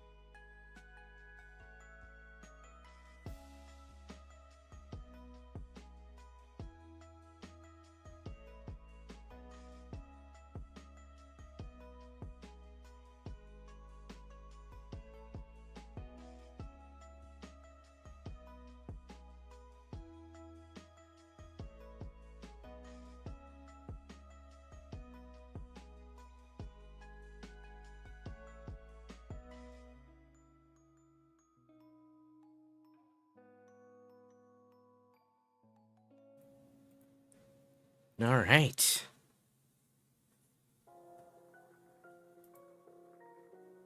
I don't know about you guys, but the breaks help a lot. I'm a fan.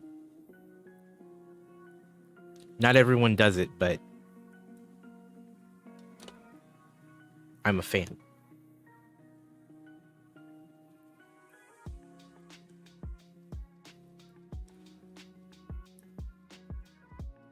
We're getting there, chat. Look, we're getting there. We're getting freaking close, dude.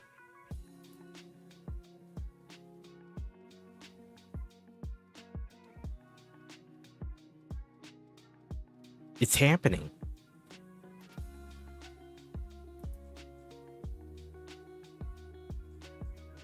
Yo, Scotty dude. Thanks for hanging out, man.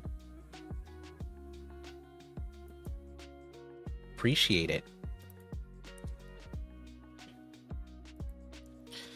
Did I see the Jar Jar Binks Mona Lisa? No.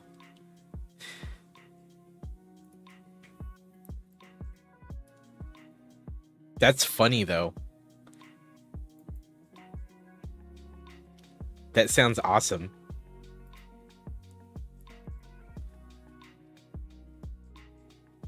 So, someone changed it to be Jar Jar? Is it like...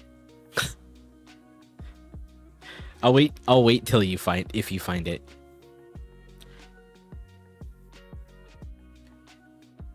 That's pretty funny if it is.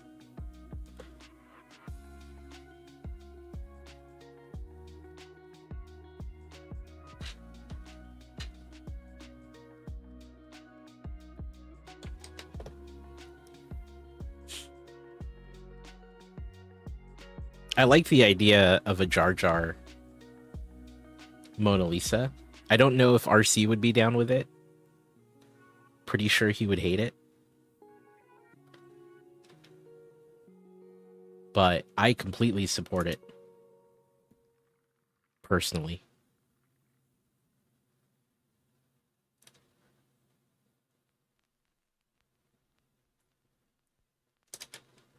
Frankly, I'm here for it.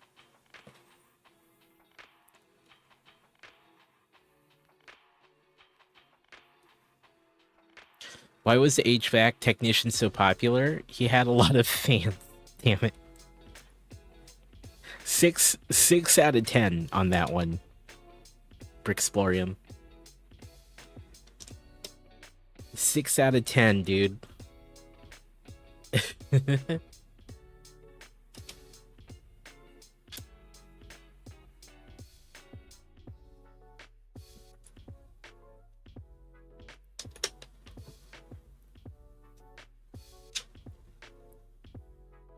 Not horrible, but you know, it's not near a 10 out of 10.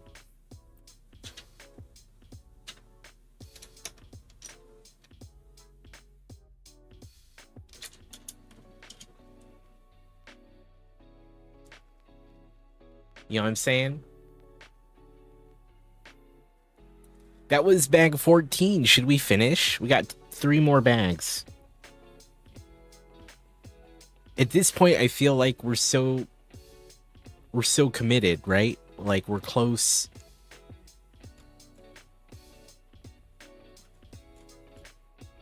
Yeah, 3 more bags. Hey, Gers.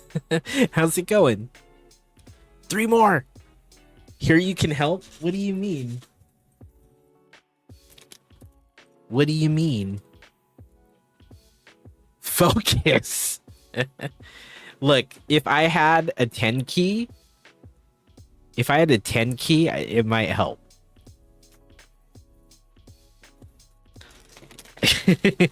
Oh God. I appreciate you, Gertis. I appreciate you. I just thought that was funny.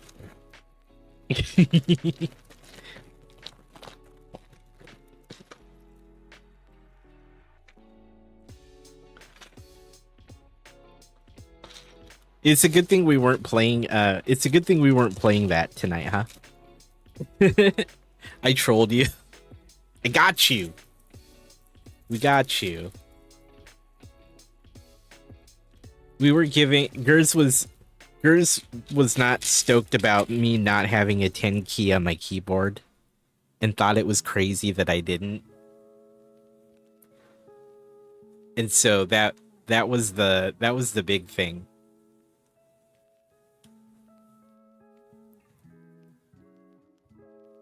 That was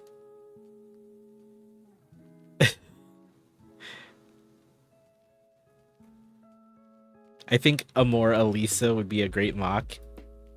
Should we give it like the hat and the glasses? You sent me a whisper? Oh, here, I think I got it. Here you go.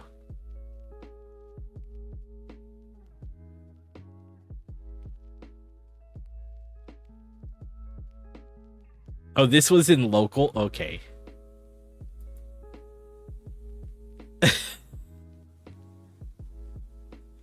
Yo, that's pretty good, dude.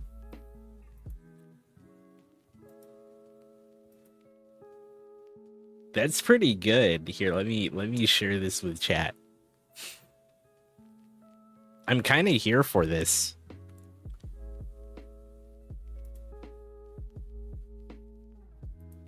I'm a fan. I'm a fan of this. Girls, it's good to see you. I hope you're well. Look, it's the Jar Jar Lisa. Hat, glasses, and my guy. Maybe we should. I might need some help making that happen. But I would be game for turning it into me. Dude, should we make this? Should we do this and then unveil it for RC Spaceport later? This is really good.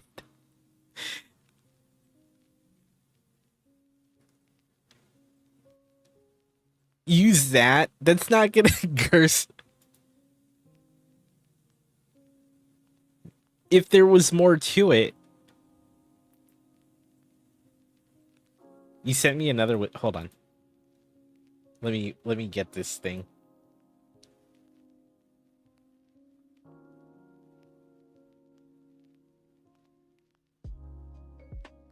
Dedicate it to RC. The Mona Lisa face is small. Is true. Oh, I see. I see. Heck yeah, man. Thank you.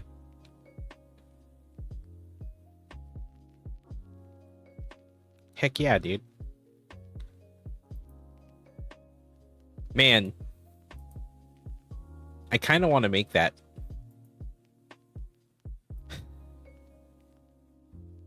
I kind of want to make the Jar Jar one.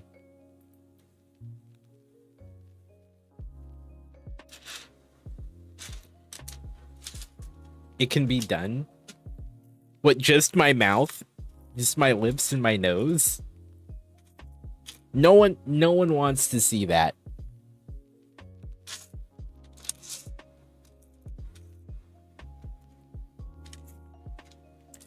And the glasses. No one wants to see that. You want you want to see it. You would be the only one.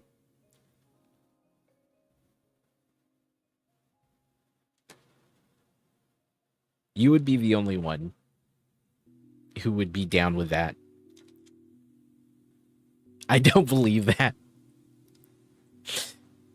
It's funny.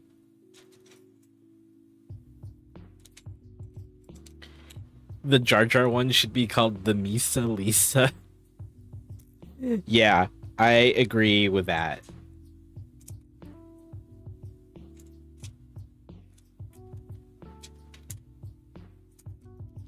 I completely agree with that.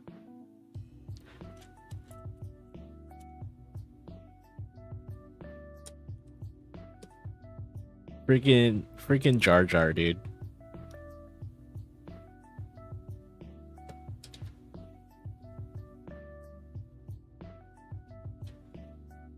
I like it. I feel like there's a lot of like rebrick or like mock possibilities here.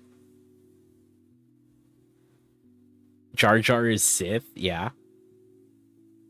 The Sith Jar Jar minifig is like one of my favorite ones. By the way. By the way. That one is one of my favorites. I still haven't seen Rebuild the Galaxy, which you know, that's where it's from, right?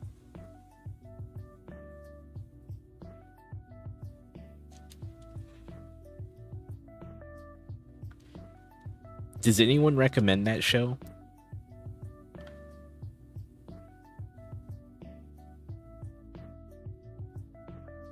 It's your favorite?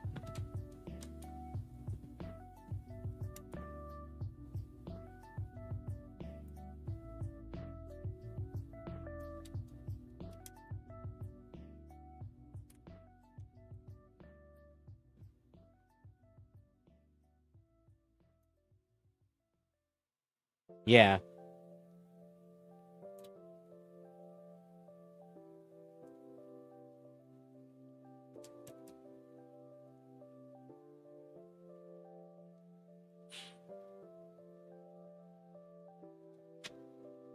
Gosh, yeah, I do love the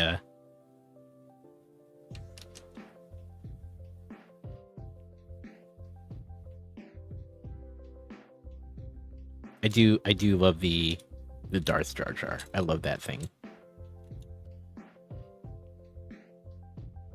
The fan theory. It was quite the fan theory, wasn't it?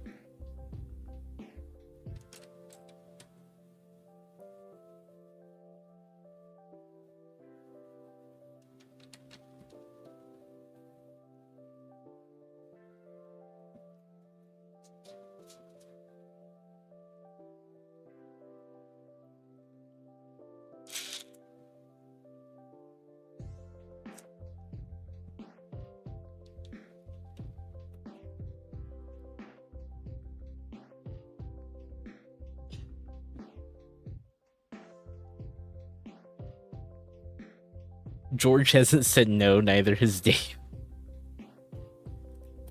So you're saying there's a chance, Gers? I mean, we got Darth Jar Jar in Rebuild the Galaxy. Val, thank you for hanging out. Appreciate you. Have a good evening. Just saying. It's true. Yeah, have a good night, Val. We'll see you later. Maybe we'll do Until Dawn tomorrow night. Maybe. No promises, but possibly. We could get down with that, you know?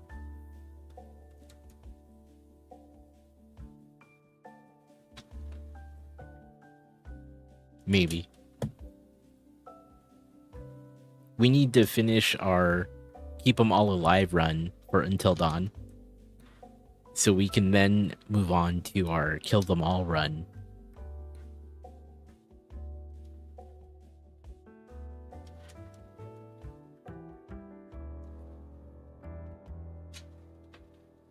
Which, so far, so good on the replay.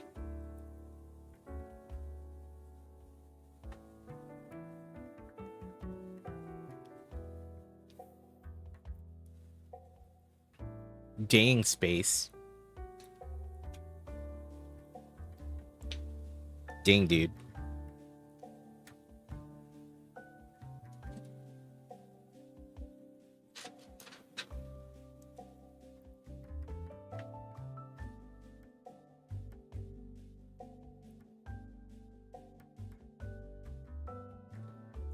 Are you going to be picking up some sets for that one promotion on Walmart?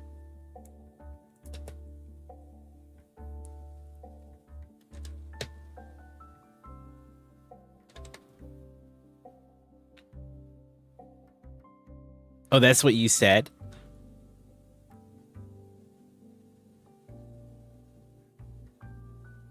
Gotcha. You think so?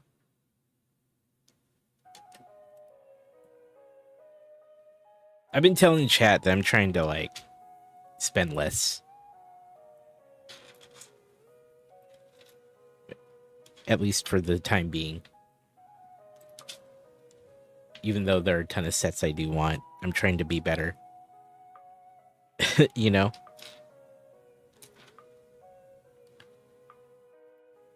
Yesas Brixplorium asked me, Uh-oh. should Amor build the Jar Jar alt build of the Lego Mona Lisa?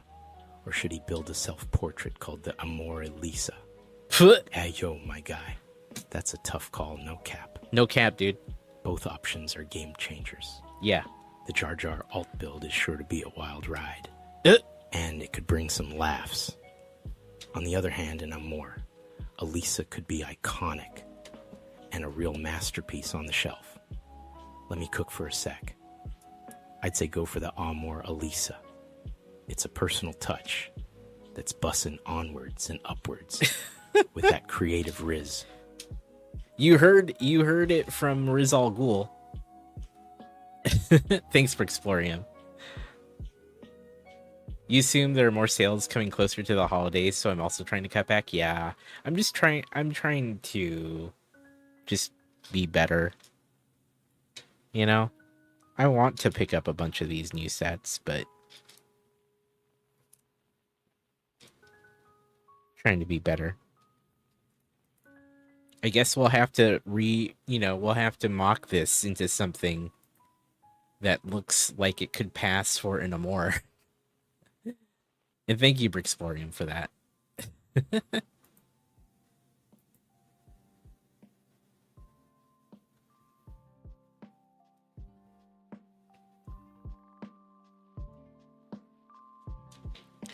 But yeah, trying to be a little bit better.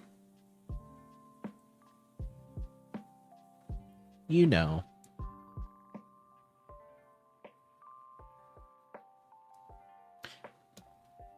It's tough though, right?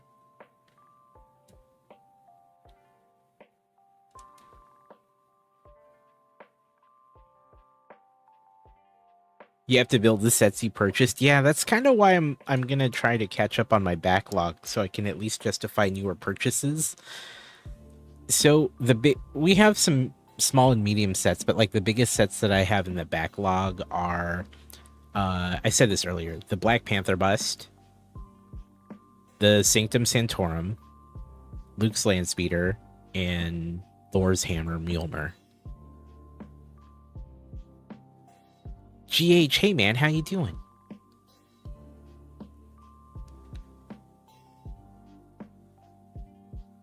Don't even need a poll, AI is spoken.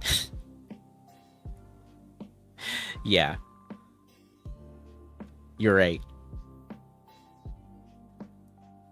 We don't even need to. Hey, Mr. Hurl, how's it going, man? Yeah, that's definitely one of those things that we should try sometime. Look out, GH is here. How you been, GH? How's everything, dude? You're well? I'm good. I've been good, man. Just doing my thing, hanging out, building Lego, playing spooky games.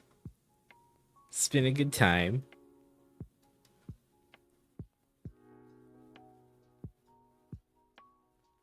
What else? Crossing the Streams is returning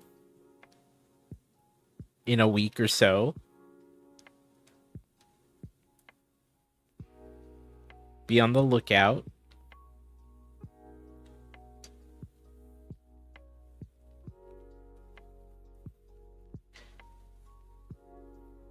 You're gonna move to a smaller apartment so you can go back to building budget. There you go. Hey Dread, how you doing?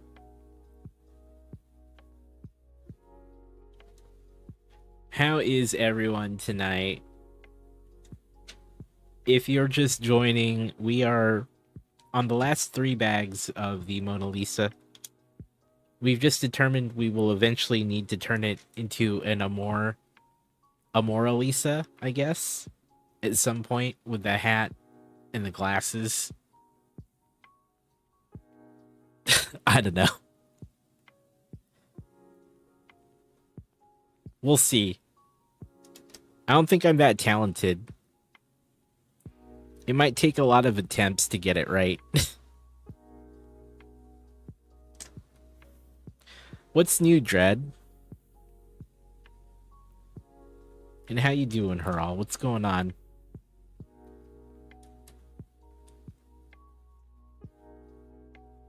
On the lookout. GH, man, you've been putting in the time on the streams, dude.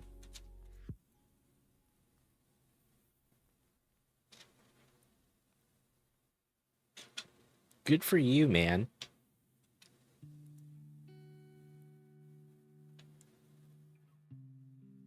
I feel like I stream a fair amount, but not as much as some of you folks out there. You stream too much. I don't know. As long as it's not affecting life balance, right? That's the thing. If he dressed as a Viking, would it be more? It would be, Haral. GH has all the N1 starfighters. I see. You're thinking about aiming for streaming again? I say try it. I say go for it. As long as you enjoy doing it, right?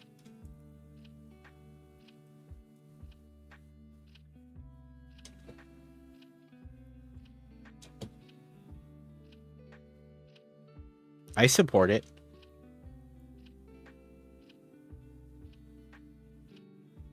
You did for a year and a half during lockdown? Mostly Animal Crossing? Heck yeah, dude.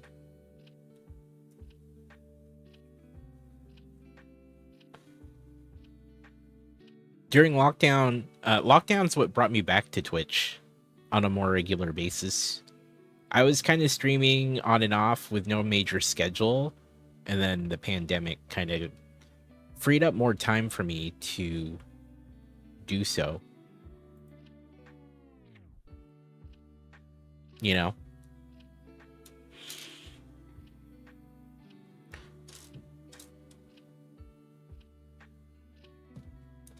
And then I started really thinking about doing it regularly, and then I eventually rediscovered Lego, and here I am. And it's been like 3-ish plus years in the Lego community. You're already watching, but you went on road mic during a lockdown and it felt like a sign. Yeah.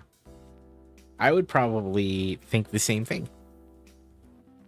Or rather, you know, I may as well, because I have the equipment. Right? We're coming up on, gosh, 9-ish years, though. Because we were streaming pretty regularly for a big chunk of that time.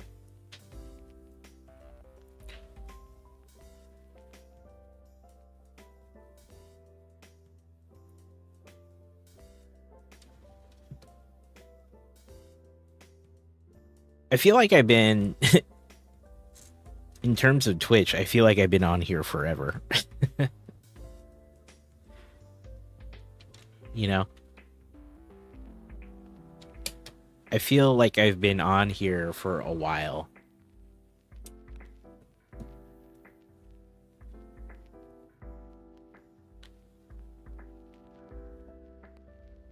It's been 84 years, right?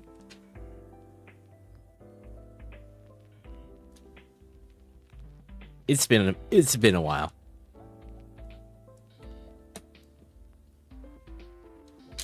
It's been a minute. I still love it, so I guess we're still here, right?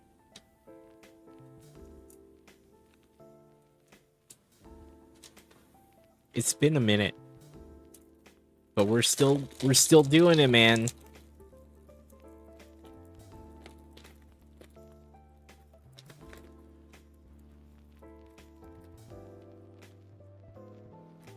You do it for mental health, GH? Do I understand that right? Hey, man. If it helps you. If it helps you, dude.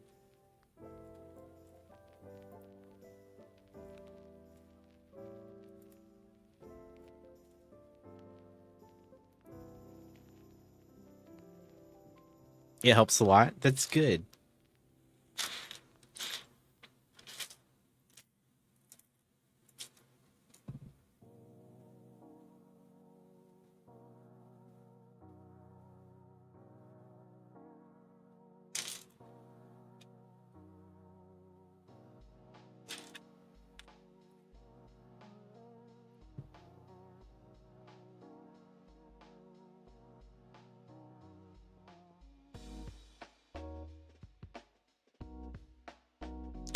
I'm curious why you have a max on your recommended amount of streams, Haral. Is it mostly to prevent burnout?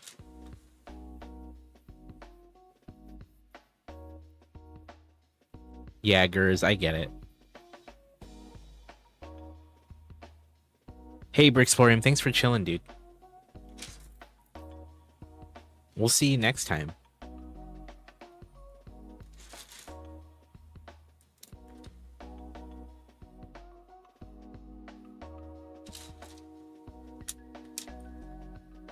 Appreciate you hanging out.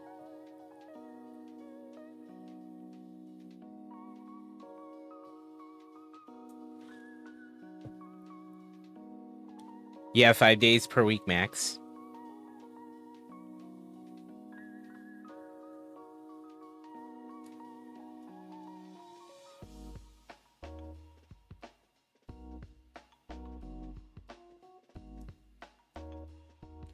I think it depends on what life is like for me at the time. I can't recommend like a specific amount. It just depends. As long as you don't burn yourself out, that's mainly the way I feel about it. I think that number, that min and that max number, from the approach of like what you're able to do, it really varies based on who you are.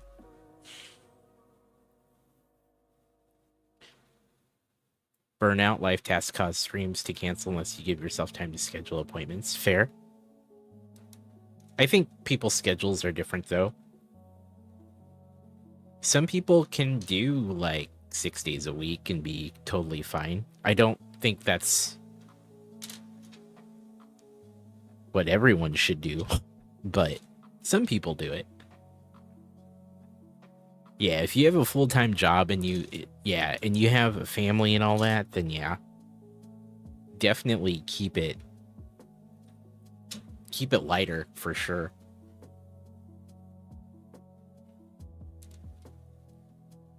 I think full-timers though, it just depends on who you are. Stream so much because you're unemployed. When you find a full-time gig, it'll have to decrease. Yeah. Absolutely. I think it depends on just your life commitments, right?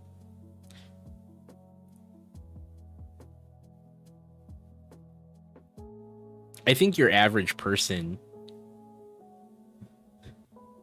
3 days is reasonable for most people.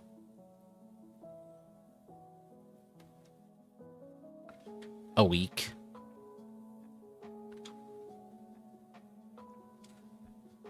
Which is kind of why my base schedule is like 3 days a week, but we do more when we feel like we have the time and the headspace for it. I know someone who streamed every day for over 2,000 days and plans to continue. He streamed every day through the death of a pet, COVID, everything, but at least once per day as he can manage. It's pretty cool. He happens to love it more than anything, so that's his motivation, which is why I say do what you love. People can tell if you don't love it. Yeah, for sure.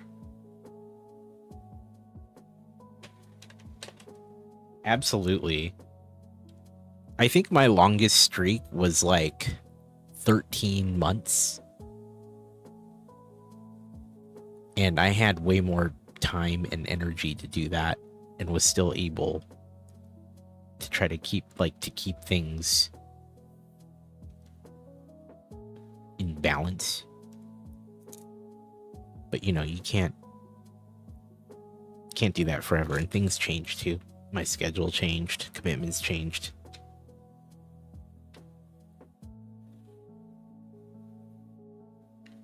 Maybe I'm being selfish. If I stream more, I wouldn't have time to join others. Feels balanced with self-imposed limits. I mean, that's my point, Hurl, is like what works for you, I think not for everyone, right? Some people are happy to do it 3 times a week. Some people are happy to do it once a week. Some people are happy to do it all week. For me, I focus on 3 days a week, but as schedules allow, I usually fit like another night in. So I tend to stream more like 4 nights a week. But I only really commit to 3, which has worked well for me.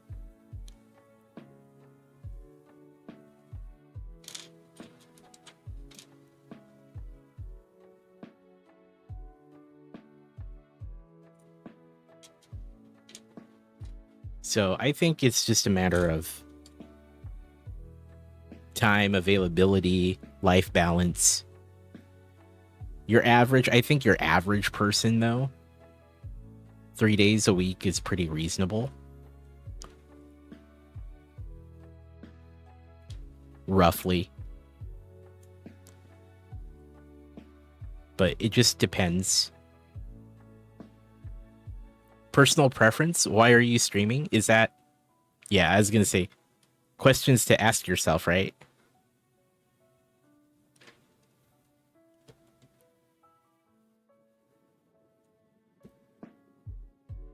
Some people approach it differently because it's like their full-time gig, too.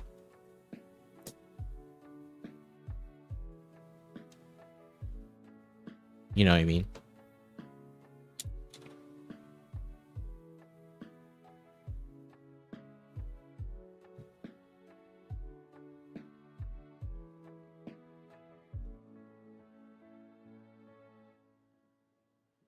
Yeah, it's gonna depend, right? A lot of us are part-time streamers who aren't trying to like make it a full-time thing.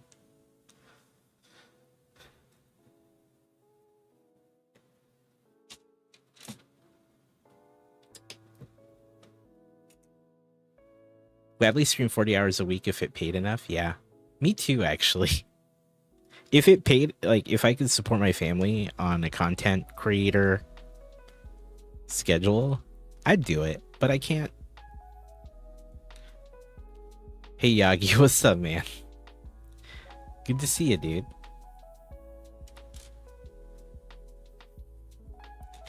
If I could make a living doing this, I would, but I simply can't.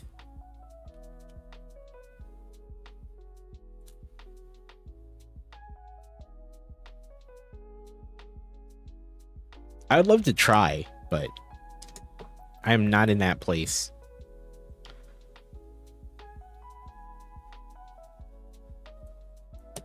I think I'd do okay. I think I'd do all right. Would I make enough to support my family? Probably not, though. When I say I think I'd do good, I think I would make pretty good content.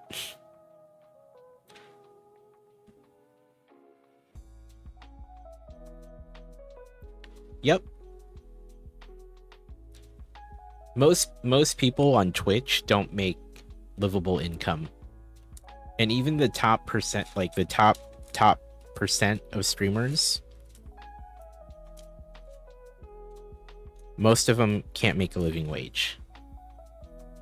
It's a very small minority who can actually make something out of streaming and content creation.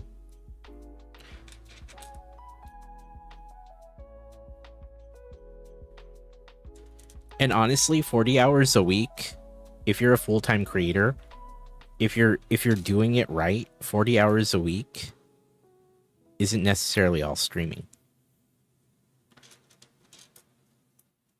Not like, I had a friend who went full-time streamer because his situation allowed for it. This was years and years ago. He's still doing it as a full-time thing.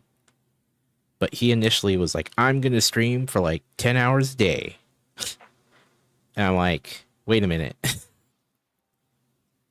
You still need to do all the other things that streamers do. Right? Like social media, clips, you know, content planning, etc., etc.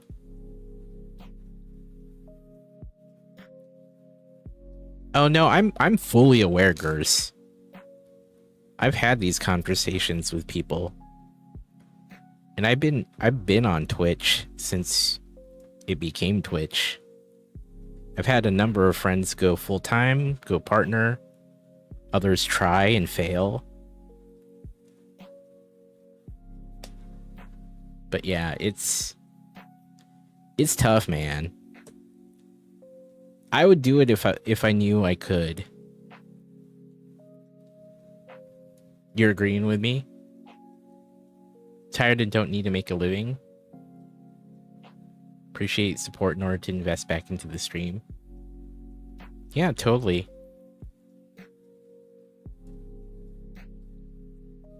I mean, that's a totally different story. But a lot of people try to do it to make it a living. And very few can. Very few can, unfortunately. That's the sad part. Like, I'd love to live in a world where, like, if a creator chose to do this full time, they just could. But like, even full-time creators, you make a very good living at your IRL job. Yeah, it's one of those things where my normal job, you know, is always better, a better choice.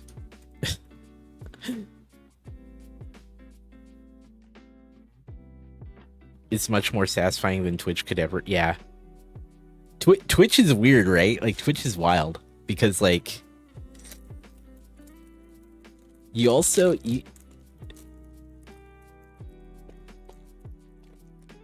it can take a toll on you.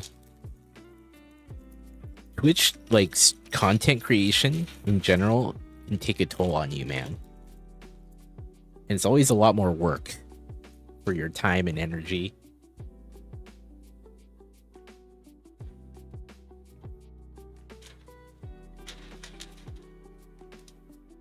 It's rough.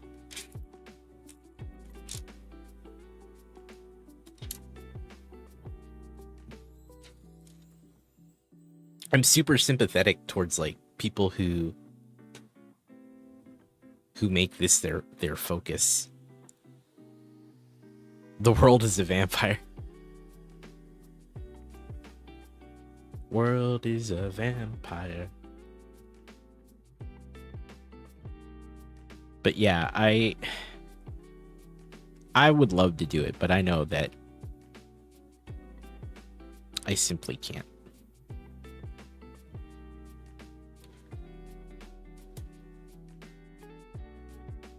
$25 to $38 hours per week of streaming means way more than 40 hours of work on stream. Yeah. Honestly, for like every 2 to 3 hours of stream time, you should, like, someone should, like, if this is to be the thing, right, for the person, if they're trying to, like, make something out of it, every like 3-ish hours of on stream time equals about an hour of off stream work, whatever that looks like, right?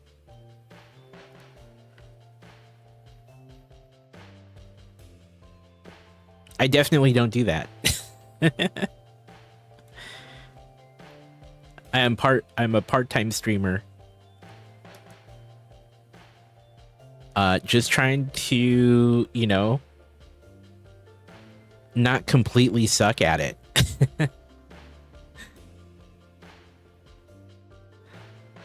Trying not to suck.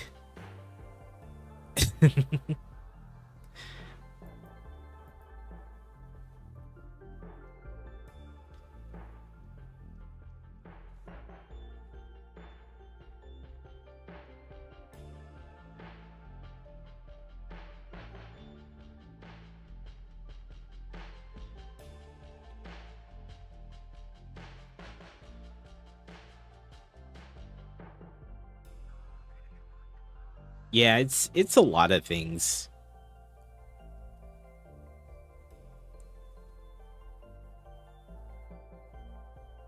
A lot of it is really just generating other content out of it too. You know?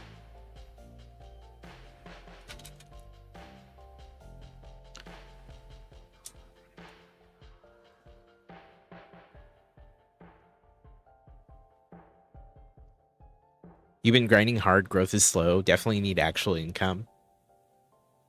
Yeah. I hear that, man. Look, man, maybe one day I'll be close enough to consider partner nachos. But I'm not even there yet. The partner nachos story goes that I was at TwitchCon with our friendos, and they're talking about like the partner area, the partner party and all that. They're like, yo, there was nachos. And I was like, whoa, whoa, whoa, whoa, whoa. I was like, whoa, whoa, there's nachos? Wait, what? And I was like, if I knew there were nachos, I'd be working a lot harder for partner, man. So that was the joke. And now has become the thing that I joke about with the friendos. I was like, maybe one day I'll get close enough for partner nachos. You know what I'm saying? Maybe one day. Some people are like, are you going to push for partner? I'm like, dude, we're not close enough yet. We're not close enough to push. I don't want to ask that of people if I don't think I'm close enough. Because it takes a lot. You have to hit that. You have to hit those requirements for a couple months. It's not just like a 4-week or, you know, less push. It's a commitment. It's a thing. And if you're not already close, then it's very tough to justify that. You know what I'm saying? And so I know I'm not there yet. I don't know if I'll ever get there. But in the meantime, I'm really just trying to figure out what works for me and how like I can improve my own stuff. You're hoping to achieve partner in about 5 years. You know, every streamer, every Twitch streamer journey is different. Some people have a meteoric rise, right? They get there within a year or two or less. Some people take a long time. It's hard to know. It's hard to say. Skill is involved, but a little luck is as well. Just a little luck. It's kind of that when, you know, when preparation meets opportunity sort of thing. So if something happens that might skyrocket you, if you're prepared, then you're good though. Yeah, it's not just luck. It's people who are ready for that to happen. If someone gets a lucky break and they can capitalize on it, they're good. They're good to go.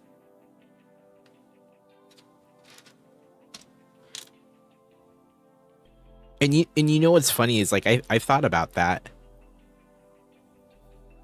and I wonder if I would be ready for a good opportunity, and I don't think I am yet. I really don't think I am yet. I'm trying though, chat. I'm trying, man. Only to prove to myself that I'm capable of it.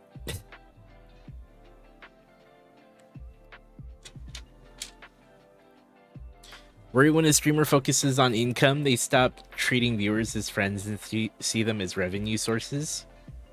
Feels a bit dark and dehumanized. Yeah, absolutely.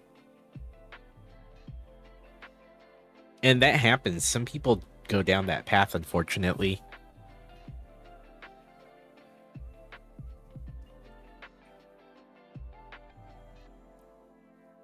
What's interesting about that is the same thing is true for every single entrepreneur in America. Yeah, no, absolutely. Absolutely. I think Twitch is just more obvious.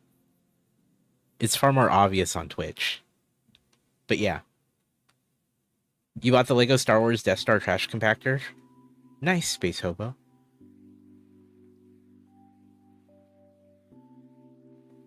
Yeah, absolutely, Gers. Absolutely.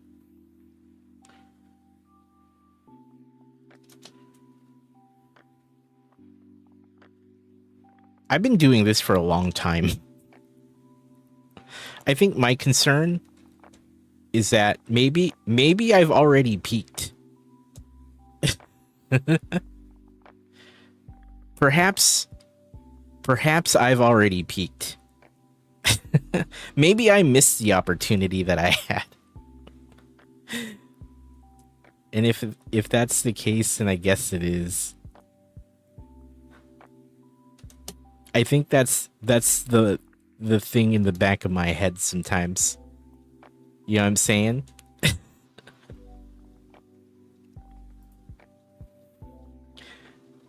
What do you mean? I'm pretty sure I have. I'm fairly sure I have. That sleep stream, that was it, man. The sleep stream during stand up, that was it, dude. We peaked. We did it. We should pack it up, man. We should call it there, dude. That's as good as it's gonna get. Literally fundraising in my sleep.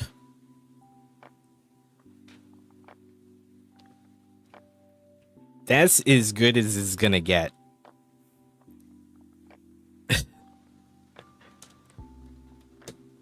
No partner nachos unless I can convince our partner friends to sneak them out for me. That's the joke I've been making lately. Like, you're gonna sneak. Please sneak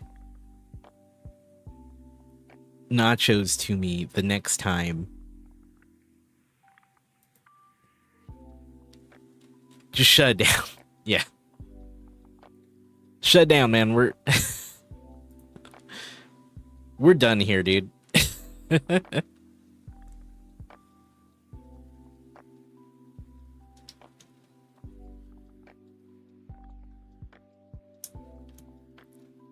This is it. This is as good as we get. And maybe I should make peace with that.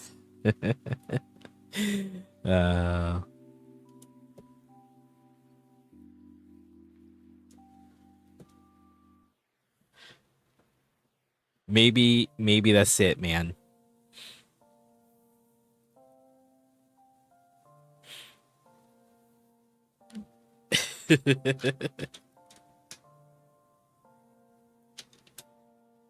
Oh. You never know. Who knows? I love doing this though. I love streaming. You like this set? You don't really get the haters? I know, right? I think it's a fine set. I think it's just fine.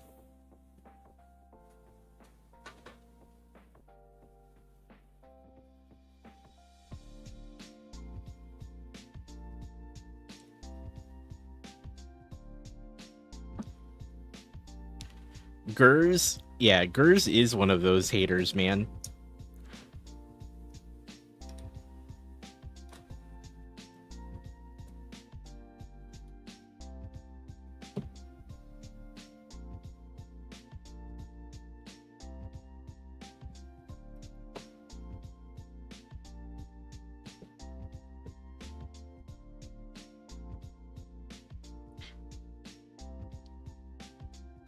You don't think less of me for liking it? That's good.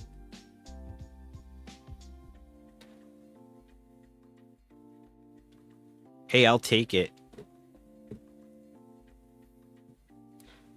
Look, that's just like your opinion, man.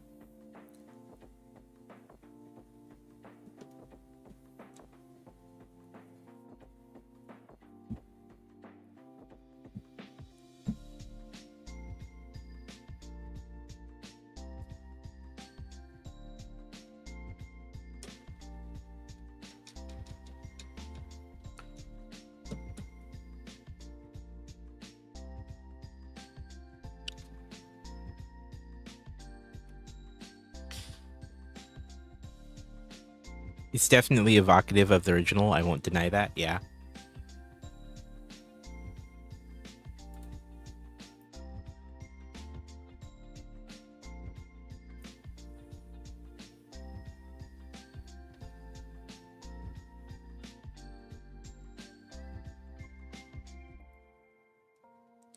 I'm taking these little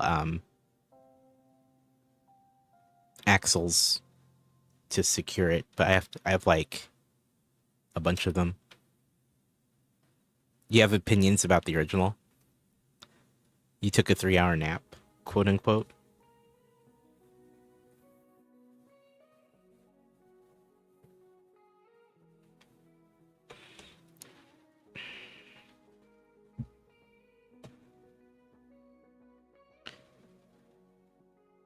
Is she smiling? Is it a smirk?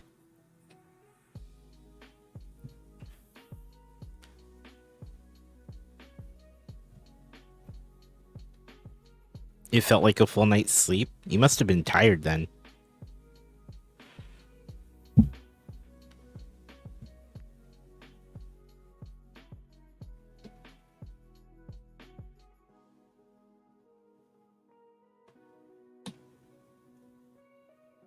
You were? Yeah. That makes sense.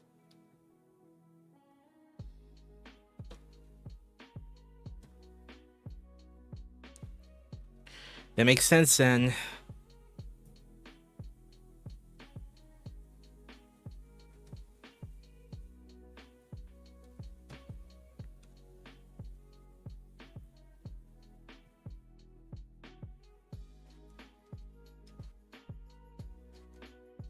Still securing the frame to the rest of this thing.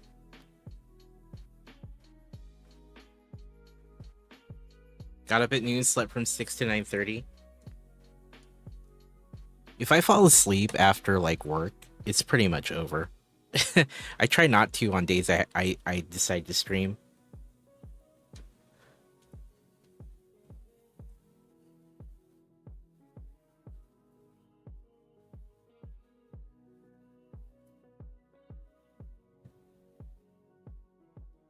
You go to bed at 8 p.m. sometimes.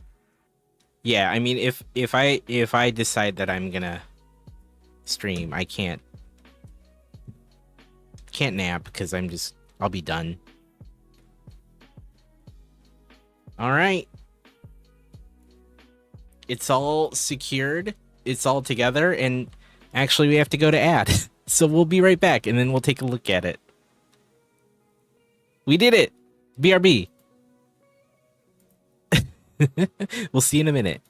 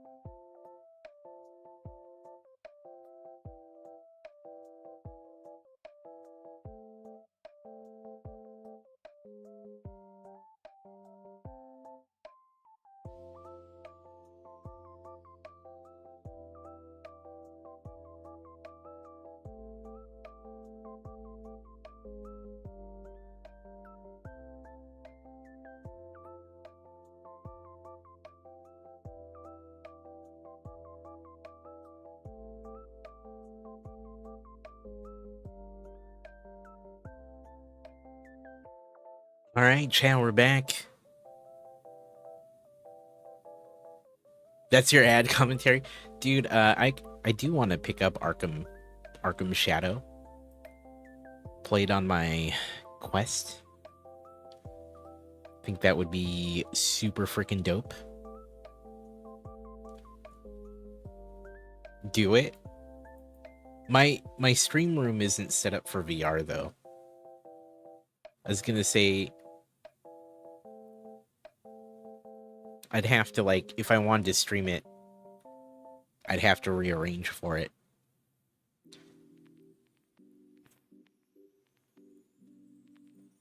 Does it have to be VR? I think it's only VR. Fairly sure.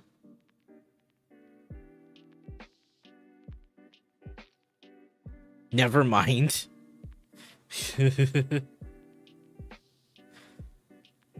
You wouldn't wish that on anyone?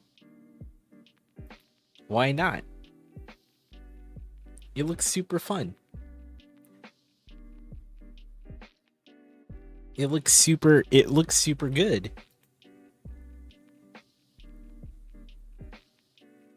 Oh, you get nausea? Okay, I'm sorry.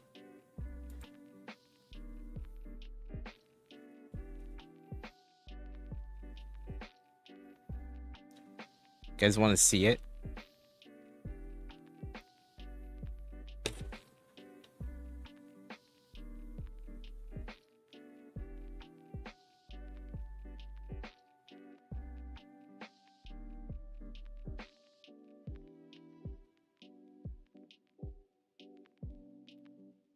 Looks great, actually. Looks good.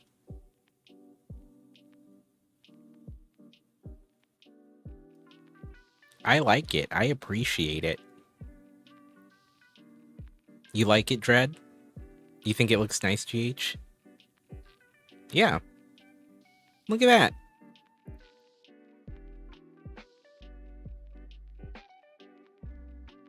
I think it's a solid, you know, it's as good as you're gonna get in Lego form, I think.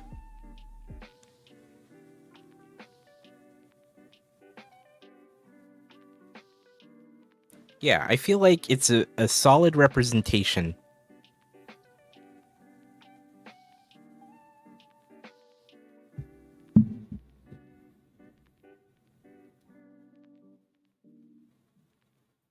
Did we change your mind, Gers? Hearts and minds are changed? Go to sleep, my guy. More. Go to sleep. That's our friendo. You must. A Skywalker. Go in. That's Within that internal mental frame. Amor. That's our buddy. You must sleep. A Skywalker. Behold. That's my favorite part. Behold. The night. The sleep calls you. It beckons you. Go to sleep. I love it. I love it so much. That was the thank you Hurl for that. That was the oh my gosh. That was that was for the sleep stream. He made that for me. You could donate to Stand Up to Cancer and it would play that while I was trying to sleep.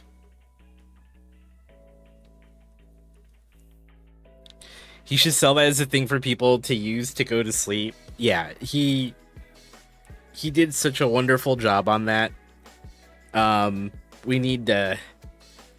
I felt like it was a shame to only have it during the sleep stream, so we brought it. We brought it out for Tangia. Shout out to our friendo Ace Skywalker. I love that dude. We also play Supermarket together. Don't hog it all. He gave that to me. He gave that to me because he thought it'd be funny, and I totally used it. And it was probably the funniest thing that people would play during my sleep stream.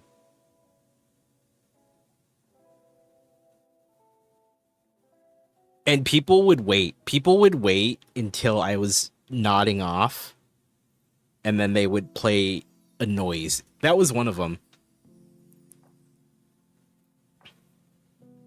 That one was my favorite one. There's clips of me getting like falling asleep, and then someone would play that, and it's just me laughing. And at that point I was so sleep deprived, I just thought it was hilarious. And it's funny, but like even more so.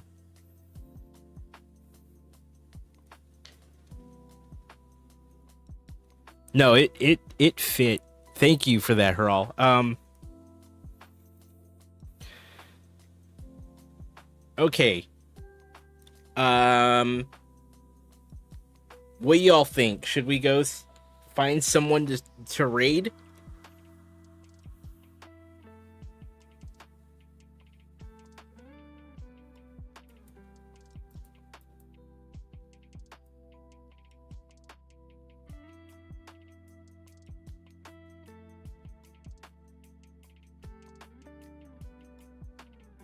Let's see.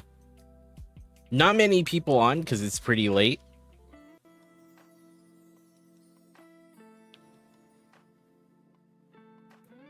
Okay, let's get raid ready here. First of all, thank you so much for hanging out with me. It's been my pleasure to stream to you. Our next scheduled night is at Sunday, 6 p.m. Pacific, 9 p.m. Eastern. Next Sunday on the 27th at 12 p.m. Pacific, we'll be doing Crossing the Streams. We're bringing back the podcast. And of course, join the Discord for some shenanigans. Follow me on socials. You can find me as more on Instagram and Threads. All right.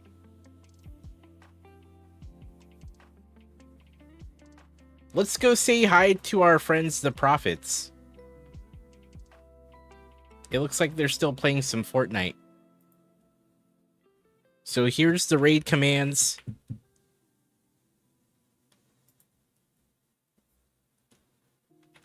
Or callouts. Let's show the Prophets some love. I appreciate you all. Prophet seems to be AFK, but Mrs. Prophet is there, so we can show them some love. She'll be there to greet you. Once Prophet gets back, he'll say hi, I'm sure. Have a good night, everyone. You're amazing. I appreciate you all, and we'll see you next time. Have a good night.